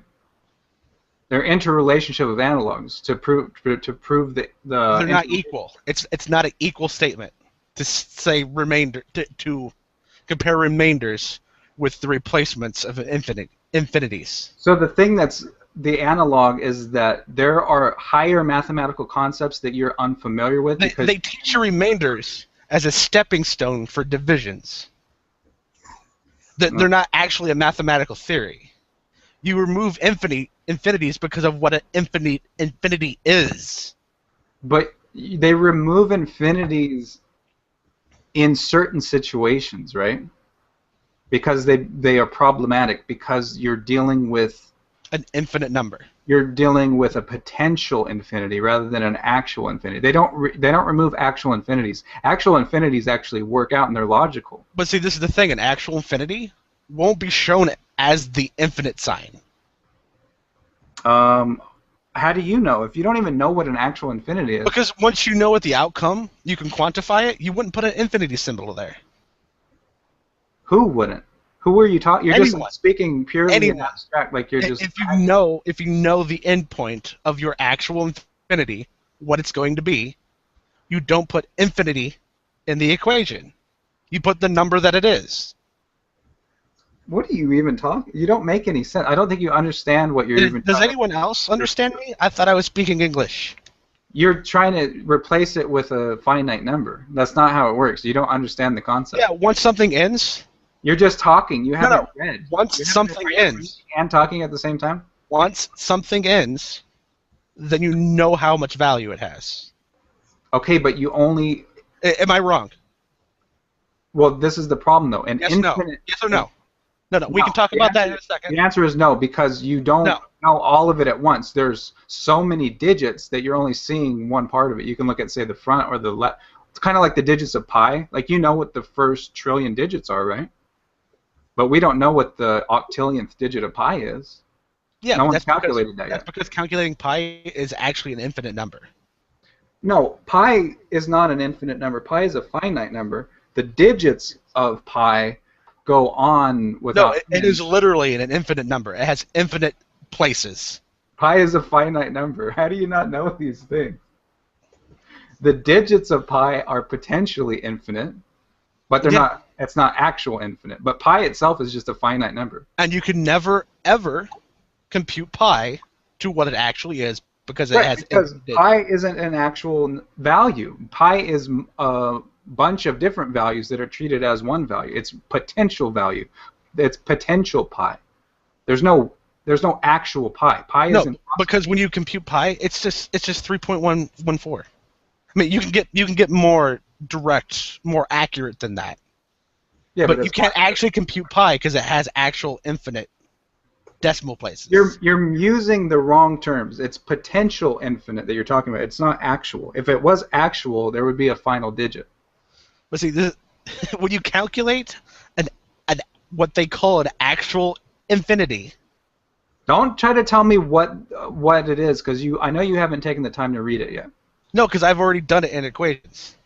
If that's what we're talking about, you have not taken a minute to stop talking and go read the difference between potential and actual infinity yet. So don't try to correct me about it. No, I already know you're saying this because you know where the outcome is. But I'm telling you, once you know where the outcome is, that's where you quantify it from. Right, but I think you're just reversing the terms. You're saying that pi is an actual infinite when it's the digits of pi are potentially infinite. Pi itself is a finite number. It's less than 4. Yeah. But the digits of pi have a potential to infinity, but it never achieves. Yeah, but then it's also not an actual infinity. Right, that's what I'm saying. Pi is not an actual infinity at all. The digits. I don't know why you brought it up. No, I'm. Why didn't I bring it up? Because I'm giving you an example of you said you can know the value, right? You don't know the octillionth digit of pi.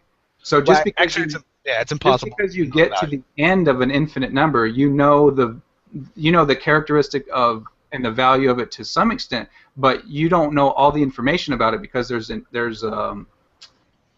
transfinite amount of digits to deal with. So you can only see so many of them. You can only see a finite amount of digits. You can jump to the middle of it. You can jump to the front of it. Okay, I know how to explain this to you then. No, you're not explaining. No, wait. It's 3.14. Wait. It's 3.14 an infinite number. No. There you go. I already told you that pi is not an infinite number. That's fine. That's what I'm saying. Actual infinities, as they say it, aren't actually infinite. They're not actually potential infinites. You just need to understand the terms. You're mixing them up. You're basically, every time you say actual infinity, you mean potential infinity. And every time you say potential, you actually mean actual. It's not just an adjective. It's what the... No, because I'm talking about it in the logical sense. And you're shoving into mathematical things, and I'm telling you that actual infinity isn't infinite. Right, but your the way you're using... And potential infinity actually is infinite. Right, so when you say infinite, you just mean potential infinity, right? No. You mean... Technically, yes. Okay, so I'm talking about it in the logical sense that an infinite doesn't have an end. That's what makes it infinite. So, Cerberus, I understand what you're saying. I understand what you're saying. But I'm just telling you that your view is not at all the accepted view by anyone other than yourself, which is fine. Yeah, but you're not going to get a mathematician to tell you an actual infinity when equating it. You're not going to get him to tell you that that's infinite. He's not going to say it. Yes, what do you mean? Yes, mathematicians. No, he'll call it an actual infinity. Who will agree with that? He'll call it an actual infinity, but you won't actually be able to get him to tell you it's infinite because it's Cerberus, not. you need to read the works of Georg Cantor. You need to read about this concept before you try to school someone on it and I correct think you need to read any definition anywhere ever written on the word No, infinity. you don't learn about math. No, just pick one. Definition. Just pick a definition anywhere, just on infinity. Okay, I see what you're saying, but you have a very limited understanding of the concept. You can't correct me and school me on something you haven't studied. No, I understand what actual infinity is. It. I understand what actual infinity is, the mathematical term. Okay, I know what the mathematical term for potential infinity is, and I know what infinity is. What is actual infinity versus potential infinity? An actual infinity is knowing that it has an endpoint, that it's somewhere in between one point and another. The example we gave before was pi, which a lot of people just equate up to 1 point or 3.14. No, but you know that it technically has an end.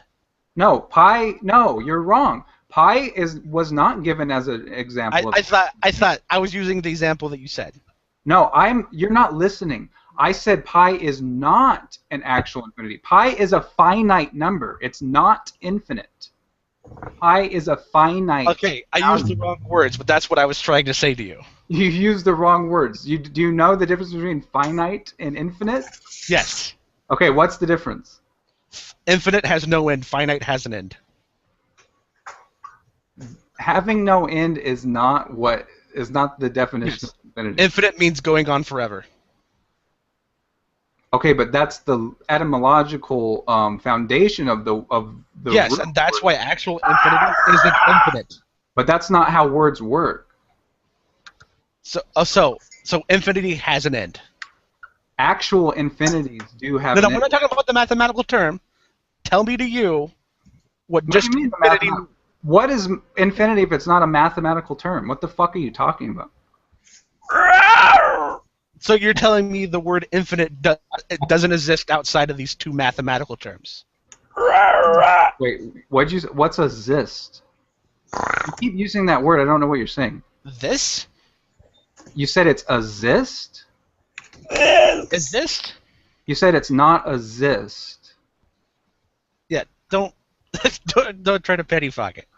Tell me what infinity means to you. Not actual infinity, not potential infinity. No, I don't want to know. I don't want to know the mathematical definition.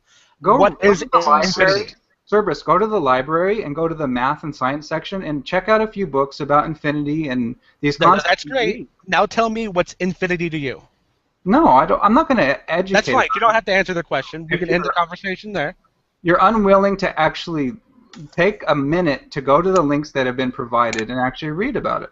I've already provided definitions, and you're refusing. No, you give me definitions for actual infinity and potential infinity. Now just tell me what infinity means. Now actually go read about it, and then come back and we can talk about it once you actually learn a little bit. We're not talking about it, I guess.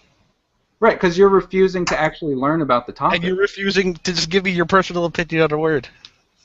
No, it's not based on because. I thought we were done. Based on personal opinion. I thought we were done. Concept. I thought we were done. Are we done? If you're refusing to actually do the research and read about it, then yeah, I mean, we need to wait until you do. I can 100% agree on how you define actual infinity and potential infinity. Those aren't my definitions. I wouldn't know. I know they're not. You're using someone else's, but I can agree with you still. That's all I'm saying. No. That's all I'm saying. Okay. All I want to know you don't agree. Is how you defined infinity. Just the word. And I've already given you the definition, so you're not... No, you haven't. You keep on telling me potential infinity. No, I'm linking you to different definitions, and you have to understand the difference between actual infinity and potential infinity. John posted a link. I gave you the Wikipedia version. So you didn't actually go and read any of that stuff, right? No, because I'm concerned with the arguments going on. Right. So we're already providing the definitions, and then you're asking for. See, here's the problem. I can go find the definitions, but I'm talking to you. Right. instead of reading the definitions that have been provided. So take a moment. It shouldn't take you that long. I mean, how long does it take you to read a definition? 1 second here. I'm just going to type in definition of infinity. No, use the links that have been provided. No. You want me to look up a definition? No, you're so no, because that's how I'm using the word infinite. It's just infinity. Okay, but you're using it in a very naive, primitive way. I would say naive. I would say fundamental. No, you're naive about. No, definitely fundamental. You're using it the same way like a caveman would use it. He's using it in a rudimentary means. Yeah. Rudimentary, okay. Rudimetric, not rudimentary. Rudimentary, okay. Rudimetric. Right. Means the same thing. No, it doesn't. No, it doesn't. What's the difference? English, please. What's the difference? What's the difference? One means remedial. The other one doesn't. Exactly. Oh, so what is that? I didn't realize those were two different terms. So what does rudimentric mean? Means fundamentally basic. Right, basic. Okay, rudimentary. That's what basic. It's what you build off of. If you can't have that definition, you don't go anywhere else. It's the same thing. That's what rudiments are. So yeah, it means the same thing. Like marriage? No, it doesn't. Okay. I mean, if you refuse to accept definitions, I guess that's fine. Infinity. That's fine. You're going to probably reject this then. The quality of having no limits or end. Infinity. Right, and that would be a potential infinity, right? Mathematically, if you want to call it something, then it would be Not potential just mathematically. infinity. Even philosophers distinguish. No. Wait. Which means by the definition of infinity, actual infinity is not infinite. No, you're wrong. Oh, well, that's right. Just reject the definition that I gave you. So illogical right now. You're equivocating. You're using one sense it right now. You're equivocating, right? No, I'm not. I'm giving you the definition of just the word infinity. That's not the definition, though. Why do you keep... Well, that's why I asked you for yours, so we wouldn't argue about this, but you keep going on thinking there's one definition of Give word. me yours. Give me the one you like the best. Give me 10 of yours that you like the best. Go to Wikipedia. I now see why you want to marry yourself. The conversations Hey guys, can we talk about fractals? Are amazing. Sure, yeah. I mean, fractals play into what I'm talking about too. The result of what I'm talking about results in a fractal universe. So yeah, I was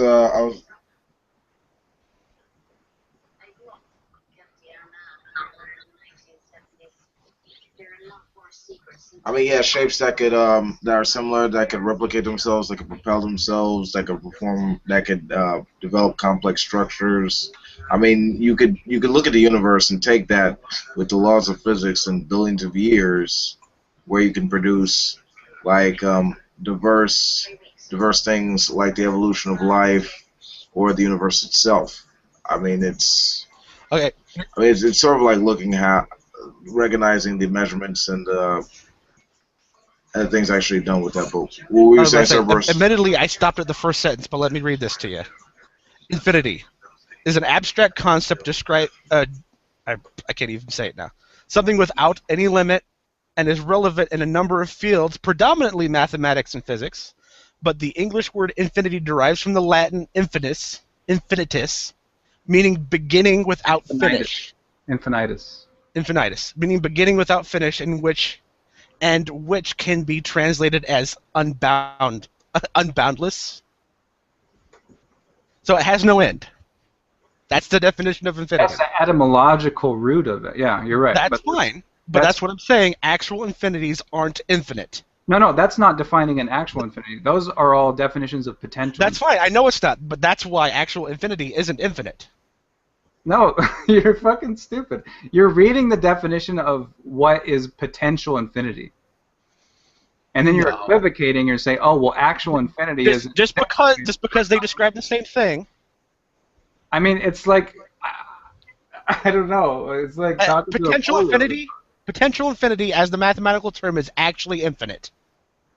Okay, if that's your understanding of it, then okay. Actual infinites aren't infinite. I'm fine with that. If that's what you think, that's fine. If that's how you figure out information, and that's Well, how you. if you want to disagree with the basic fundamental definition of infinity, that's your prerogative. It's not the definition. There's not It's the the one that you definition. gave me. It's the same thing, the one I got. Find another one. Find another definition of just infinity. You're fucking stupid, man. I can't believe how stupid you are. Like, have you had brain You damage? can call me or something? stupid all you want. Give me any definition you want that's just infinity. Are you like a normal human being, or do you have like mental problems? No, I'm pretty normal. Do you have any like? I like how we're resulting to attacking me instead of actually Do dealing you with have it. like Down syndrome or? To be fair, though, Adam, he is as intellectually based as the common man that wants to marry himself. Just saying. If we're going to insult people, it opens back up the whole I want to marry myself and fornicate on Right, so that's an odd ad hominem, right? The even if I wanted to fuck myself or marry a baboon, that has nothing to. That doesn't play into what I have to say about infinity. So if I actually A baboon can't consent. He wants to say that's an anonymous. I can't even say it now. Are you What's the saying fallacy you're a for baboon? insulting someone? So are you saying you're a baboon, Adam? Right, exactly. You're giving just examples of fallacies, right? We can go through all of them. Like you're giving examples of breaking the basic rules of logic. Or was that a serious question, or you're giving examples of fallacies? Are you a baboon? Oh, am I a baboon? So that's an actual question. Sure. No, I'm not. I wasn't claiming to be a baboon. If you thought I was claiming to be a baboon, you have a learning disability. Like you're mentally retarded. Hey, well, I'm as mentally retarded as the guy that wants to marry himself. Well, I don't think you are mentally retarded, but if you were This is actually funny. This is what's called a abusive ad hominem. Yeah, I can't say the words. I'm too tired. An abusive ad hominem. Yeah, he's using the exact same fallacy as he's accusing everyone else of using. Exactly. It's No, but I'm not basically proving not a to point. You're doing it. You just did it. You did it when you're talking to him. Yeah, You did but it that's when you were not talking to me. ad hominem. Just means that you think that you proved a point by attacking someone personally. I'm not using that. I'm just calling you a dipshit. Yeah. I'm not. You're saying any definition How that is you coming give or as- I give. Hold on a second. Hold on a second, sir. Now, with you calling him a dipshit, how is that not an ad hominem because you're attacking him? It is an ad hom, but it's not an ad hom fallacy, right? It's not fallacious. It's just mean. I'm just being an asshole. No, it is a fallacy because you're saying it's wrong because I want to go by any definition you want to give me for the word Oh my infinity. god, that's not how an ad hom fallacy works. The ad hom has to be. Okay, then I don't know what the problem is. Just stop doing it and give me any definition you want of just the word infinity, and we'll see how it stacks up. Cerberus, did you read John the Deist's link? No, it was a chat forum. It looked like I didn't want to read the whole thing. Okay, will you read that? No, I'm not reading a book for you.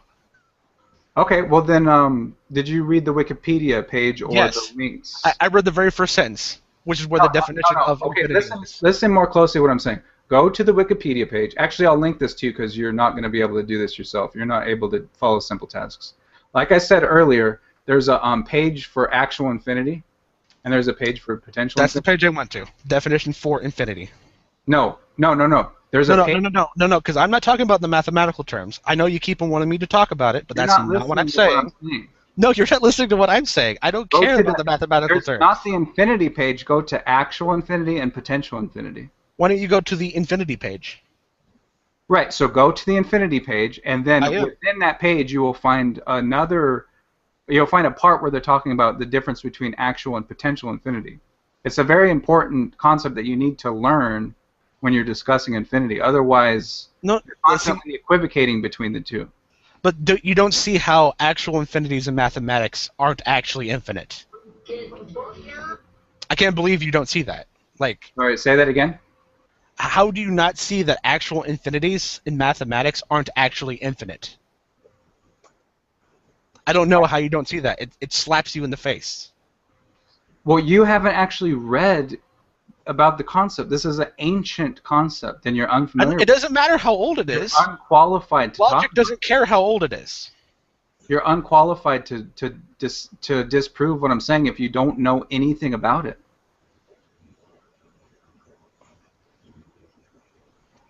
Here, go. If you would actually go to the page and read it, I wouldn't have to copy and paste this for you. It's not actually on my page.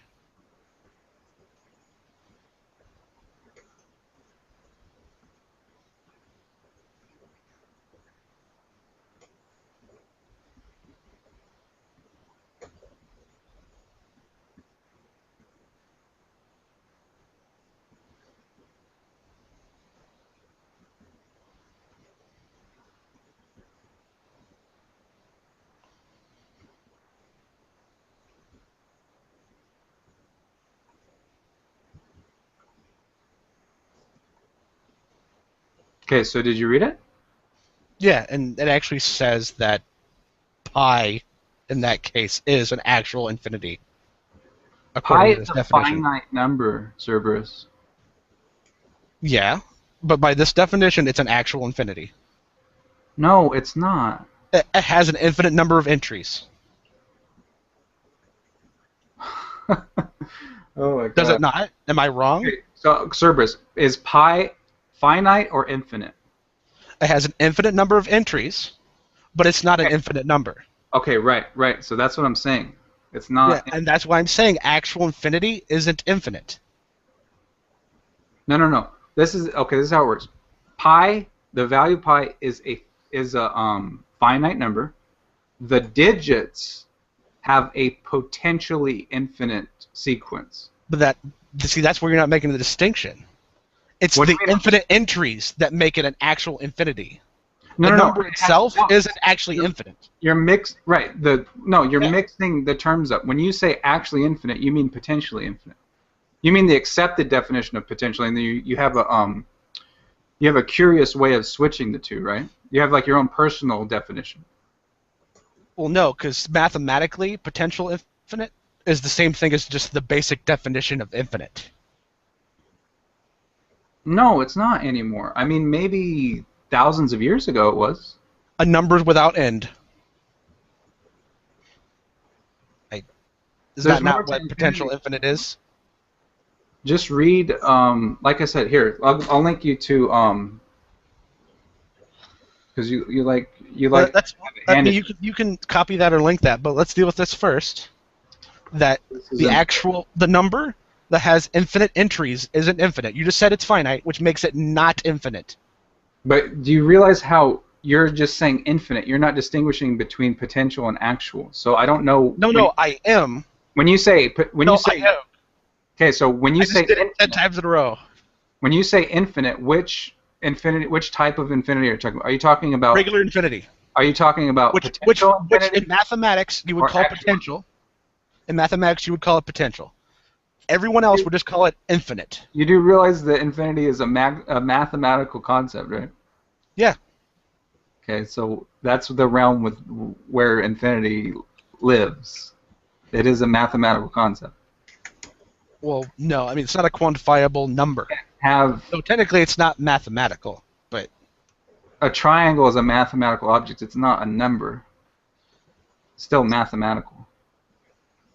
Well, you could apply numbers to it, but a triangle is just something that well, you could say it's geometry, I guess.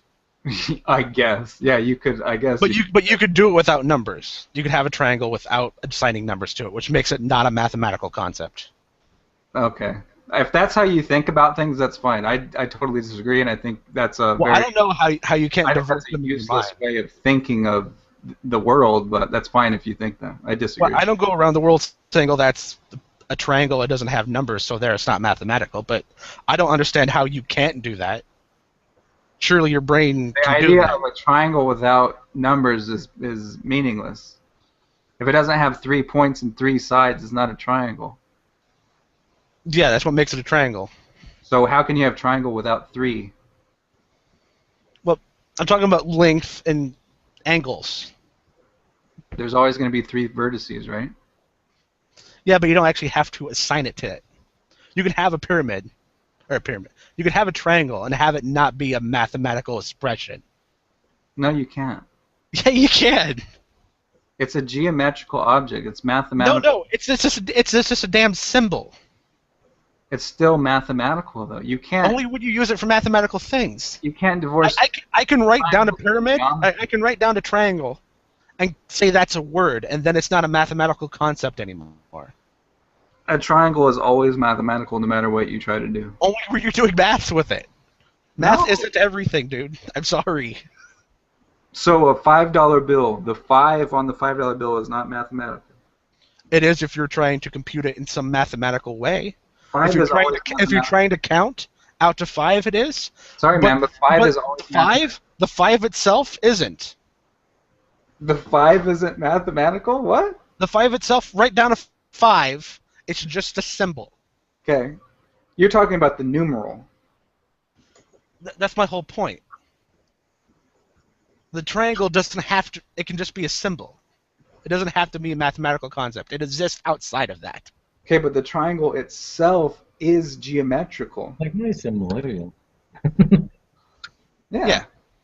It's just a symbol. It's not just a symbol, though. Yeah, if you're not doing math with it, it's not a mathematical concept. Okay, that's fine. If that's what that's what you think, that's fine. I don't really care. Basic. But that's still beside the point that actual infinities aren't infinite.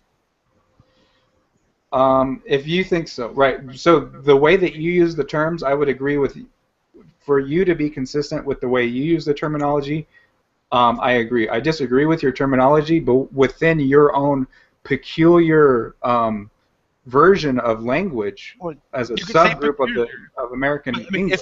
If you're ever at all interested 10 years down the road, right now, whenever, in trying to change my mind, all you got to do is find a definition of infinite that says it has an end. Oh, I just now gave you one. No, you gave me a definition of actual infinity, which is an entirely different concept. So you can't recognize that actual infinity is a form of infinity. No, actual infinity, in a mathematical term, talks about something with infinite entries, but is a finite number. Where do you say entries? Where do you get this word entries from? Where did you get that? This reminds me of like the difference between reading a menu and actually eating the food. It's so pointless. Like, I mean, I've had conversations with 5-year-olds that have been more productive about infinity than this. If you would measure productive as them just agreeing with you. Not just understanding the concept. Ask a 5-year-old what infinity is. They're probably not going to know, but they can learn, right? Well, no, I mean, okay, well, I don't know, 10 theory and learn about 10. I think 10's a pretty safe age for me to assume that I knew what infinity was. What other people around me knew what infinity was. Ask a 10-year-old. Wait, how old are you? 26. Right, so you still don't know what infinity is. So assuming that 10 is a age where you would learn it is incorrect because you still haven't learned it. Yeah, I don't know. I read you 2 different definitions. One of them was one you wanted me to get. My 11-year-old son's sitting here listening to this. Do y'all want to ask him what he thinks? You can, but I didn't say that children already know this stuff. I'm saying you can actually have a conversation that's productive and they will actually learn concepts. If he wants to say something, sure, go ahead.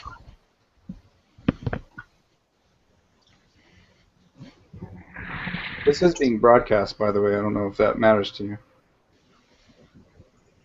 Yeah, he doesn't want to talk. He's going to type. Oh. Say hello, at least. Hi. Hi.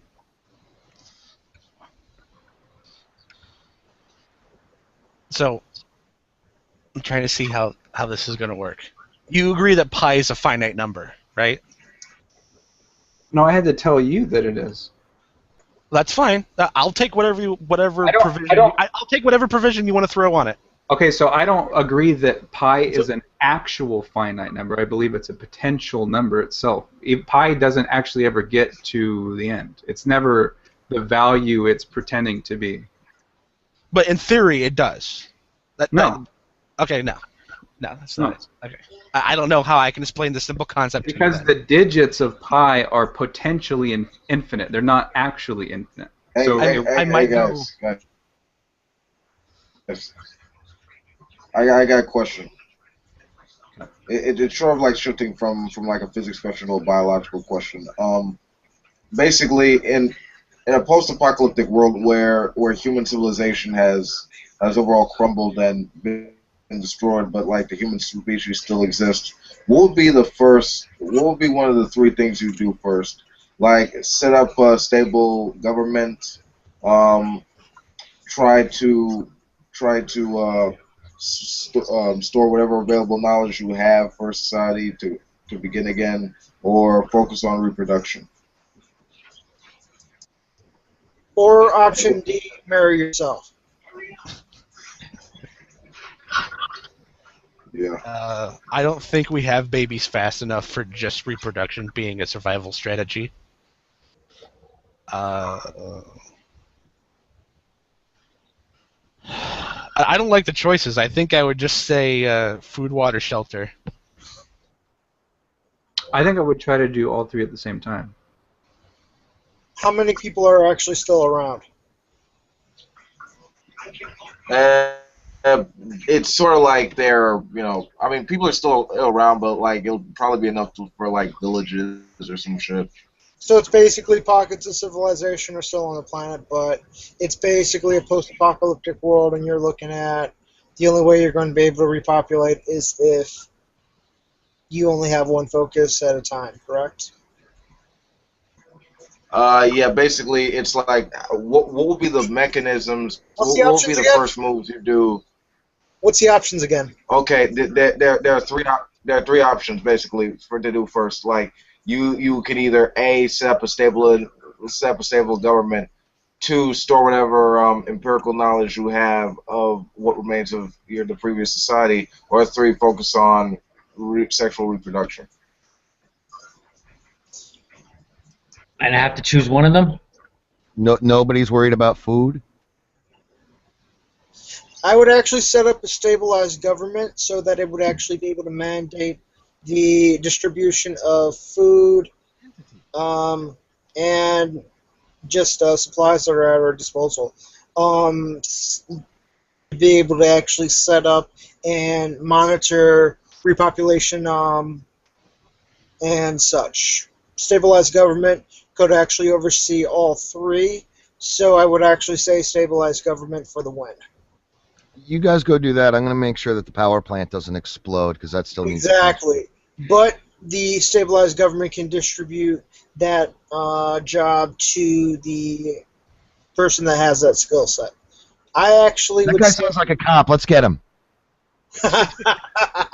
Exactly. This one looks like he wants to marry himself. He looks like he'd be a good person to do, Good politician. he looks like he should be a politician. Narcissism is a requirement for the job. Narcissism is actually a policy that has to be implemented for marrying yourself, but let's not go there.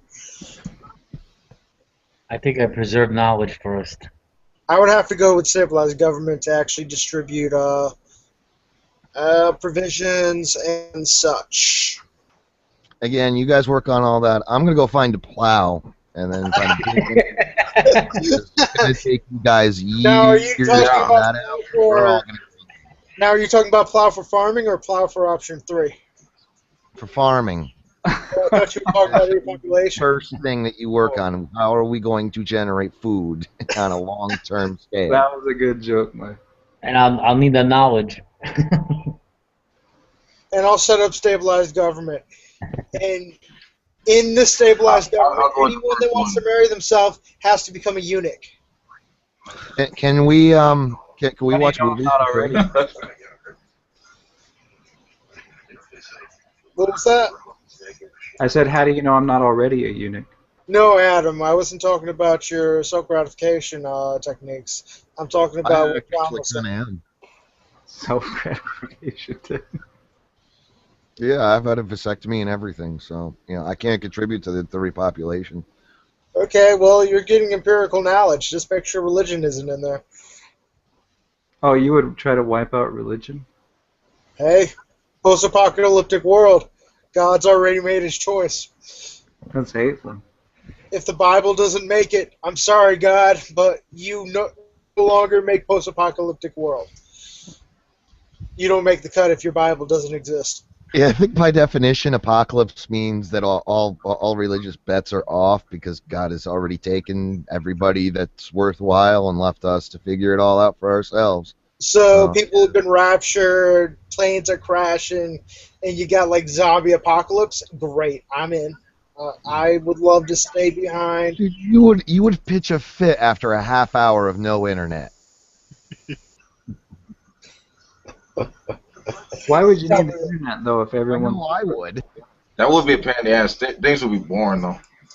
You would have to actually go outside and talk to each other, heaven forbid, right? To be fair, there would be zombies, so I can just basically go to the top of the roof and basically just pop shot zombies. Wait, who said it'd be boring?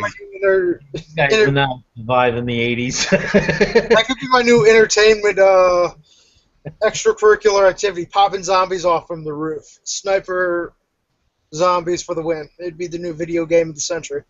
Yeah, except it wouldn't be extracurricular, it would be curricular. You would be expected to be a good marksman with it, efficient with your ammunition, and counted on to do it effectively and safely.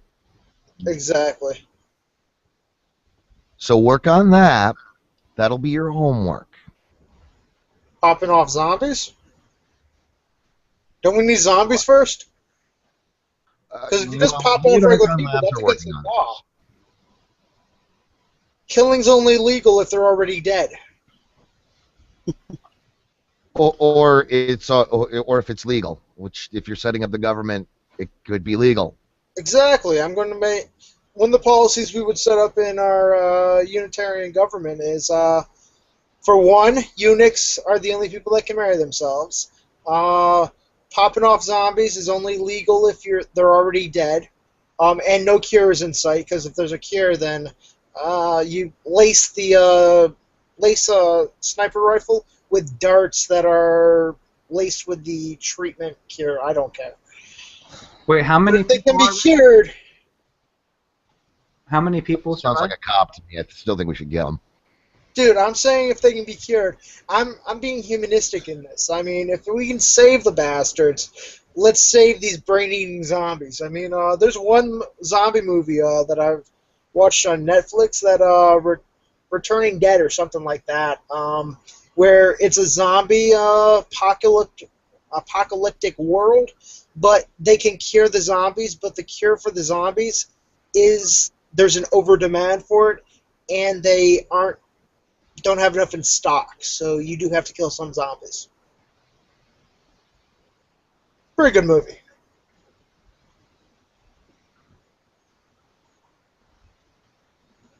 Awkward silence? I think it's because when other people try to talk, you just keep talking over them, so there's an awkward silence. People are afraid to talk.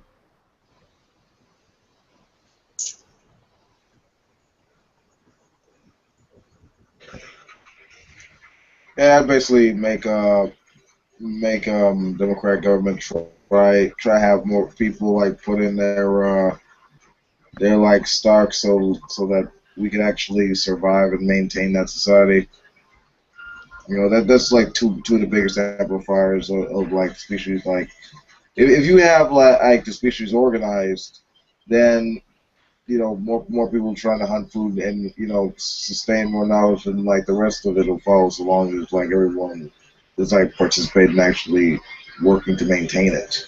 So that's one of the things that made us big in the first place for millions of years.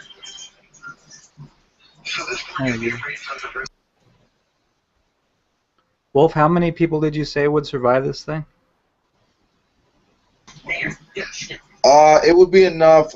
Well, they'd be spread around. Like they'd be enough to form villages or something like that. Like it'd be post-apocalyptic, so we would survive, but it would send us back to like I don't know, like Stone/Dark Age type of kind of like in that sense. Yeah. We would probably be fighting some mutants maybe, just to make it more interesting.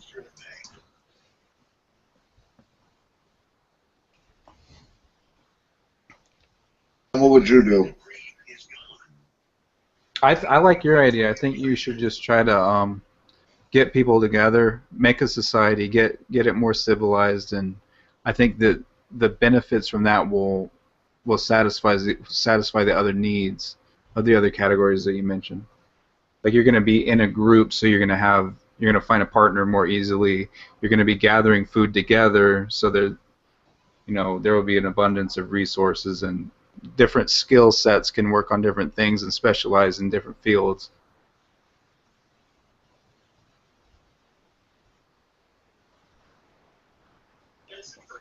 Yeah, agreed. Anyone else? Okay.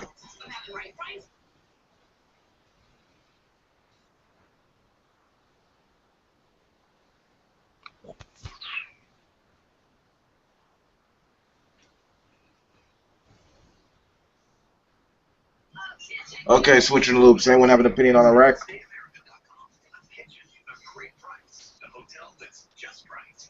Opinion on what? It's hot and their spiders are too big.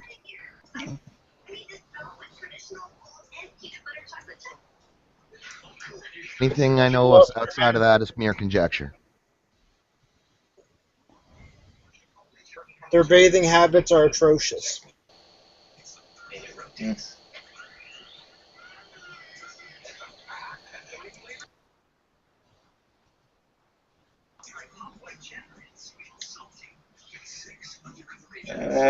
Bad oil job.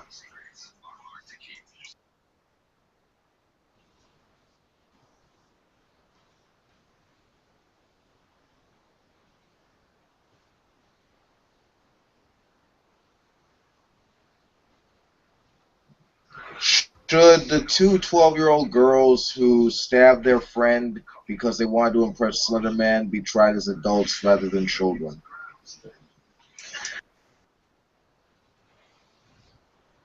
Parents should certainly be.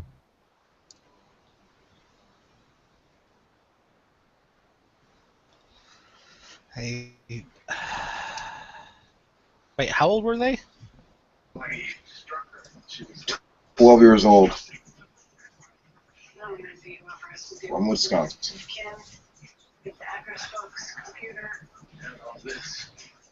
I mean, I would try them as children. I don't think you can put the parents on trial for something as out of left field as I stab people because I like Slender Man. Well, Like, and there's certainly who's prepared for something that? responsible with the way the internet is being handled in the household. I'd certainly research into that.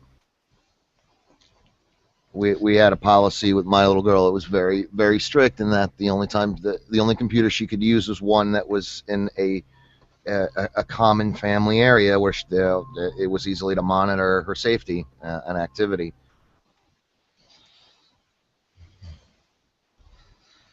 Yeah. I mean, you wouldn't let a 12-year-old wander into a bar without any kind of parental supervision, would you? Well, no, but them wandering into a bar, seeing people drink, and then it's actually a lot less intrusive and destructive to the development of psyche than letting them wander around on the internet, where people will not restrain themselves nearly as much. Yeah. I don't think the parents are fully responsible. We're not necessarily talking about alcohol or drugs in particular. If I'm not fully responsible for my child, then who is? No. There's no way you could prepare for a kid going outside of your influence to do something. I repeat, if I as a parent cannot and will not be responsible for my child, who is? That would be the children. That's why you would put them on trial. How could a 12-year-old? Yeah, more importantly, like the blame is going to be.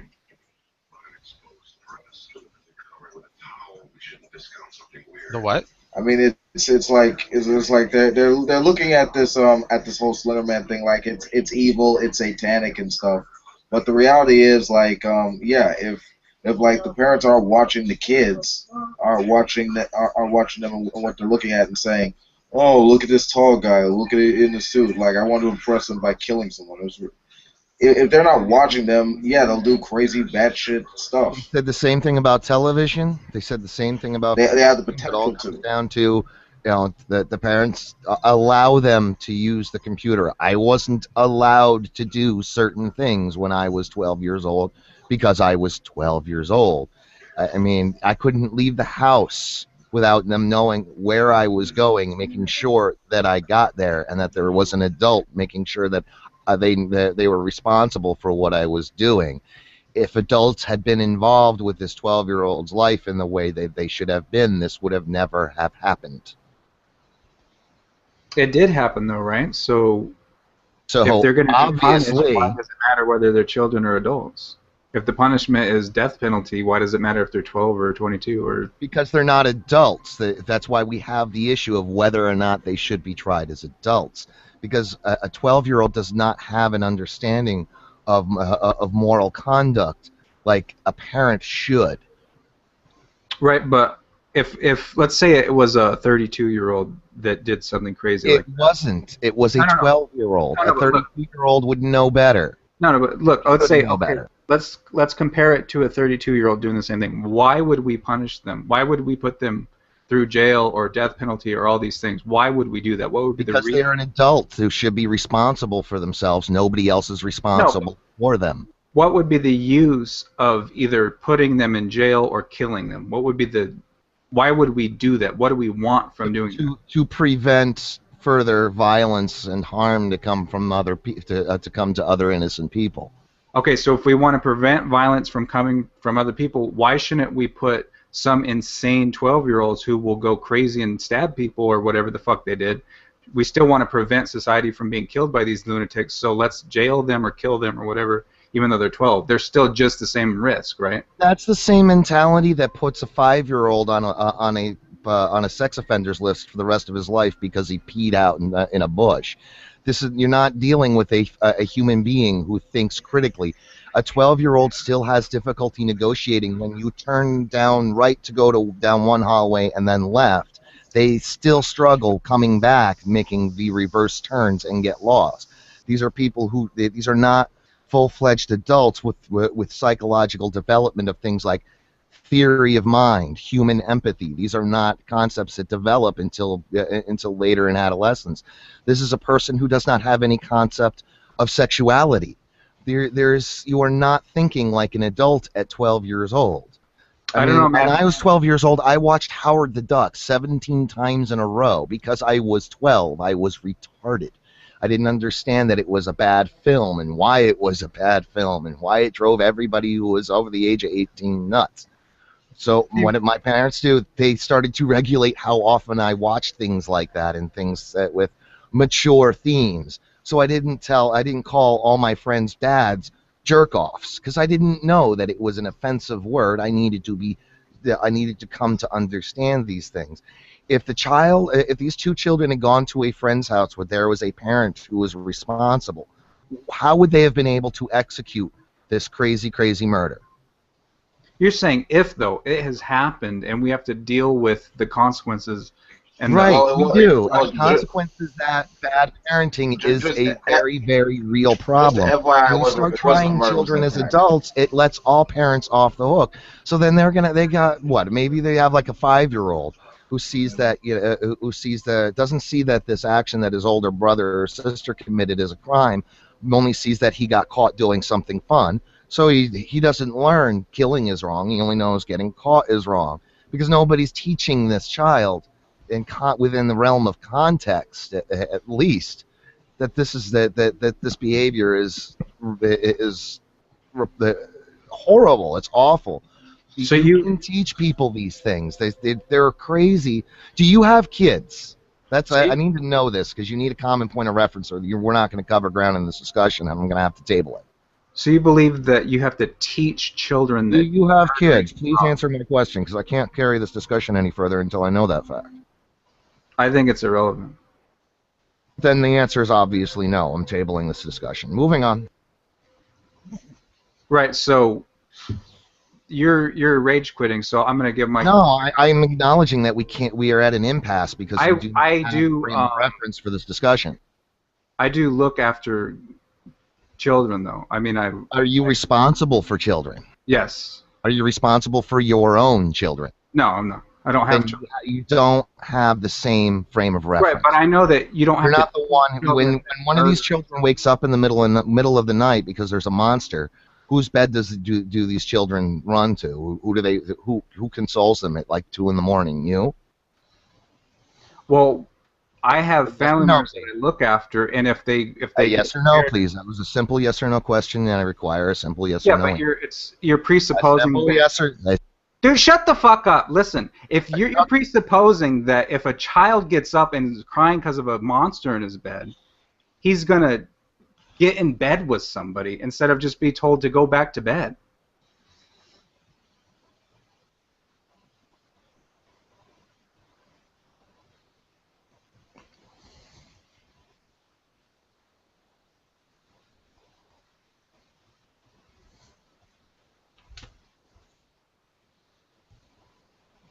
I guess he rage quit. Well, he did say he was done. Like, the argument he was having wasn't about what the kid was specifically going to do. He just used an example.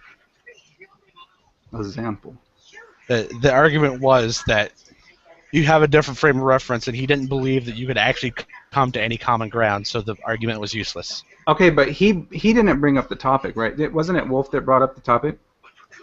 Yeah. Okay, Yeah, so he went on, Jeremy went on with his fucking 20-minute monologue about it, and then he asked me a question, and then I tried to answer him, and he just tried to take over the conversation and try to fucking talk shit to me. When I talked back to him, he rage quit. So let me actually give my response to what Wolf was saying. I think if a 12-year-old child is so unstable that they're going to murder someone, we need to punish them for the same reason we would punish a 30-year-old or a 20-year-old. If they're a risk to society, I regret using the word punish because I wouldn't even think of it as a punishment. We should deal with the problem because it's a risk to society. So I personally think that those who, I don't know the story, but you're saying that 12-year-old kids killed someone because of some urban legend or something? Okay, well, they attacked. They stabbed their two 12-year-olds stabbed their friend and left her for dead. Fortunately for the kid who got stabbed, she managed to survive. She got medical treatment just in the nick of time. So hopefully that is taken into account. But the main thing is, should they be like regarded as adults with this offense? And honestly, if that is the case, then they won't get the help they need, with regard to realizing why this was wrong and why this is an issue in the first place. So, I mean, that's the main thing of why I brought all this up. Right. So I think if at 12-year-old you can't realize that murdering, like stabbing someone to death, is not okay, you're beyond repair. There's no training you can go through to get through that. These people need to be either locked up permanently and protected so that society can be protected from them, or they need to be killed. Well, I think that's they did this because they thought they were gonna impress like a supernatural entity, like a boogeyman of some sort. So, I mean, of course we could this fits the criteria of obviously mentally ill. So, I mean, with that, for the large part, I mean, it would make sense that with this they need to be like excluded from society for a period of time, but they still need the help, the psychiatric help required to have them think more critically about what they did and why it was wrong and why it's not condoned in society. I just don't see the point in trying to rehabilitate them. Like, I think that they should either be killed or just locked away. They're not going to safely come back into society if their mind is already that fucked up. But that's just my view on it. I mean, yeah, okay, yeah, you aren't entitled to that view, but yeah, that's why we have like courts and common law and stuff like that. All right, I think it's a waste. I would rephrase it as not fucked up, but not developed yet. No, at 12-year-old, I mean, at 12 years, you know that it's not okay to stab your friend to please a fucking boogeyman or whatever. If you don't know that, then you don't need to be in society. Yeah, I imagine a lot of 12-year-olds don't actually understand the concept of dying in full. I mean, I guess when I was 12, I wasn't fucking stupid. I wasn't doing rituals with boogeymen and trying to kill people. I understood very early on that you don't just kill people. What I mean, maybe if they were like 4-year-olds or something, 3. Yeah, I still don't think the 12-year-old mind fully comprehends repercussions. It doesn't matter if they comprehend the repercussions. They're a risk to society, so they need to be stopped. Oh, I mean, that's fine. You're entitled to your opinion, but society disagrees with you. Oh God, this discussion again. That's why society is so fucked up. Because society disagrees with me. Well, I mean, I think the thing is you have a very black and white view of it. We have to look at the publicly verifiable evidence of what occurred and and the applications of what could actually be done regarding these two individuals, rather than having just like a cut dry way of doing with it. It's not necessarily a yes or no type of issue. It's really like a matter of applying what the methodology of what we do with regard to the extent of the crimes that they committed, and on what basis. Right. Yeah. I think if the evidence is there that they clearly did this, then if the evidence isn't there that this has clearly been done, then yeah, that becomes a totally different story. If the evidence is there that they clearly, obviously did it, I personally think it is a black and white issue. They need to be terminated, and if that's not societally acceptable, they need to be permanently locked away for the rest of their lives. Rehabilitation is unnecessary, but they can be rehabilitated if you want to do that. But keep them locked up still.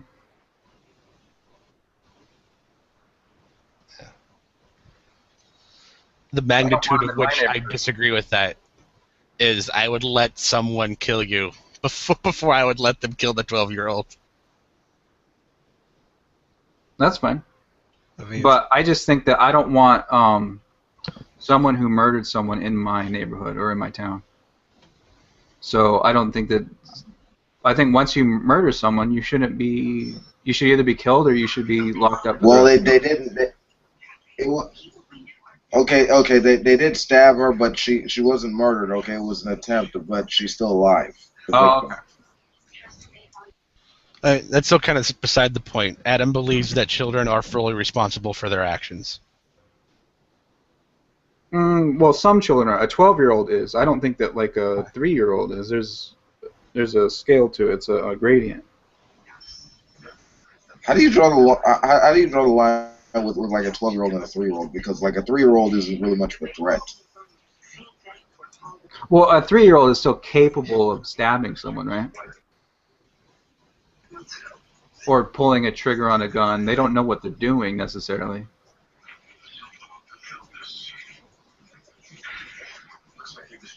Okay, but here's the thing. If we're talking about like a 3-year-old and a 12-year-old, like we're both dealing with children. I mean, neither of them. It's just like with the deal with these two 12-year-olds. They did this because they thought they were gonna be It's like let's take a parallel. Two 12-year-old girls stab their friend to impress Slender Man. Like a grown woman takes a blade, takes her son, and slits his throat because she thinks that the rapture is gonna come. Okay, now there's a difference right there. All right. Now, if two kids who are kind of way too into computers, and the stories on there, like reads this, don't really know that's like fiction, i.e. BS, and not to be taken seriously, and go out and actually do it, as opposed to like a full-grown adult who actually knows better and would really be like more like against like killing your offspring, does that? There's an actual difference there. Okay, one is a grown woman who knows the implications of her actions, and two are two little girls who are like who are just as mentally ill but don't know the ramifications of their actions. Right, I I understand. mean, my point is, yeah, it depends on like the scale of what we're talking about and like the basis for which it rests on. Right. So to me, it sounds like, It, and it's I understand where you're coming from. I just disagree. To me, it sounds like you're coming more from you have a sympathy for the children and you want to protect their rights and that type of thing. For me, it's kind of the opposite. I don't value liberty and freedom above my own personal safety and the safety of my society and my friends and family and loved ones, right? I think it's more important to protect us from lunatics like that who go around stabbing people, whether they're 12 or 98, and that's why I think that they should be either locked up or executed. But I can respect that where you're coming from, where you want to value personal rights and everyone is given the benefit of the doubt and they give a chance to rehabilitation, that sort of thing. I can respect that. I don't want my society to be that way. I don't want murderers running around in my neighborhood.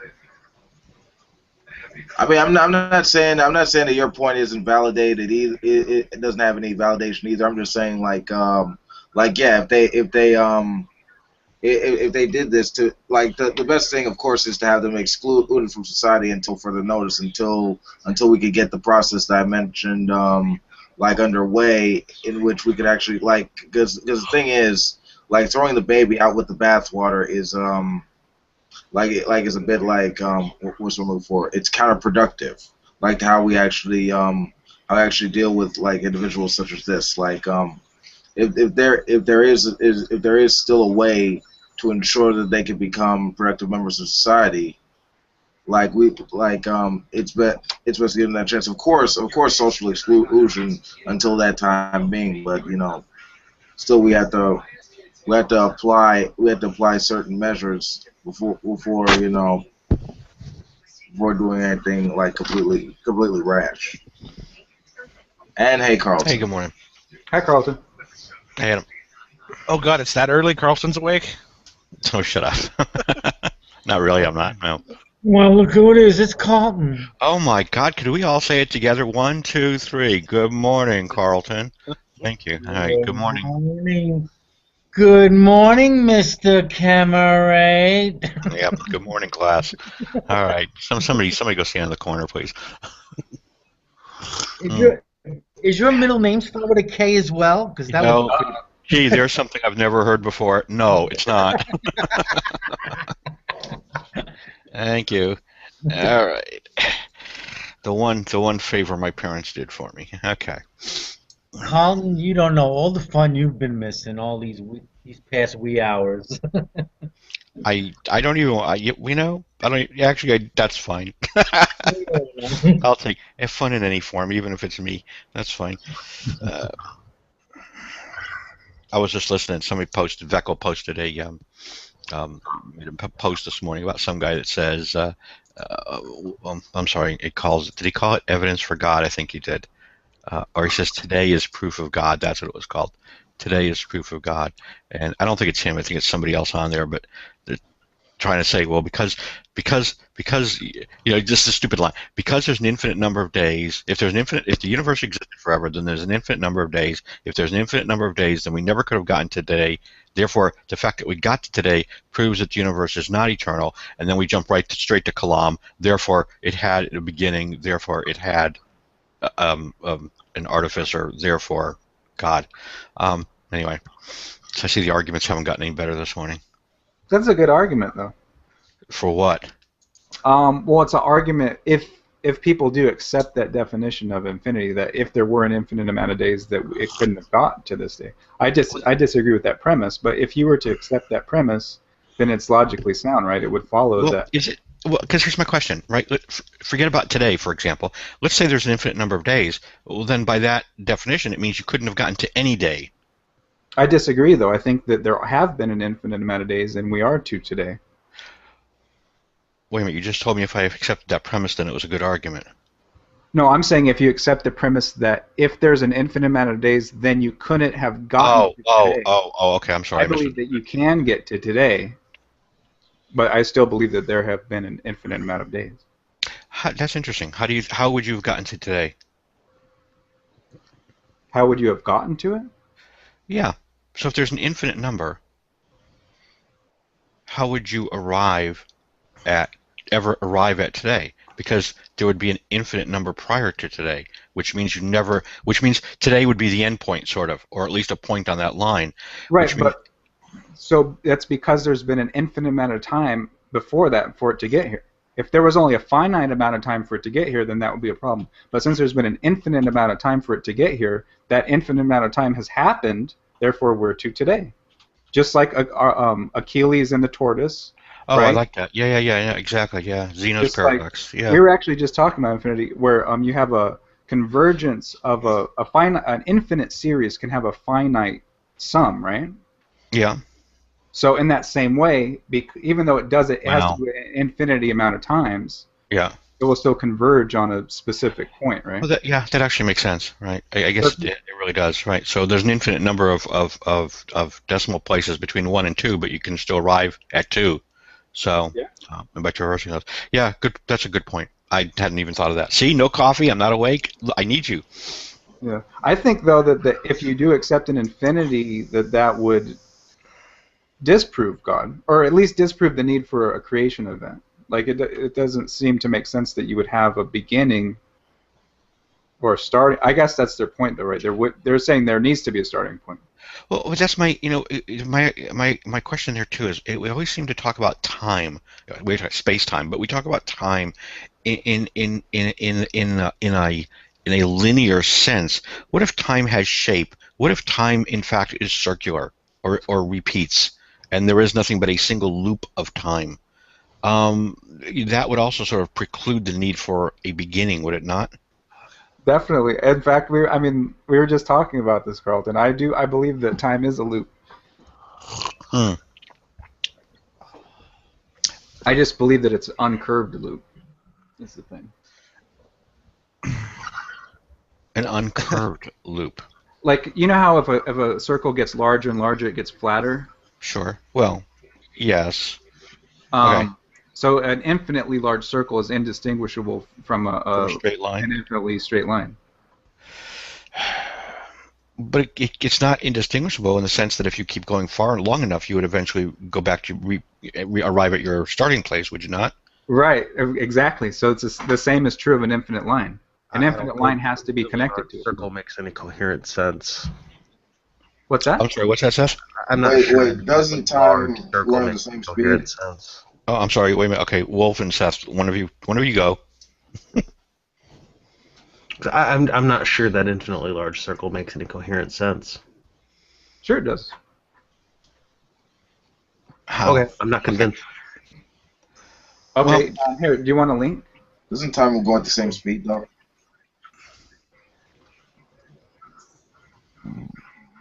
Can you say that again?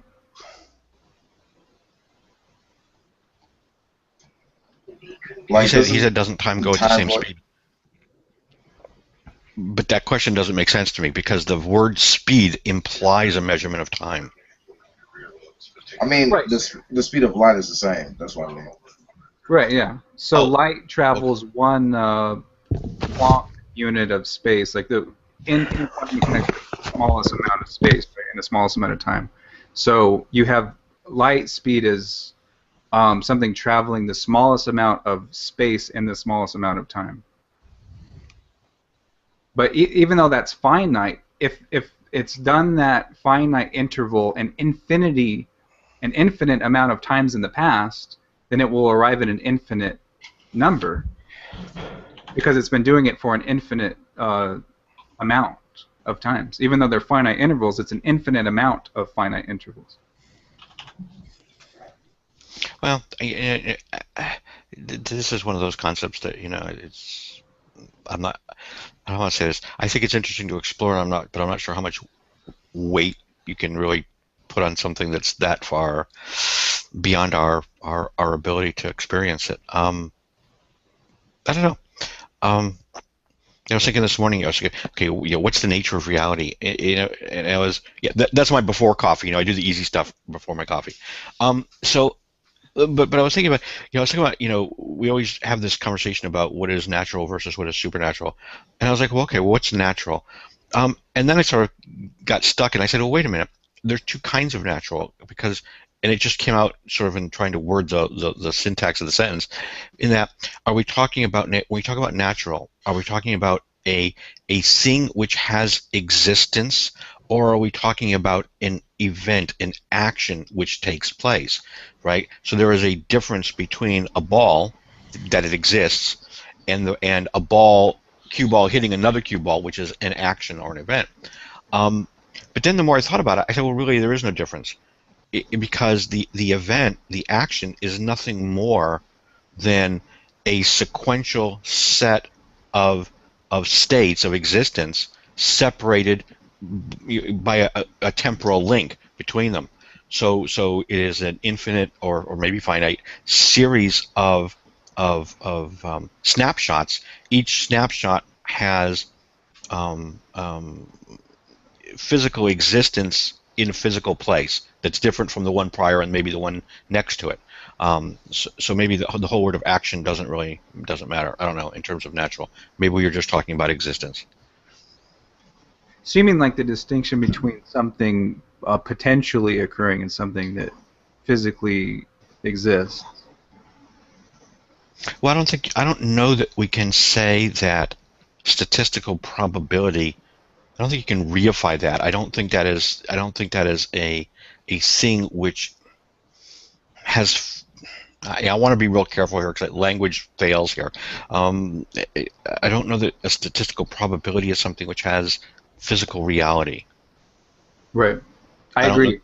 Okay. I agree. Like in quantum mechanics, a lot of times you hear them speak of the wave function, right, as if it's a physical object.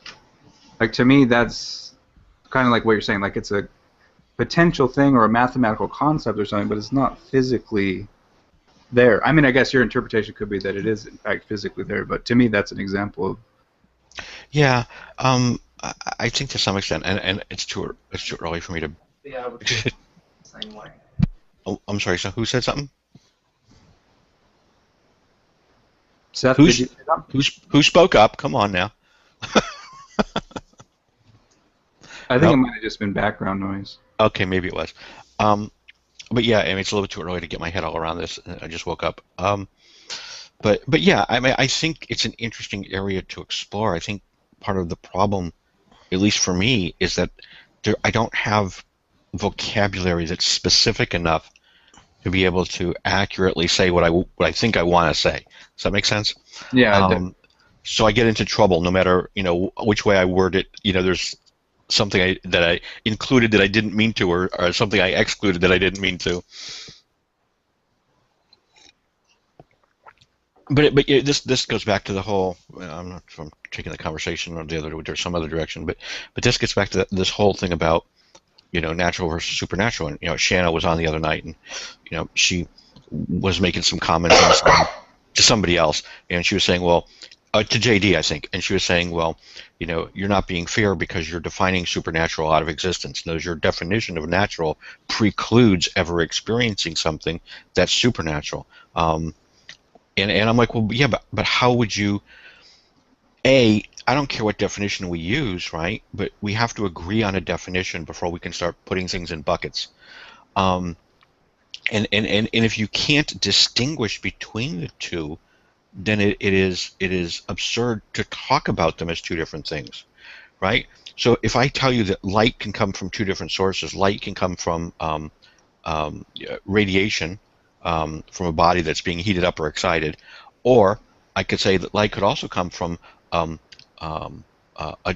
dark luminescent cloud, and these clouds only exist inside of suns, inside of stars, and there's no way to directly detect them, and the light they emanate is indistinguishable from the light that comes from the sun. Well, then it makes no sense to talk about them as two different things if they are, for all intents and purposes, identical, right? So it seems like we have to be able to define what it means to be natural and supernatural, and agree on it. But I don't see how you can. I don't see what definition you could give to supernatural that would allow you to experience something supernatural. Oh, and so to me, I don't like to treat words as if they only have a single definition, but I think that one useful definition of supernatural is simply just something that breaks the laws of physics, right? Something that is miraculous in it. But here's my problem with that. Okay, Adam, and this is what I don't quite, and this is where I never get a good conversation past this point. If we say that, okay, if we say that supernatural is something which breaks the existing laws of physics, okay, as we understand them, right, that has to be tagged on to the end. Well, that implies, for example, that if we were to go back 100 years or 200 years, before our knowledge of the world of the laws of physics were as refined as they are now, then we probably could have found an event 200 years ago that we would, by that definition, have to have classified as supernatural, because it broke the laws of physics as we understood them. Right, the problem was we didn't understand them correctly. Right, so I wouldn't put as we understand them. I guess I'm using the concept of the laws of physics in a sort of metaphysical way, and the idea in the sense of as if they're already out there and we're trying to figure it out. You know what I mean? Like, we don't have the full answer yet, but to me, basically, the idea of supernatural, the way I would think about it would be you have a set of rules, of laws that are deterministic, and then if there was a god or whatever, a magical angel or something, they could step in temporarily. They don't have to follow those laws. They can do something bizarre, and then you would see that, and then they would go back, and it would just be a temporary suspension of the ordinary law. But my problem here, this is like the light. How do we distinguish between a violation of objective physical law, okay, versus simply the observation of something which appears to be that, but which is really the result of our lack of knowledge of what that law, that objective physical law, how it works. So I don't know that we have any way to distinguish the two. So again, it's like the light example. If they are identical, and if we can't separate the two by any rational means, then again it seems kind of foolish to try and put it into a separate bucket. And I'm not saying I'm against supernatural being there. I'm just saying that there needs to be a way to identify it. Yeah, it could be that. Agreed, but the burden of proof is on the burden of proof is on like the supernaturalist who's making who's basically making the claim that there are events in the world that can't be explained through scientific laws. And I mean, because we're dealing with the null hypothesis, we don't have to really do much to demonstrate there are natural testable explanations that explain natural phenomena, because that's self-evident. Well, I mean, the burden of proof is on them to actually demonstrate how these. Well, I agree with you. They have to figure out these problems for themselves. I mean, well, I agree with you on that, Wolf. But I also think that, I think I'm trying to talk about two different things. I think when we talk about burden of proof, that's a debate topic or tactic, right? I'm not really concerned about it in terms of whose responsibility it is. What I'm more trying to do is just dialogue about how could any of us, what framework could we build that would allow any of us to detect it if we so chose to, and in what way could we detect it that we could then convince somebody else that this is in fact, what we observed. So I'm not so much worried about whose job it is or whose responsibility in a debate it's going to be, as much as I am just trying to explore the idea of if I wanted to explore my own world and see if supernatural exists in it, what framework could I use, that's reasonable? How could I make that determination? Very difficult. I guess if like magic was happening around left, right, and center, then we probably might have to revise our views about these things. I guess just to throw that out there. Carlton, I think you bring up a very interesting point. I think that you would have to use the term supernatural and that sort of thing and laws of physics and all that in relation to a set of beliefs, right? It would only make sense to use that to analyze it within either the set of beliefs that you hold or the set of beliefs that you're arguing against, whether you're an atheist or creationist or whatever. In order for someone to be consistent with their set of beliefs, they're going to give their laws, and if something breaks those laws, it would, by that definition, be a miracle or supernatural or that sort of thing. Well, so here's okay. So I'm sorry, I'm just kind of throwing a bunch of stuff together here. But when we talk about something that is potentially supernatural, are we talking about an event itself, or are we talking about the causal chain prior to it that makes it supernatural? So if in my analogy here is God, let's assume God exists, and God wills into existence a bowling ball, just by sheer force of will, pops a bowling ball right at the top of a hill, okay? And that bowling ball rolls down the hill, splashes into a puddle of water, splashes mud on a passing car's windshield. The car careens off the road and hits a tree, okay? Is the car hitting that tree a supernatural event? Because it did have a supernatural event in its causal chain. So would you consider that car hitting the tree supernatural at that point? Wait, so what was supernatural about it? The bowling ball. God poofed the bowling ball into existence. Miracle. Oh yeah, that would definitely be. I mean, by my understanding of what the word should mean, the way I understand it being used, I would consider that. So you would consider the car hitting the tree supernatural? If it was caused by a magic bowling ball that popped into existence, I would consider that a very clear, definite example of a supernatural event. Okay. Now, and what I find interesting about the question is that if that's the case, then for the theist, they have actually the reverse problem. Because if that's true, then for the theist, their job is not to define what constitutes supernatural. Their problem is they have nothing natural in their world. Because if you go back to the first cause, if God is in fact the first cause, that is by definition supernatural, then every event that flows from that would be by that same definition supernatural. Oh. So everything we observe would be supernatural at that point. So because the initial conditions after that were supernatural, the following, even if it's deterministic, the determinism is set from a supernatural event. Right, because it's the bowling ball, right? I mean, the car physically hitting the tree was very deterministic and natural in and of itself, right? The driver couldn't see, they swerved, they hit a tree. There's nothing magical about that. But we call it supernatural because this whole chain was initiated by a magic bowling ball. Well, so then couldn't the same logic be applied that if God poofed the universe into existence, that everything that flows from that, by the same definition, has to be supernatural? Right, so wouldn't the same thing apply to so many scientists and atheists who believe that there was a singularity that caused all this to happen? Like instead of a god of the gaps, you have a particle of the gaps. It's just a magical particle that did it. Well, I think, and again, I think it's always going to come back to, well, how do we define supernatural? So I'm sort of granting. Yeah, go ahead.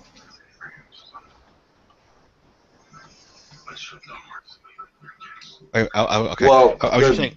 The problem with the claim is like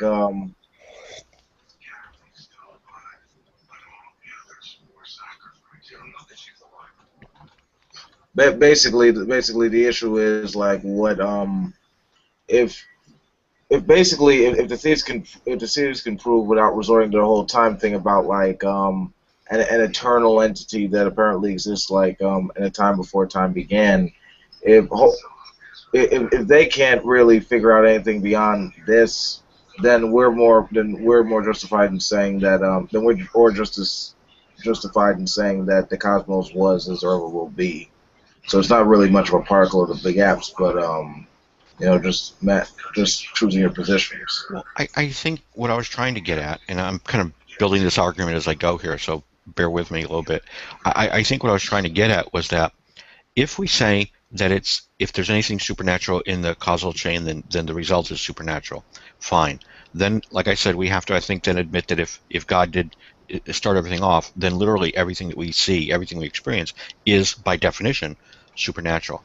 And I think that if you get there, then I think the next step, which is where the problem arises, I think then is the fact that now natural, what a natural and supernatural become indistinguishable from each other. In other words, now there is no basis whatsoever that I have to distinguish. There's no definition I can offer that would distinguish a natural from a supernatural event that I can test in any way, shape, or form. So I think once you arrive at that, then I think it becomes impossible to make the leap backward by saying something is miraculous and is therefore evidence of God, because I think then what we have is simply our universe, our experience, and the theist calls everything supernatural because they believe that there's a God that kicked it off, and that's their definition of what it means to be supernatural. And the atheist looks at the same events and says, well, I don't hold to that initial proposition, therefore all the events that I see are not supernatural. So I think that I don't think that it's problematic that we define supernatural out of existence in that sense.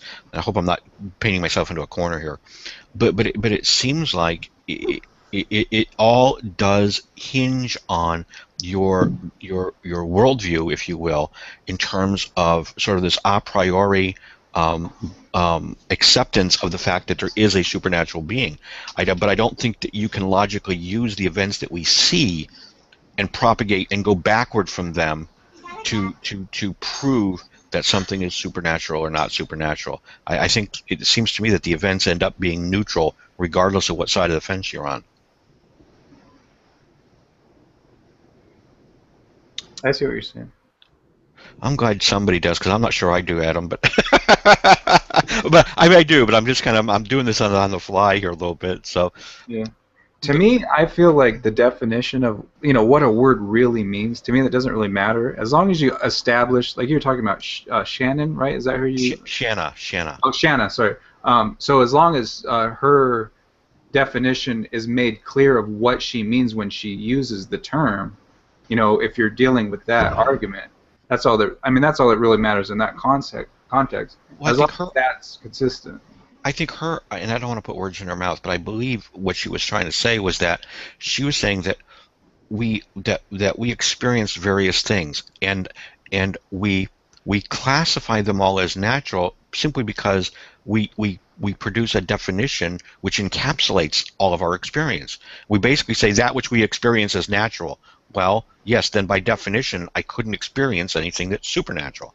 And what she's saying is that we experience both natural and supernatural things. It's simply that we don't realize that some of those events are supernatural because we sort of classify them ahead of time as natural because we experience them. And she says we shouldn't do that, but I'm not sure that she has any other way to really identify them otherwise. So how about, actually, I don't know if this will help or just make it more convoluted, but that made me think of an analogy. Like, suppose you were in a movie, right? And we think of reality as being, like, if we were in a movie, it's just the camera's turned on and there's no editing, right? Right. Mm-hmm. So let's say if you were living in a movie that was edited, that would be the analogy would be that that's supernatural. But the people living within the edited movie would perceive it as just a completely natural thing. There wouldn't be, when there's a jump cut or something, they would just experience that yes, natural. Actually, it's a very good example. But think about that for a second. Yes, but okay, and I would. So yes, I think that's an awesome example, actually. Yeah, so I think in that case, I would agree with Shanna that there are things, if I'm in the movie, I am experiencing some things which are natural. They're the natural flow of the tape, of the film, and I am experiencing other things which were not the actual original flow of the film, but they have been edited in or out by somebody outside of the movie. But I'm not aware of that. I simply experience them as the new natural flow. Yeah. But again, I think my problem here is that while conceptually I agree that that's how this would play out, and in that world, then yes, maybe I am experiencing supernatural things right now. But my point, I think, here is that I have just like the guy in the movie. The guy in the movie has no way to distinguish events that are part of the natural flow of the film and events that are part of the flow because of having been edited. For him, they're indistinguishable. Right, exactly. They all appear natural. Right. Because in the actual recording, he actually got to that point. He didn't jump forward in time. They just took that part out. Right, and so for the person, and now imagine we are the person in that movie. Would it be a rational conclusion then to try to use the events that you're experiencing as part of that movie to prove that there is in fact an editor that lives outside of the movie? That's a good question. To me, I mean, if that was the question of philosophy, I would probably spend my life trying to figure that out. But the way you pose it, yeah, it seems like a waste of time to try to figure that out. But I think I may spend my rest of my life trying to figure that one out because it seems interesting. In other words, if it's like what test could the guy in the movie do? What could he contrive? What kind of experiment could he put together to help him figure out whether there in fact was an editor? Now, I'll try and be Shanna for a second. So the guy in the movie might say, for example, I've lived in a million different. Maybe when you get done with one movie, you start the next movie. Okay. So the guy in the movie says, I've lived in a million different movies, and in every movie I live in, the good guy always wins at the end. Maybe this is because this doesn't seem to be something that is random. This seems to be something which is directed or which is artificial. So maybe he could look at the environments in the different movies and see if he can pick out qualities that over time accumulate to be something that appears to be artificial, and then project from that and say, well, that implies this is sort of the fine-tuning argument, I guess, for the movie, but that this sort of implies that there's really an editor there, because otherwise, every movie wouldn't end the same way. I mean, is that a valid line of reasoning? Because that's basically what I think the deist is doing, is they're looking at the universe and saying, it appears to be, there's some fine-tuning, there seems to be some control. The universe does not appear chaotic, and therefore that would seem to imply that this is a directed orderliness. It doesn't seem to be just randomly chaotic. And that's definitely the case. I mean, that's what scientists are saying, right? That there's impossibly specific fine-tuning that basically requires a multitude of universes to make sense without some kind of intelligent creator or something that actually could set that. Well, if you don't mind, let me ask a different question, but I think it's related, sort of a tangential question here, because this one we were posing yesterday. This, the Paley's watch argument, right? Argument from design. If people would say, if I walk along the beach, right, we'll just use the same argument, and I find a watch, right, I can look at that watch and I can infer from that watch that there must have been some sort of an intelligent designer that produced that watch, that it doesn't occur naturally, and I put the word naturally in quotes here. And most of us would agree, right? I mean, if I walk along and find out my telephone on the beach, I'm pretty much not going to think that just happened because a wave rolled in and created a phone out of the sand.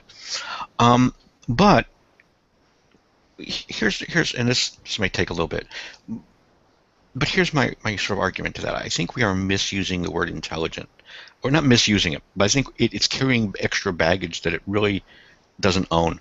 When we say that it requires an intelligent designer, it seems to imply, at least in the argument, that this intelligent designer is somehow outside of nature, and I think that is a problem. So, for example, if you look at me as a human being, right, I would maintain, and Christians probably would disagree, but I would maintain that we are basically an organic computer. Okay, we have a brain. That's the source of that is our mind. It functions on electrical and chemical principles, and produces a consciousness. The fact that we can't explain how in detail that happens, I think, is irrelevant for the moment. But it does. So I view people as though we are like a player piano, literally. We play a C sharp, and we have this perception that we chose that note, But the reality is we played it because it was punched on the paper already. We couldn't have picked a different note. And so the things we do are not, there is no choice or free will, so to speak, that is meaningful. If that's the case, okay, I'll grant you that. If that's the case, though, then the fact that a person built the watch on the beach that you found on the beach is no less natural an event than the fact that the wind and the waves carved some kind of a shape on the wall of a cliff. Because if I am also the result of natural processes and natural events, and if there is no real free will that exists outside of me, I do what my brain tells me to do, then I literally am just a piece of nature. And from this machine that nature has generated came another machine, a watch. But it doesn't imply anything that isn't natural. So all we're really, I think, saying there is that nature produces machinery, and sometimes that machinery is very, very simple and very crude, wind and water. Sometimes that machinery is more intricate or more complicated, I should say, and that typically that more complicated machinery, as that machinery functions, produces other things that are more representative of itself than the wind and the water, for example. That's part A. Part B is, and I'll do the part B real quick. Part B is I think we go the wrong way. I think that we say that here's a watch, there must be something more intelligent than the watch or more complex that produced the watch, and therefore there must be something more complex that produced mankind. But when we look at nature, it doesn't go that way. It actually goes the opposite way. In other words, when we see something that has some level of intelligence in nature, it is actually composed of less intelligent parts, right? Typically, it's an emergent property. So it is composed of things that are actually less intelligent and less complex, and each of those are composed of something progressively less intelligent and less complex. So it almost seems, like there's an argument here that's going contrary to what we observe in nature. That complicated things are made of less complicated things. They're not the result of more complicated things. Anyway, I just throw those two out there to have some fun with. Yeah, I think I see what you're saying. To me, I think a distinction between the natural and the artificial is very useful in our, in everyday practical life. But when it comes down to it, that which we consider artificial has to be, the source of the artificial is natural. So it's really just a false distinction. But I think in a practical sense, it's a useful distinction. In a philosophical discussion, yeah, you have to really question, well, why do we consider that artificial when really all of it is, nature? If we're not nature, then what makes us separate from nature? I guess I do believe that. I believe in consciousness. I believe in free will. So I guess I do believe that I am different from nature, and I have basically special powers that ordinary nature does not have, and I'm able to reverse entropy, and I'm able to make decisions, whereas a beach is not. Like crashing waves are not making a choice. Okay, but where would you put a chimpanzee? I mean, obviously it can make some decisions. I think a chimp is way up there. I think chimps are extremely intelligent. I would put them up there with 10-year-old human children. Okay, all right. So you would say that they're basically equal in that, at least to some extent. Okay. Yeah. Actually, I think chimps are more intelligent than humans for certain things. There's these tests where they'll put numbers up on a screen, and then I saw that. Have you seen that? Yeah, I have. It's a number game. The chimps will whoop humans' ass on that. They do it so naturally. I've seen it. It's very good. What do they do? Tell me. There's numbers that pop up on a screen, and then you just see it for a second, and you have to memorize what and the chimp gets it right. Yeah, and you have to push the buttons in the order, right? So like I can't even do it. Oh, is it like that little? What was that game with the where you push the different colored lights and it plays a tune, and you got to repeat the tune, and they keep getting longer. No. Similar to that. You're thinking of Simon Says? Simon Says. There we go. Yeah. No, I've seen it on YouTube. They put numbers 1 to 10, Yeah. And they put them on the screen for a split second. And the chimp can point to the screen exactly where those numbers were. They're like randomly distributed around the screen. Oh, okay. Yep, and the chimp gets it right every time. And fast, too. They do it fast. They're like... I know. Even in slow motion, I can't even do it properly. Well, I think that's interesting. And see, and you know. Oh, you have to see the video. I will put a link up there. I'll go look it up. I'll see if I can. I'll find it. But after I saw that, I went, "Fuck! I want to be a chimp."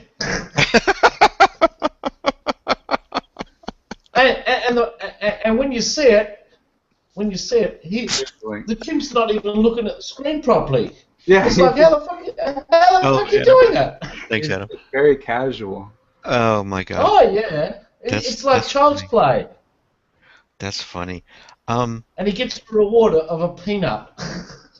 It's just cheap labor too. I'm paying big bucks for beers. Yeah, that's wow. Absolutely amazing. I forgot where I was going with that, but that actually is really cool. But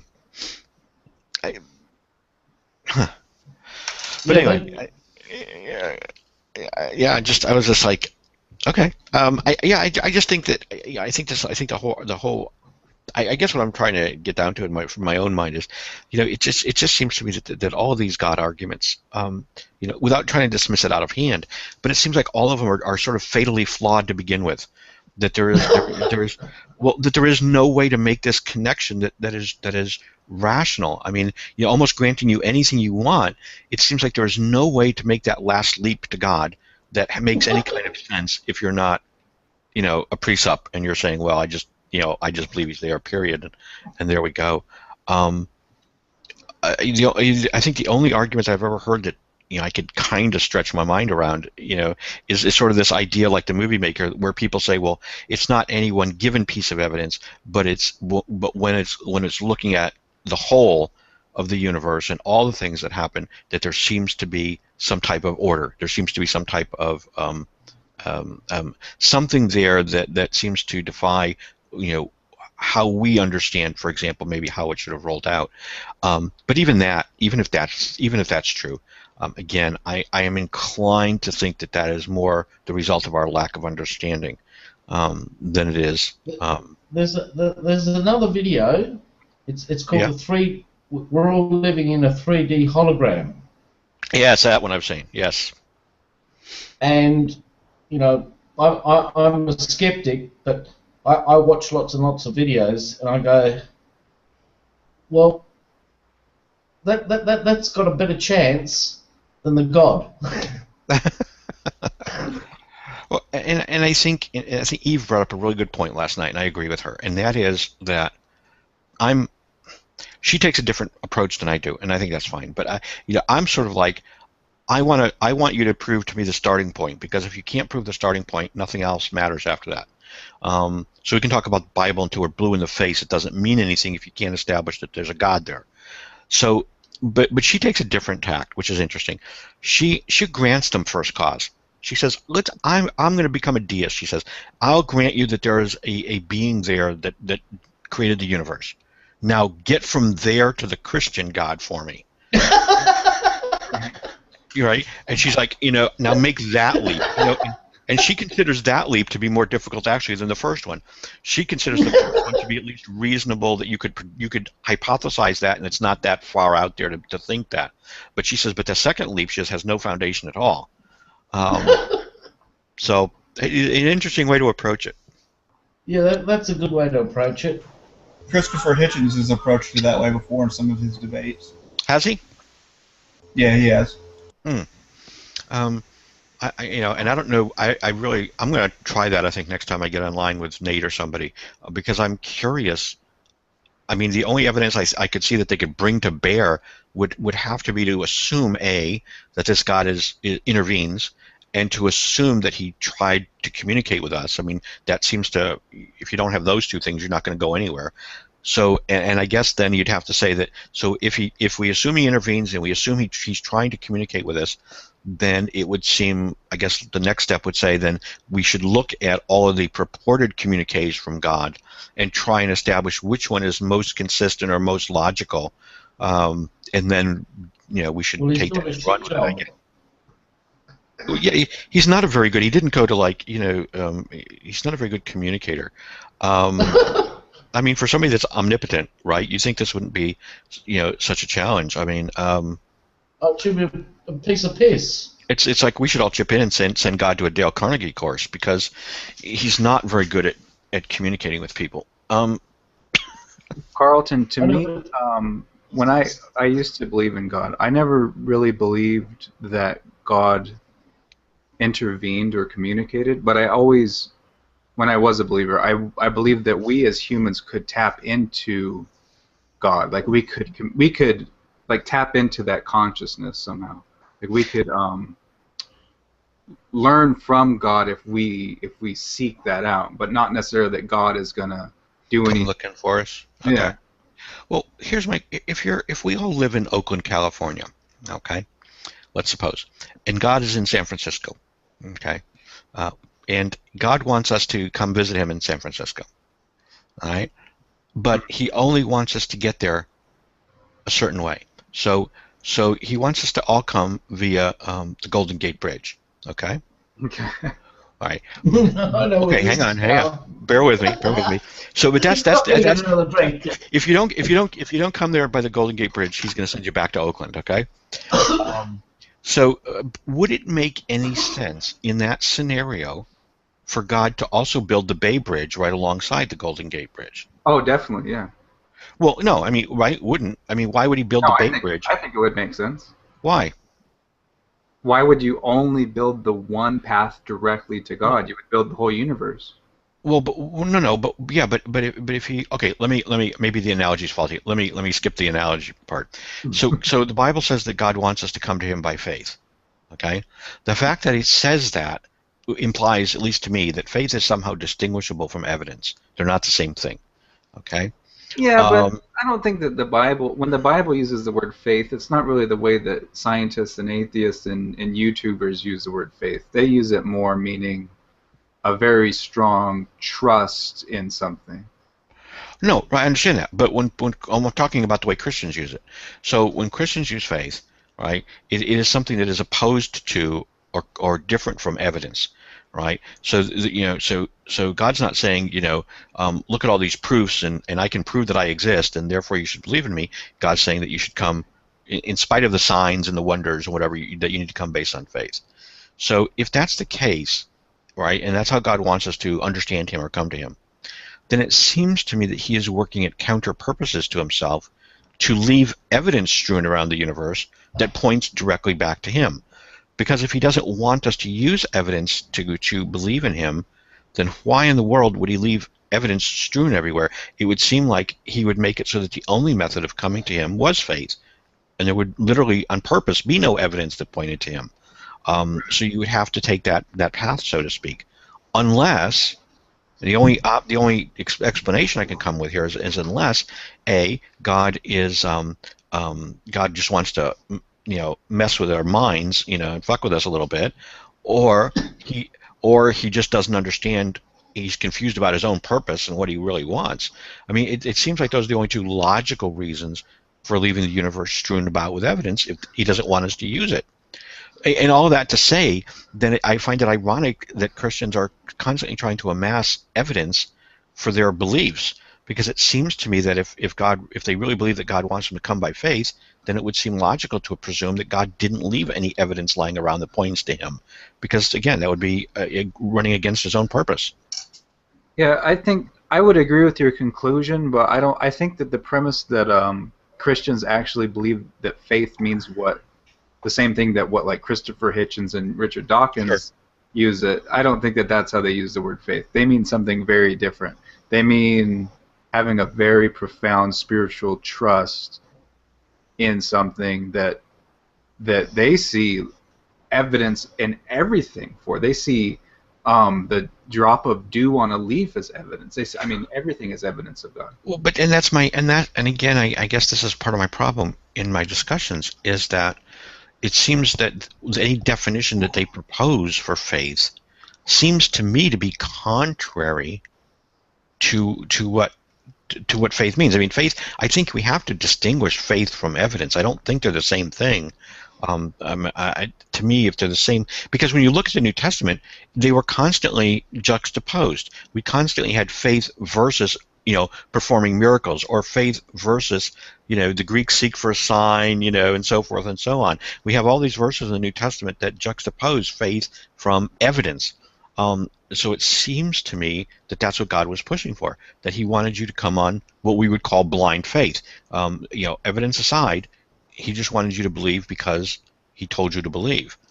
I do think that it's anti-skeptical. Like they're arguing against skepticism, but I don't think they're arguing against evidence. I think they're claiming that they have all the evidence that you would ever need. I don't think that they're anti-evidence, but they are definitely anti-skepticism. I don't understand how those two play. In other words, if there's, and this is I guess what I'm saying, if there's evidence, right?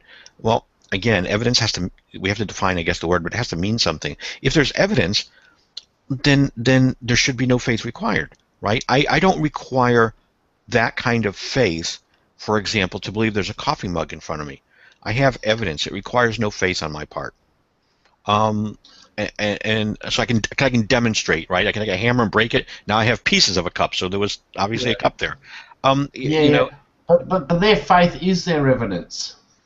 Well, but that doesn't but that's playing, for me, that's just playing with words. That doesn't make that doesn't make sense. Right. Hey, good morning, Nadia, by the way. I'm sorry, I want to say good morning, Nadia. We don't have any sound from you, Nadia. I see your lips moving, but I hear no voice, so I'll just let you know that. There's no, let me type that in the side. Maybe she's, she dropped out. She must have heard me. Okay. Oh, we could do some lip reading. God, John, you were saying something. I didn't mean. I'm sorry for stepping on you there. Yeah, no, their faith is their evidence. I know it's contradictory, but that's what they use. Then see, and this is okay. So then, how are we supposed to have any kind of a rational dialogue with? You can't. You can't. Well, I've seen 1,000 dialogues. Right. And their faith is their evidence. That's what they use. I agree with that, but I guess what I'm asking, John, is that if you ask any of these Christians, right? I mean, their goal in life is to evangelize others. So their goal is to convince me, right, that there's evidence. Well, then we have to use a word that I accept. It doesn't do me any good whatsoever if you get to define the words and I disagree with you. How is that going to convince me of anything, right? Look, I've seen this argument where they say the empty tomb is evidence for Jesus. Right. Well, okay. If this was an empty bottle, that's evidence for a genie. Well, yeah. There was Ozzy brought up a great. Everything that's empty is evidence. Well, yeah, exactly. I mean, Ozzy brought up a great point once. He said there was a movie, and I remember seeing this movie. It was called, I think it was called "Can You Dance?" It used to be a Japanese movie, and they remade it in the States. But it was about, real brief, it was about this Japanese man who was a worker, and he was very, very shy, very introverted. Okay, he's married, and on his way home on the subway every day, he would pass a dance studio. And he would look in and see the dance instructor giving lessons, and he was initially in the movie. He was enchanted by the instructor. She was beautiful, right, graceful, and so he started taking lessons there without telling his wife. So he'd stop after work and he would go take a dance lesson, and eventually he fell in love with dance, not the instructor, but just with dancing. But he was too shy to tell anybody. So he would tell his wife he had to work late, and he would tell his wife, he had a meeting with his comrades, or he went out for a beer. Well, after a while, right, she started becoming suspicious, and so on, and she started checking up on him. And of course, none of these stories, panned out. And so she had a little meeting with, I guess, one of her girlfriends, and in that meeting, they sort of came to the conclusion. They said, well, if he was cheating on me, he would lie about where he was. He would be going out at odd hours. He wouldn't be at work when he was supposed to be at work. He'd be tired. He wouldn't want to have sex. Whatever, because he'd be tired. Whatever. And so they went through this list of things, and then they said, "Oh my God, that's exactly what's happening." Because he's not home. He's tired. He's going out at weird hours. Obviously, he's having an affair. And Ozzy's point here was that there's a very subtle thing happening there, and that is we are looking at symptoms, right? Or we're saying, well, what symptoms would explain this behavior? And we see those symptoms in this guy, and we're saying, then he must be guilty of that behavior. But he said, obviously, that is not the case at all, because there's more than one scenario that would produce those same symptoms. And he says, and that's exactly what the Jesus and the empty tomb story is. We're looking at things. They're saying, there's an empty tomb. We crucified him. There's stories about him. There's people dying martyrs. Therefore, well, what explains all those things? Oh, well, Jesus rose would explain all those things. And he goes, yeah, it would. But the problem is there's a million other things that would explain all those things just as well. And so again, you can't kind of back into that way, it just doesn't make sense. I know, man. You have to be on drugs to make sense of it. I really, yeah. I mean, at some point, yes. The silly stuff is kind of fun. I mean, really it is. I mean, really, I want to take some of these people and slap them upside the head sometimes and say, really, you're a grown-up. You're an adult, right? You bought a house, you got a mortgage, you got a car, you got a family, and you're still standing here talking to me about talking snakes, walking on water, and turning water into wine. I said, I'm like, I believe it. Well, every Sunday I have a hangout, and I get a glass of Kool-Aid, and I drink it. And I always challenge the Christians to come in the hangout. And I said, please pray for me. You want to make me a Christian? Come online, pray for me that God will turn my Kool-Aid into wine. I said, my God, it's already halfway there. It's the right color, and it's loaded with sugar. All he's got to do is ferment it, and we're good to go. Right. So I see that type of a challenge as being kind of how you're talking about the difference of faith and evidence. I think that when you're saying kind of mockingly, here I want to test God. Right. Even though I don't believe in a God, I think that they're claiming that that's the exact thing that God would never do to prove to you. Right, but my argument back to them is he does that all the time. And my argument goes like this. You can be the Christian for a moment. Okay. Okay. And my question to him is, well, you're a Christian. Yes. Okay. Well, what was it that convinced you to be a Christian? I mean, what event was there, if you could think back, that was sort of the watershed moment when you decided to believe in God? And they'll come up with something, right? Whatever it is. Someone prayed for me, somebody got well, it was a church service, whatever it is, doesn't matter, okay? They were raised Christian. Anything, right? And I'll say, well, okay, so then is this not exactly what I'm asking? In other words, God knew, if he's omniscient, he knew what it would take, what event it was required for you to believe in him, and he provided that event to you. Right. Well, if he did that for you, because that's what you required, how is that different than doing for me what I require? Right. I don't see it being different. I said, first of all, he's turned water into wine before, so I'm not asking him for anything new here. I said, secondly, the Bible says, anything you ask in my name, I shall do it. Okay? There's a very simple promise there in the Gospels to Christians. That's what it says. Now, you can spin that and make excuses for it all day long, but that's what it says. So it seems to me this should be a very simple thing. You should come in the hangout, say a prayer, and this should turn into, Annie Boone's farm, or maybe something better would be nice. But, wine, and yet no one can do it. Good morning, Nadia. There she is. Now we can hear you. Yeah, my phone doesn't seem to work. Oh, that's okay. You're looking especially nice this morning, by the way. Oh. You did your makeup. You did makeup this morning. No, I didn't actually. You didn't do eyeshadow? It looks like your image is kind of actually pixelated, but maybe that's what it is. She's just naturally beautiful. Well, there's that too. I know. I do have eyeliner and lipstick tattooed on. There you go. See, there's no camera that can take away from her natural beauty. So it's not natural. It's tattooed on. You can't hide this beauty, right? It shines through regardless, Nadia. But yeah, the camera's a little pixelated this morning. But is that new, Nadia? Have you always had that? Have I always done what?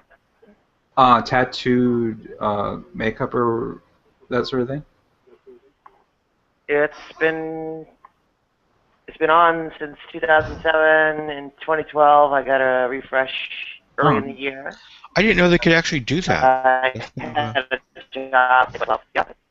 I didn't know they actually could do tattoo, mascara, or makeup. It doesn't last forever, but it's there. Is it like a regular tattoo, or is it just something different?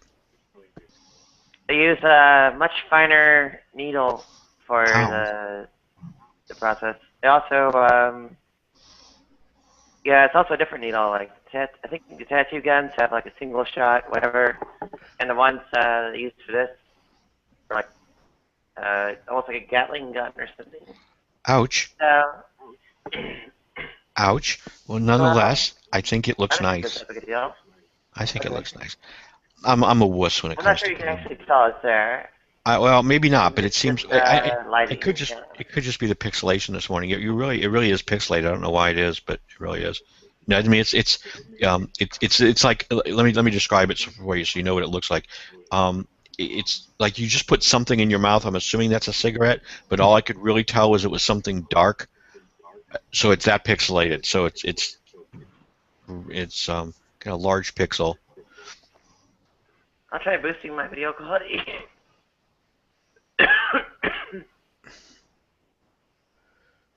But yeah, Carlton, I think that you make a good point, and that's one of the strongest reasons why I stopped believing is that I really did believe in God, and I seeked that out, and I really wanted some kind of indication or sign or evidence of that, and I felt very frustrated that I believed in God and God would not give me some kind of confirmation of that.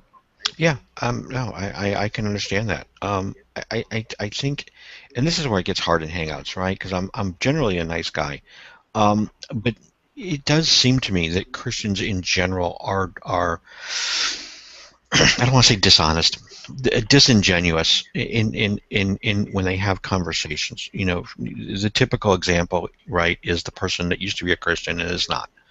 You know, instead of dealing with that head on, you know, and saying, well, that's interesting, you know, tell me why, right? There's this almost knee-jerk reaction, you know, that, oh, well, then you were never really a Christian in the first place. Right. Yeah. And you know, and that, I mean, and that's, you know, obviously said for one reason and one reason only, and that's simply so that they can dismiss out of hand anything that you say, you know, that's problematic. So in other words, when you come back and say, well, I'm no longer a Christian because when I was a Christian, you know, I acknowledge that there really was nobody talking to me. There really was nobody there when I was praying. There really wasn't anything there. You know, I like being around other people or whatever it was, right? And they have to deal with that because, of course, they're telling non-believers that if you become a Christian, you know, God fills you up and you have all these wonderful experiences. You know, and here you are going, yeah, no, that's not really what happens. And so they sort of have to dismiss it by saying, well, you weren't really a Christian. That's why you didn't really experience this. And then to me, that's disingenuous. That's not really trying to look at the evidence and explain it. And I think, you know, and this is where I think it's different than like when you talk about evolution, right? Like this guy brought up a great evolution question the other day, and it's not really relevant other than, you know, same. He brought this great question. So I took it to somebody who's an evolutionary biologist because I went and looked on Google and I couldn't answer it myself.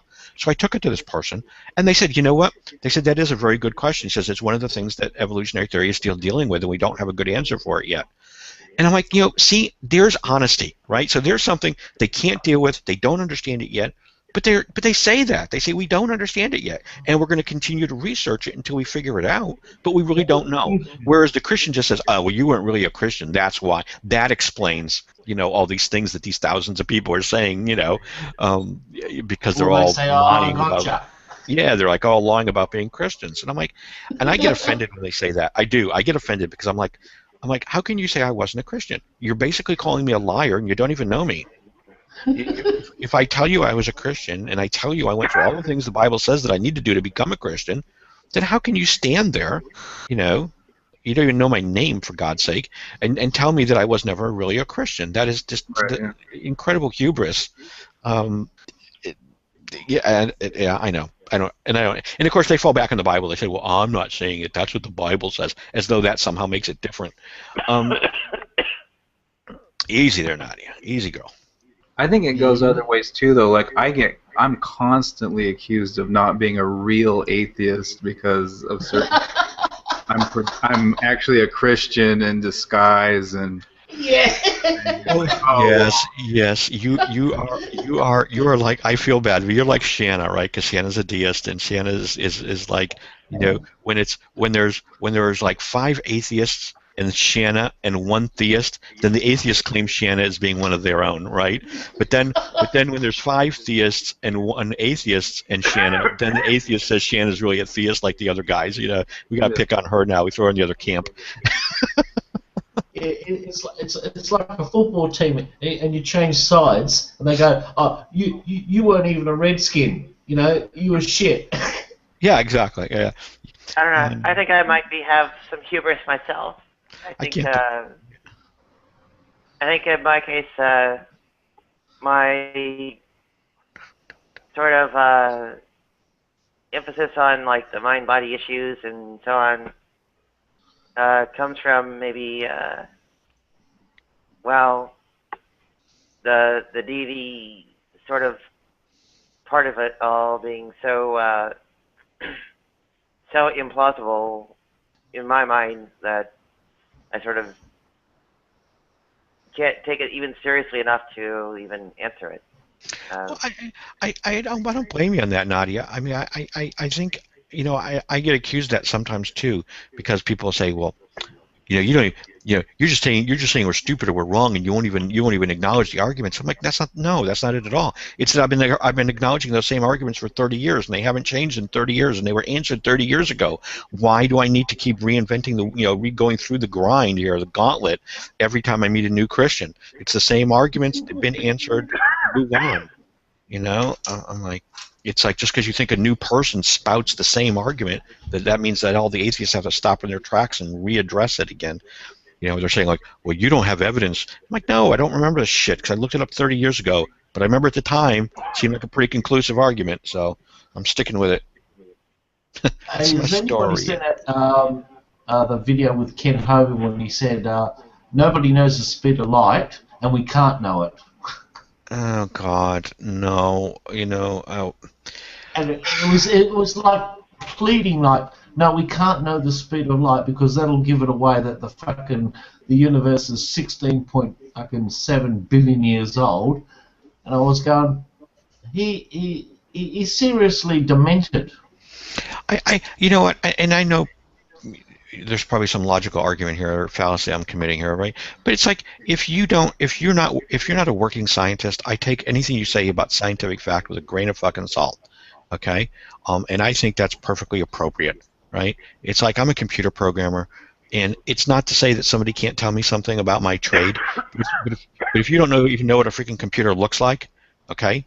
Please don't come in my room and start spouting about a object database impedance mismatch and telling me, you have a better way to resolve it. I'm like, yeah, if you don't know what you're talking about, at least have the courtesy to shut up. Yeah, but he doesn't come into your. He stands up on the stage and says it to his followers. Well, that's the thing. It's these people that know nothing about it, And then when we talk about evolution, or science, we say, well, so and so says. We quote authorities, and they're like, oh, well, you're just dependent on, because they're an authority, you think they're right. And I'm like, no, I'm not saying that it's right because they're an authority. I'm saying they are an authority. They work in a community. The community agrees with them. So this obviously has a veneer of validity to it. Okay, there's a reasonably good chance that this is probably the best. These are the best minds in that discipline. And if they see it, who am I to fucking say? Hogan turns around and says, "Oh no, they're all lying."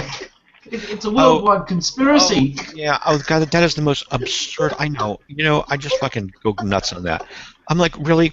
I said, first of all, there's millions of scientists that are not atheists, okay? They are Christians. They are Buddhists. They are Hindus. They are Muslims. They are Jehovah's Witnesses. They are Mormons. They are every religion under the earth.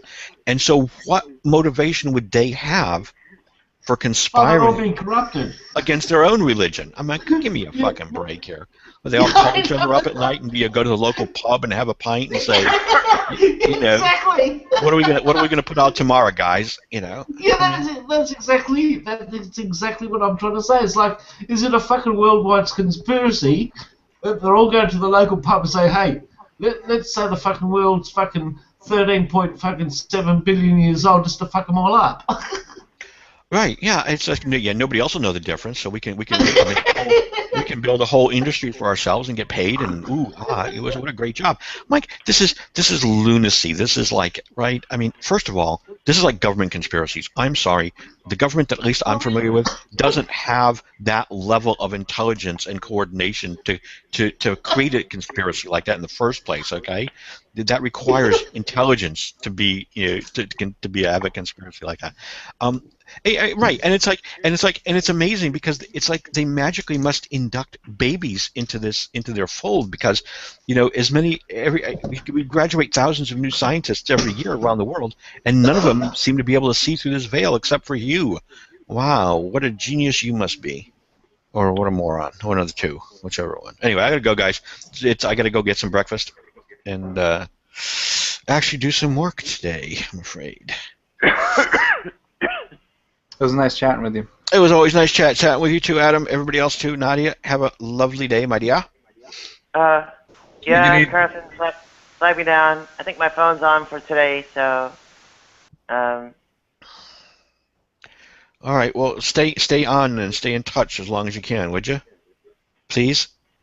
I don't really have a whole lot of control over it. I know. I know. But I think I have a point of contact for like phone stuff or something. So. Okay.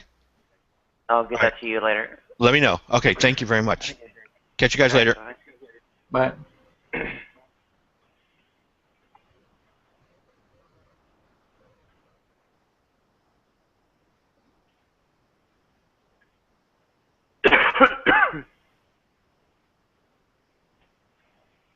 Okay, so next is, well, the general theme was something on the order of where our hubris might lie. Or where is it?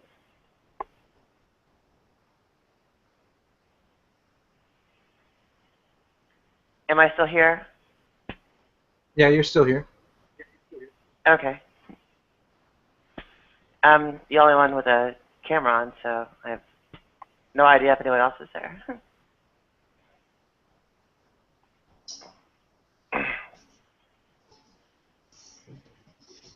had sort of a moment of terror where I thought the internet might have been cut off or whatever. Oh, man.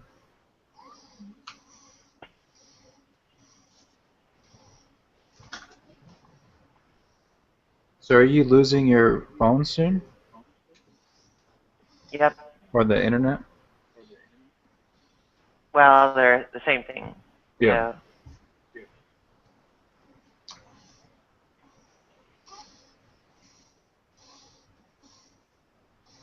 Yep, there was. I guess that was a camera and just turned off. So now I really can't tell if anyone's there.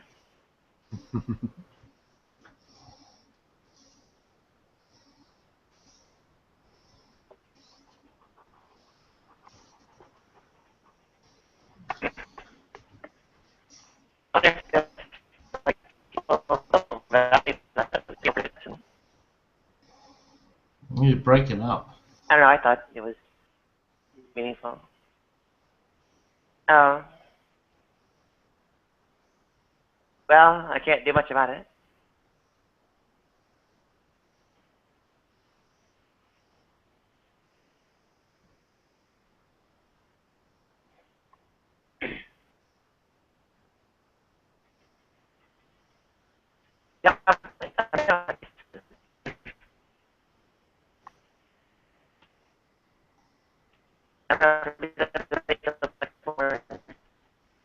determinism, and especially like physicalism or spiritualism, whatever. Mind body spiritualism.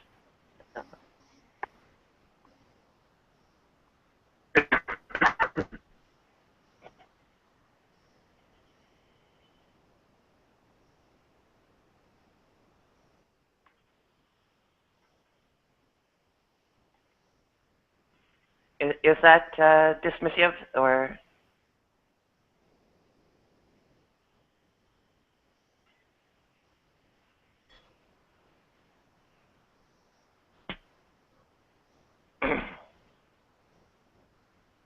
I don't know. From some degree, there's like a question of like the consequence of the belief or whatever, but yeah, and some others there's you could really question whether it's dismissiveness or hubris or whatever.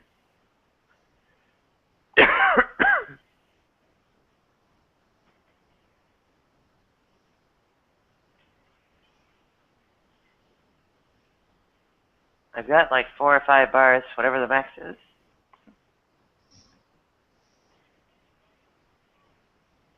It's all broken up on your end, isn't it? I can hear you now. I had to refresh real quick, but you're still like just like kind of pixelated, but your voice is clear now. Yeah, I had the same problem. I had the same problem when.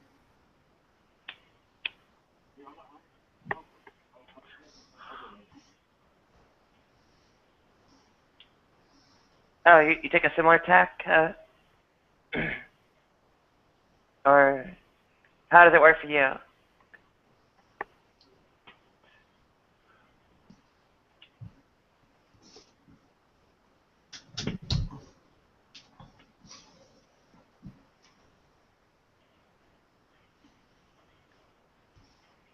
Maybe the same problem has to do with my audio.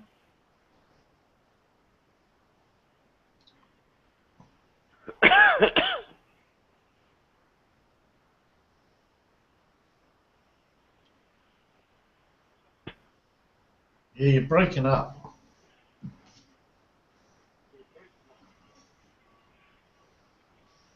Yeah, I think Adam might hear me, but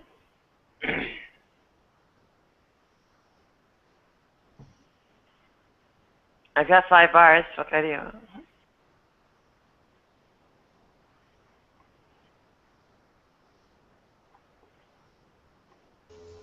May have something to do with the mobile servers. The mobile what? Mobile service. Yeah, the mobile server that handles the traffic. Yeah, you're coming in clear. Yeah, I'm on my PC right now. I can jump on the mobile to see how it works, but yeah, nowadays Well, breaking I'm up tethered really to bad. it, not using the. I'm tethered to it, not using the mobile app. Oh, okay. Huh. Now, I guess it was comprehensible. Are we still talking about religion? I was trying to. Well, keep going. I was saying, I guess the claims about, the deity, the afterlife, and origins of life, humanity, and the universe are, I don't know, claims I feel relatively dismissive about, or that are of, maybe the afterlife being the most critical because it devalues this life, but. Well, I've got a question. Sure. Well, where were we before we were born? We simply didn't exist. So why did it take so long? Why did it take so long for what? To be born. I don't know that it's just a meaningful question. I mean, obviously our parents didn't get around to conceiving us or whatever until they themselves were so on. But I'm not trying to sort of like say that I'm a Christian. I'm an atheist, but these are the questions that come up in my life: is where were you before you were born, and why is it that you have to be born to have an afterlife? Well, I'd say that the survival of, well, number one, a soul, and number two, its survival beyond death are preposterous. So you can make more concrete arguments. If you've got a soul, have you got a spirit? Absolutely not. So there's no soul, no spirit. Yeah, that's the mind-body issue. I think yes. The soul spirit is dualistic, yes. So that's why I think Christians are scared of dying. They don't want to die. They want to live forever. I think it's part of it. I would be careful not to try to reduce it all to one thing. Nothing ever happens for just one reason. See, I think that Christians are scared of dying, and like they weren't happy with, say, 80, 90, 100 years living on Earth, and they want to live for fucking ever, and they're scared of dying, and so they have to believe in this shit so they can live forever. Don't you think that that's one afraid of dying though?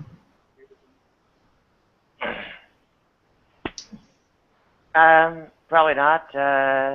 Well, okay. Two issues. One is that they are deluding themselves into that they can't really die anyway. So of course they're not really going to be as afraid.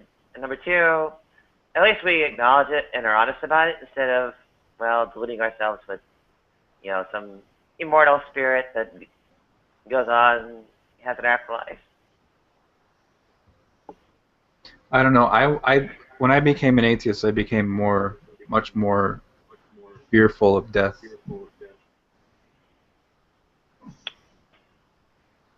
Because of the permanence of it. Yeah, that it doesn't matter how scared you are, it's going to happen. Maybe. No, there's no maybe. It's going to happen. You're going to die. I don't know. I might not die. Well, then you'd be God. I think at some point I will be dead, but I don't know if I will necessarily die. I think dying is an event, right? Yeah. I think what comes after? What comes after death? Yeah. For what? For the body? For the ego? For everything. The mind, the body, the soul, the spirit. Whatever you want to call it. What comes after for... I mean, I don't believe in a spirit or a soul. What do you believe in? I do believe in a mind in the sense that there's a difference between the brain and the mind, but I don't think that a mind is in any way, like a spirit or a soul or a supernatural entity or something. All right. So, where exactly is the brain, and where is the mind inside that brain? Right, I don't believe that the mind is inside of my brain. I believe that the mind is different. It's not a spatial entity. Just like you can ask where is Tuesday? Tuesday isn't. It's not a where thing. It's a when, right? So the mind is similar to that. It's not in a body part. So, I could say to you that, well, you're in a hologram. Oh yeah, I mean that's true. You could say that to me. Because I've seen a lot of videos on we're all in a hologram, and there's nothing to disprove it as yet. Do you mean the sense, like the holographic principle in physics? Or what, Physics. like what sense of hologram do you mean? Okay. You know how we've got computer holograms right now with the Sims? The Sims, like the game? Yep. Okay. All right. Those entities in that simulation, do they know that they're there? No, they don't have consciousness. Okay. If I built that program and gave them consciousness, would they know that they're there? If you were able to do that, it would be a possibility. I don't believe that you would be able to do that though. Yeah, but you're not a computer programmer. Well, maybe. How do you know if I'm a computer programmer or not? Well, it's not a matter of if I know. It's a matter of if I could build such a program and give them consciousness, they wouldn't know that they're in a hologram or not. Oh, I see what you're saying. Okay. I mean, I guess, yeah. They probably. I mean, there might be ways for them to figure out, but for the most part, I would agree that they probably wouldn't really figure out that they're in a program. And then they would themselves be doing experiments to find out if they were in a holographic simulation. Right. But where I'm coming from? Yeah, and then within the game, they would never be able to really prove or disprove it, right? No, they'd do experiments. They would do experiments, but there's no way for them to interact with the world outside of the computer, right? Yeah, that's true. They wouldn't be able to do that, but they would do experiments to see if they were in a hologram. Okay. So there's nothing to say that we're not in a hologram and other people have programmed us to be in that same hologram. I think it's an interesting concept. I think there are arguments against this reality being a simulation. Daniel Dennett wrote a pretty good argument against the idea, dealing with the information capacity needed to yeah, I know. I know what you're saying about the information capacity, but I've also seen some videos which contradict all of those concepts. Right. And because I always, when I see videos on YouTube or documentaries, or I do my investigations like everybody else. And when they do experiments, they find out that it doesn't conform what they expected. And one of those experiments was, say, like the double split, the double slit experiment? Yeah. Well, when you observe it, it changes. And when you don't observe it, it changes again. Right, but if you make a measurement with your eyes closed, it changes, right? No, you can't make a measurement with your eyes closed because your eyes are closed, you can't see. Right. But you can make a measurement without looking. No, you can't. You can't make a measurement with your eyes closed. That's just not possible. You can gather the data, right? You might look at the data later, but you're still gathering the information. In order to do that, you have to interact with the environment, right? No.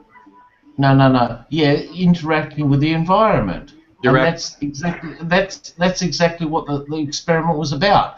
When you look, it looks like this. And when you're not looking, it looks like something else. Right, but it's not based on looking. It's just based on interacting with the environment. Even if you can do it with your eyes closed. No. Interaction is looking. Okay, if that's It's what not- if that's your definition of looking, then yeah, I would agree with you. That's kind of a peculiar definition of looking, but I can understand why you would use that. Well, it's not peculiar because that's what we've only got. As humans, we've only got like 5 senses. We haven't got 10. We have to use the ones what we've got, and when our senses go, well, hang on, let's put some cameras here, and that double slit experiment changes. It's like, what's going on? Right, but it's because the camera is actually physically interacting with the photon. It actually touches the lens. No, it doesn't touch nothing. It's not even close to touching.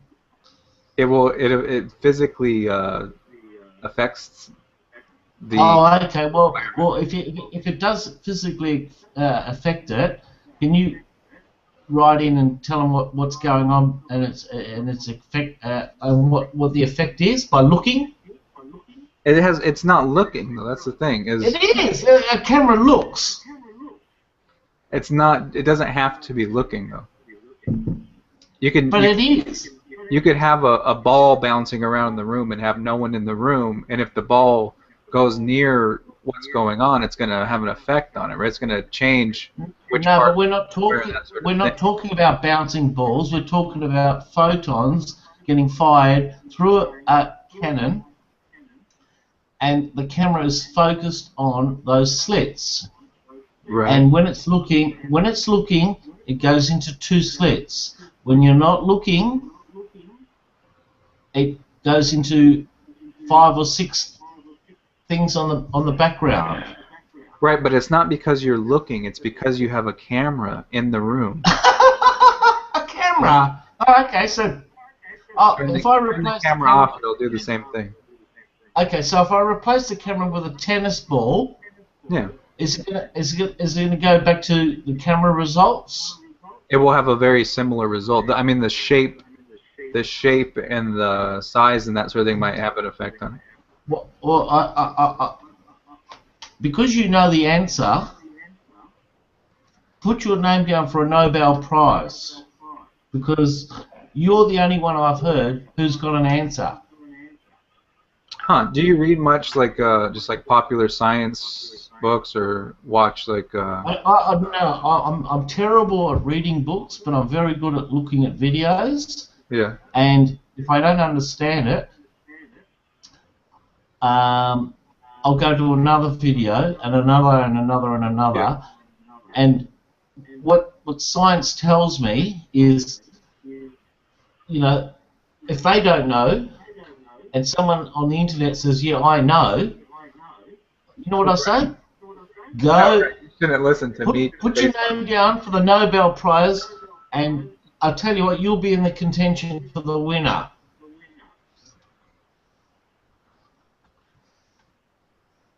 Because I haven't heard any explanation. Is it waves, or is it does it go in straight lines? And when you put the camera on it, it changes. That's quantum physics. No one knows. Well, I don't know about no one knows. I think that quantum physics is pretty straightforward. Well, put it this way. I've seen some videos where anybody who says that they know, they don't know. Right.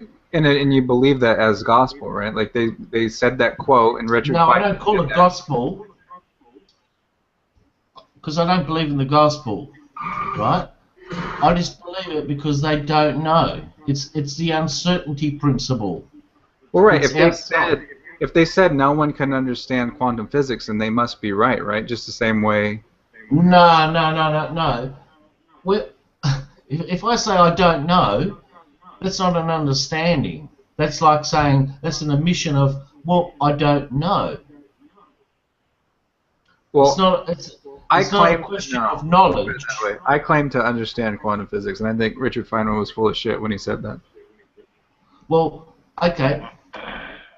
I've seen like 20, 30 videos on this phenomenon, and no one has come up with an explanation. Right, but you need to do a little bit more reading and research about it. I think you'll find that The result is that it's interacting with the environment. Not that it doesn't have anything to do with observation. It's just it happens. Oh, but that is the environment. The observation is the environment. The observation is the environment? Yes. I'll give you an example, right? Okay. If I put a lemon in front of you, where is that? Where is the lemon? I actually literally have a lemon in front of me right now. Okay. Do you see the lemon? It's a slice of lemon, but yeah, I see it. Okay. Where is the lemon? It's in front of me on my desk. And what tells you that? I see it, and I am picking it up, and I can smell it. Okay. You see it with your eyes. Yeah, I can see it, I can feel it, I can smell it. Yeah, but don't worry about your hands. Use your eyes. I can hear it. All right. Now, your eyes are like a camera, is that right? I understand how the eye works for the most part, but I don't understand. I mean, I guess it's similar to a camera. All right. Let's just say it is a camera, for argument's sake. Okay. Where does the information from your eye, where does it go for you to see that lemon in front of you? There's certain visual centers of the brain, right? Ah, so it's in the brain. Well, that's where it goes. Ah, so the lemon is not in front of you, it's in your brain. No, there's electrical impulses in my brain. Yeah. The photons enter my eye, and then it interacts with my retina, which sends an electrical impulse to a visual center in my brain, which results in the actual... In telling you that there's a lemon there. Yeah. So, is the lemon in your brain? No, of course not. That's ridiculous. Well, why is your brain telling you that there's a lemon in front of you? Because I can see it, and I can see it on my desk. Yeah. And I can hear it, I can taste it. No, you can't hear it. Here, listen. No, can't hear it. Here, listen closely. Sounds like an apple. It's a slice of lemon. I think you're lying. So I could take a picture to prove it. But you would, if you have... Yeah, but that's a camera. Yeah, it's true. Okay, so if you took a picture of that lemon, and you sent me the picture... One way we could confirm that would be... Hang on, answer the question. Right. Right. You said to me, you take a picture. So you're going to use a camera, and you're going to use the lens, and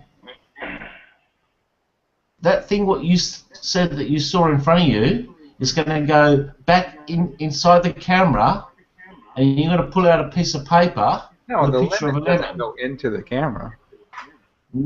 Really? Where does it go?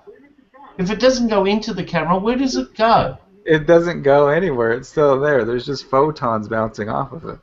Ah, photons. Oh. Or electromagnetic waves, depending on... Okay, so those photons, right, where do they go?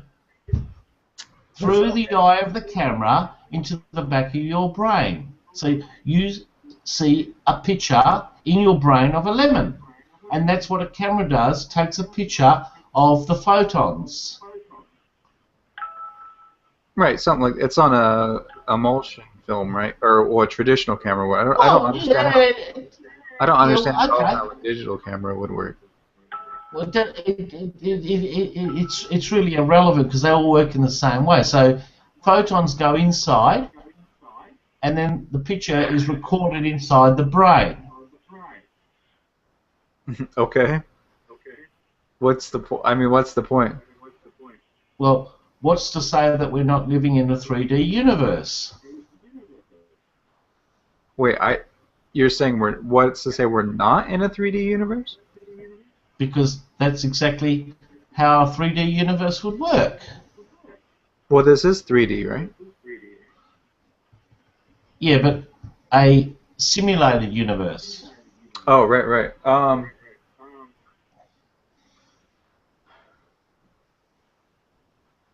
I mean, you could use the problem with the way you're phrasing that question is you can have a lot of you could pose a lot of things in that way. You could say, I know. That's the problem. What's to say we're not in a movie right now? What's to say we're not dreaming right now? Like if we were dreaming, Yes. it would act this way, right? And it is acting this way. So what's to say we're not dreaming? Well, that's kind of problematic if you can just plug in any word you want. Well, you're not plugging in words. You're plugging in the simulation. You're not plugging in actual words. Like I was trying to explain to you before. Like we on Earth, we have simulation games. You know, the Sims. Right. You know, okay, they're not actually alive. We know that. But what's to say that something out there hasn't created a simulation and we're just playing it out and we don't know it?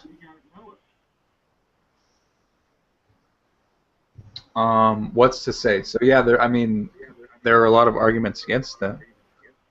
Well, there's a guy at the moment, and he is a scientist, and he's actually trying to build a machine to actually see if we are actually in a simulation. Just to see. I'm not saying that. Even if he said, "Oh, yep, I'm 100% sure we're in a simulation," we can't do anything about it. We're still in it. You know, we can't say, "Oh, I want to jump out. I've had enough." You know, I'm sick and tired of your simulation. I want to go home or whatever you want to do. Yeah. It's just a concept of, and you know what we actually see is not what a lot of things not what we get. I know it's bizarre and you know like it sounds a bit stupid, but so are a lot of things. Right. You know, that's why I said to you before, when you say you see something in front of you, you don't see it. It's in your brain what you see. Your eyes are only the lens. That's not in my brain. Hey? Where is it? In my brain. It's in my mind. Well, There's neurons in my brain, and there's electricity firing off and that sort of thing, but there's not an image of a lemon anywhere inside my brain. You could never chop open my brain and see the image of a lemon, right? Yeah, but that's like me saying to you, where are your thoughts stored? Where's your memory stored? Where is it stored? In your brain, yeah. And yeah, I mean, there's different parts of your brain that store. Well, I know, but just tell me one part, and you know, you can tell all the MRI scanners. There's not just one memory, right? If you're recalling a memory, it's stored in multiple. The information is stored in multiple areas. It's redundant, right? It's in there. No, that's what you say. That's what I mean. That's what you think. That's what you think. Okay. You know, I think like that too, but that's wrong. That's bad thinking, because they've already said, well, you know, when you were a 10-year-old boy, do you remember your birthday? And you can put someone in a fucking MRI scanner and say, oh, this little boy, it come from this part of the brain, and another boy, it comes from another part. So where exactly are memories stored? Right, but this is the thing. If you have a memory stored in one part of the brain, and then say that part of your brain is either damaged or removed, you still have the memory. That indicates in other parts of your brain. Oh, so in other words, that if someone comes to rob your house, you move all the components to another part of the house, keep the memories.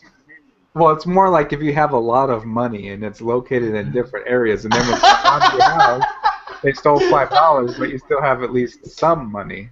It's redundant. Yeah, but it doesn't answer the question. You have multiple copies. Or like say you have a Jaws DVD or something. You have like 8 discs just in case somebody steals one of them. It's redundant. That way you have 7 extra copies in case you lose one or break one. Okay, so where are all these copies inside of your mind or your brain or whatever you want to call it? Where are they? Where is it? All over your brain, man. In all different areas. So the whole brain is storing it everywhere. Yeah, all over the fucking place, man. Oh. So if I come and rob your house, I'm going to find money everywhere. Yeah, a little bit over here, a little bit over there. Yeah, I'll look Lock in the drawer, you know.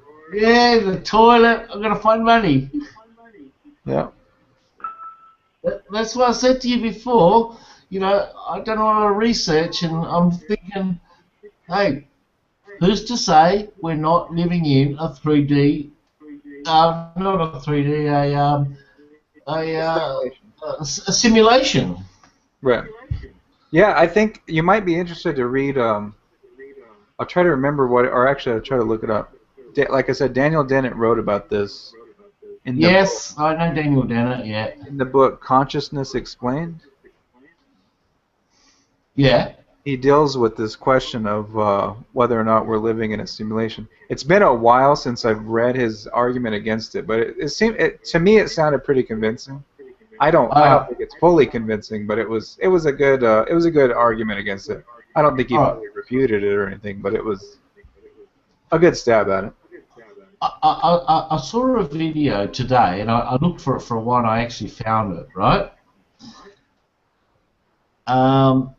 And it's to do with this nonsense of, you know, are we in a simulated world?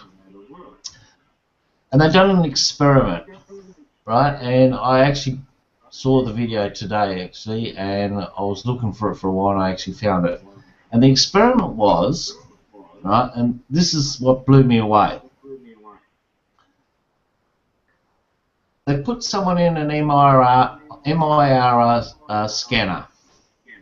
Right. And before they showed the guy the picture, the guy who was doing the experiment predicted, what was it, like 4 or 5 minutes prior, what he was going to pick. And he picked them all correctly. Okay. Alright. Now, there was another experiment done prior to that one. And the experiment was, if I prick your finger, you're going to feel it straight away. You know, you're going to go, ouch. And it's going to take a split second to work it out that, you know, you prick my finger and you go, ouch. They've done that experiment in reverse. And the experiment was they picked the part of the brain where the ouch came from. And what they did is, okay, they put some electrodes on that part of the brain where it went ouch, and they'd done it in reverse. And it took 5 or 6 seconds for that person to feel that prick in his finger, and they went, that doesn't make sense. It should be instantaneous, but it wasn't. It was 5 or 6 seconds prior. It's like, because you're reversing the situation. It's like, that doesn't make sense. Right, but you understand how lag works, right? Lag? Yeah, like if we're having a hangout right now. Yeah, but it works both ways. The same. Right, but let's say that I was in the room with another person and I had lag on my video feed or my audio, but they didn't. If I said something and then they repeated what I said, It would seem like they're predicting what I'm saying before I said it, but they're not. It's just that there's lag on my end. Okay, but if you've done that experiment 100 times, you'd say, okay, I know what lag is. Right? So, you don't just go, okay, in that computer hangout, there was lag here, blah, blah, blah, and go, yep, that's it. It's always going to be like that. When you're doing experiments on humans, right? Even if there was lag, you can't explain it every single time. I think if lag is the explanation of why you can predict what someone's going to do, you can say that every single time. Yeah, but if I could predict, right, let's just say, if I could predict, say, let's go to a roulette table, and I can predict, before you even put your bet on, you're going to go red, black, red, red, red, black, whatever. If I could do that 3-4 minutes prior to you doing it, and then show you the video afterwards, that's what you did, would you be impressed? I would find it interesting, but I wouldn't think that it implies anything anything special. I think it's just it's like I said, it's lag. There's a delay between once I make a decision in my mind. I'm talking I make a decision in my mind, and then once it's finally expressed through my mouth or my body or however I physically express it, there's a delay. So in my mind, if you have a scan of my brain, I'm going to make a decision in my mind, then it's going to show up in my brain before my body does something. But that doesn't. It's not your body is not your brain, okay? Your arms and your legs and your heart and I don't want you to bring that into, like the argument. I'm talking about your brain. Okay. All right. So don't say, like my neck, felt this. We're not talking about that. I'm talking about your eyes and your brain and what it perceives. So let's use an example of saying a word. Like, let's say you're going to guess what word I say, right? And you can see a scan of my brain. I'm going to make the decision in my mind, right? Yep. And then you won't see it yet. Then you'll see some electricity in my brain. Now what I'm going to say, and then before I even speak, you will know what I was going to say. That's exactly what I've just said. Yes, and there was a video on that. I think that's. Would you find that amazing? I think it's really cool that they're able to do that, but I don't think there's any implications about that at all. I think it's just completely ordinary. There's a delay in the signal going from my brain to my mouth. Okay, so you tell me, how do I know it? Because you're looking at brains. You have an MRI machine, which is a huge, like, I don't know, what, $1 million machine or something. You can actually. It doesn't matter what it costs; it's irrelevant. You can actually scan. It creates like this giant magnetic field that can see through your body, and you can actually see brain waves and brain activity light up, and that's how you would know that. No. I haven't asked them. No. See, I've got the machine, right? You're in the machine, right? I haven't asked you the question, but I know the answer before I even speak to you. But I have the answer before you even give it to me, 3 or 4, 5 minutes before you even gave your answer. Would you find that impressive? Oh, I'd find that very impressive, yeah. It's like me saying to you, okay, I'll give you an example right now. I've got 2 photos in my hand. Right. You don't know what they are, but I know what they are. Right. And I say to you, listen, I know which one you're going to pick prior. And I write it down, and I write this one down, and all these pictures, and I pick 10 pictures that you're going to pick prior to me even showing you. And I get everyone right before you even guess, before you even get to see them. That is very impressive. I could show you a picture of a car, I could show you a picture of a number, but I know all of the answers prior to me even showing you. That is very impressive. Would you think? I would agree that that would be very impressive. Yes. Well, that's why you have to go and see the video. Do you have a link to it? Let me have a look. Oh, also, by the way, I don't know if you saw, but I posted a link for the double slit experiment explanation. Yeah, you know, I've seen all the explanations, Uh and guess what? No one's claimed the Nobel Prize. huh. No, there's no arms. They haven't claimed it yet. There were never any Nobel prizes given out for interpretations of Yeah, the yeah, double no, slit no, experiment. no, no, no, no, no, no. You don't understand. Nobel Prizes aren't given out, you know, like, oh, find the answer to 1 + 1. You go there with an answer to a question. Right. Right? You know, it's like, you know, there's not a Nobel Prize there of find a cure for cancer. You know, the prizes aren't given out for like, oh, these are the prizes, and if you come up with guessing the lotto numbers, you know, we're not going to give that prize. It doesn't work like that. Nobel Prizes are for discoveries, not for, you know, no one's, you know, found a cure for old age or this or that. It doesn't work like that. Okay. I don't know if you knew that, but just let you know. Put it this way: if I came up with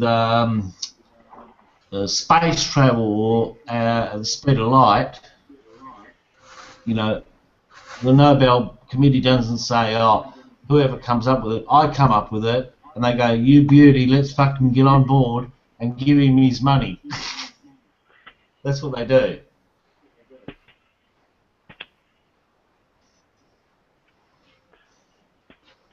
Oh, fucking nutty, having a bit of a smoke there. Oh, I need a smoke now. You're smoking, I'm smoking. We're all smoking. Rolling one now, too. Wouldn't you smoke the cigarette?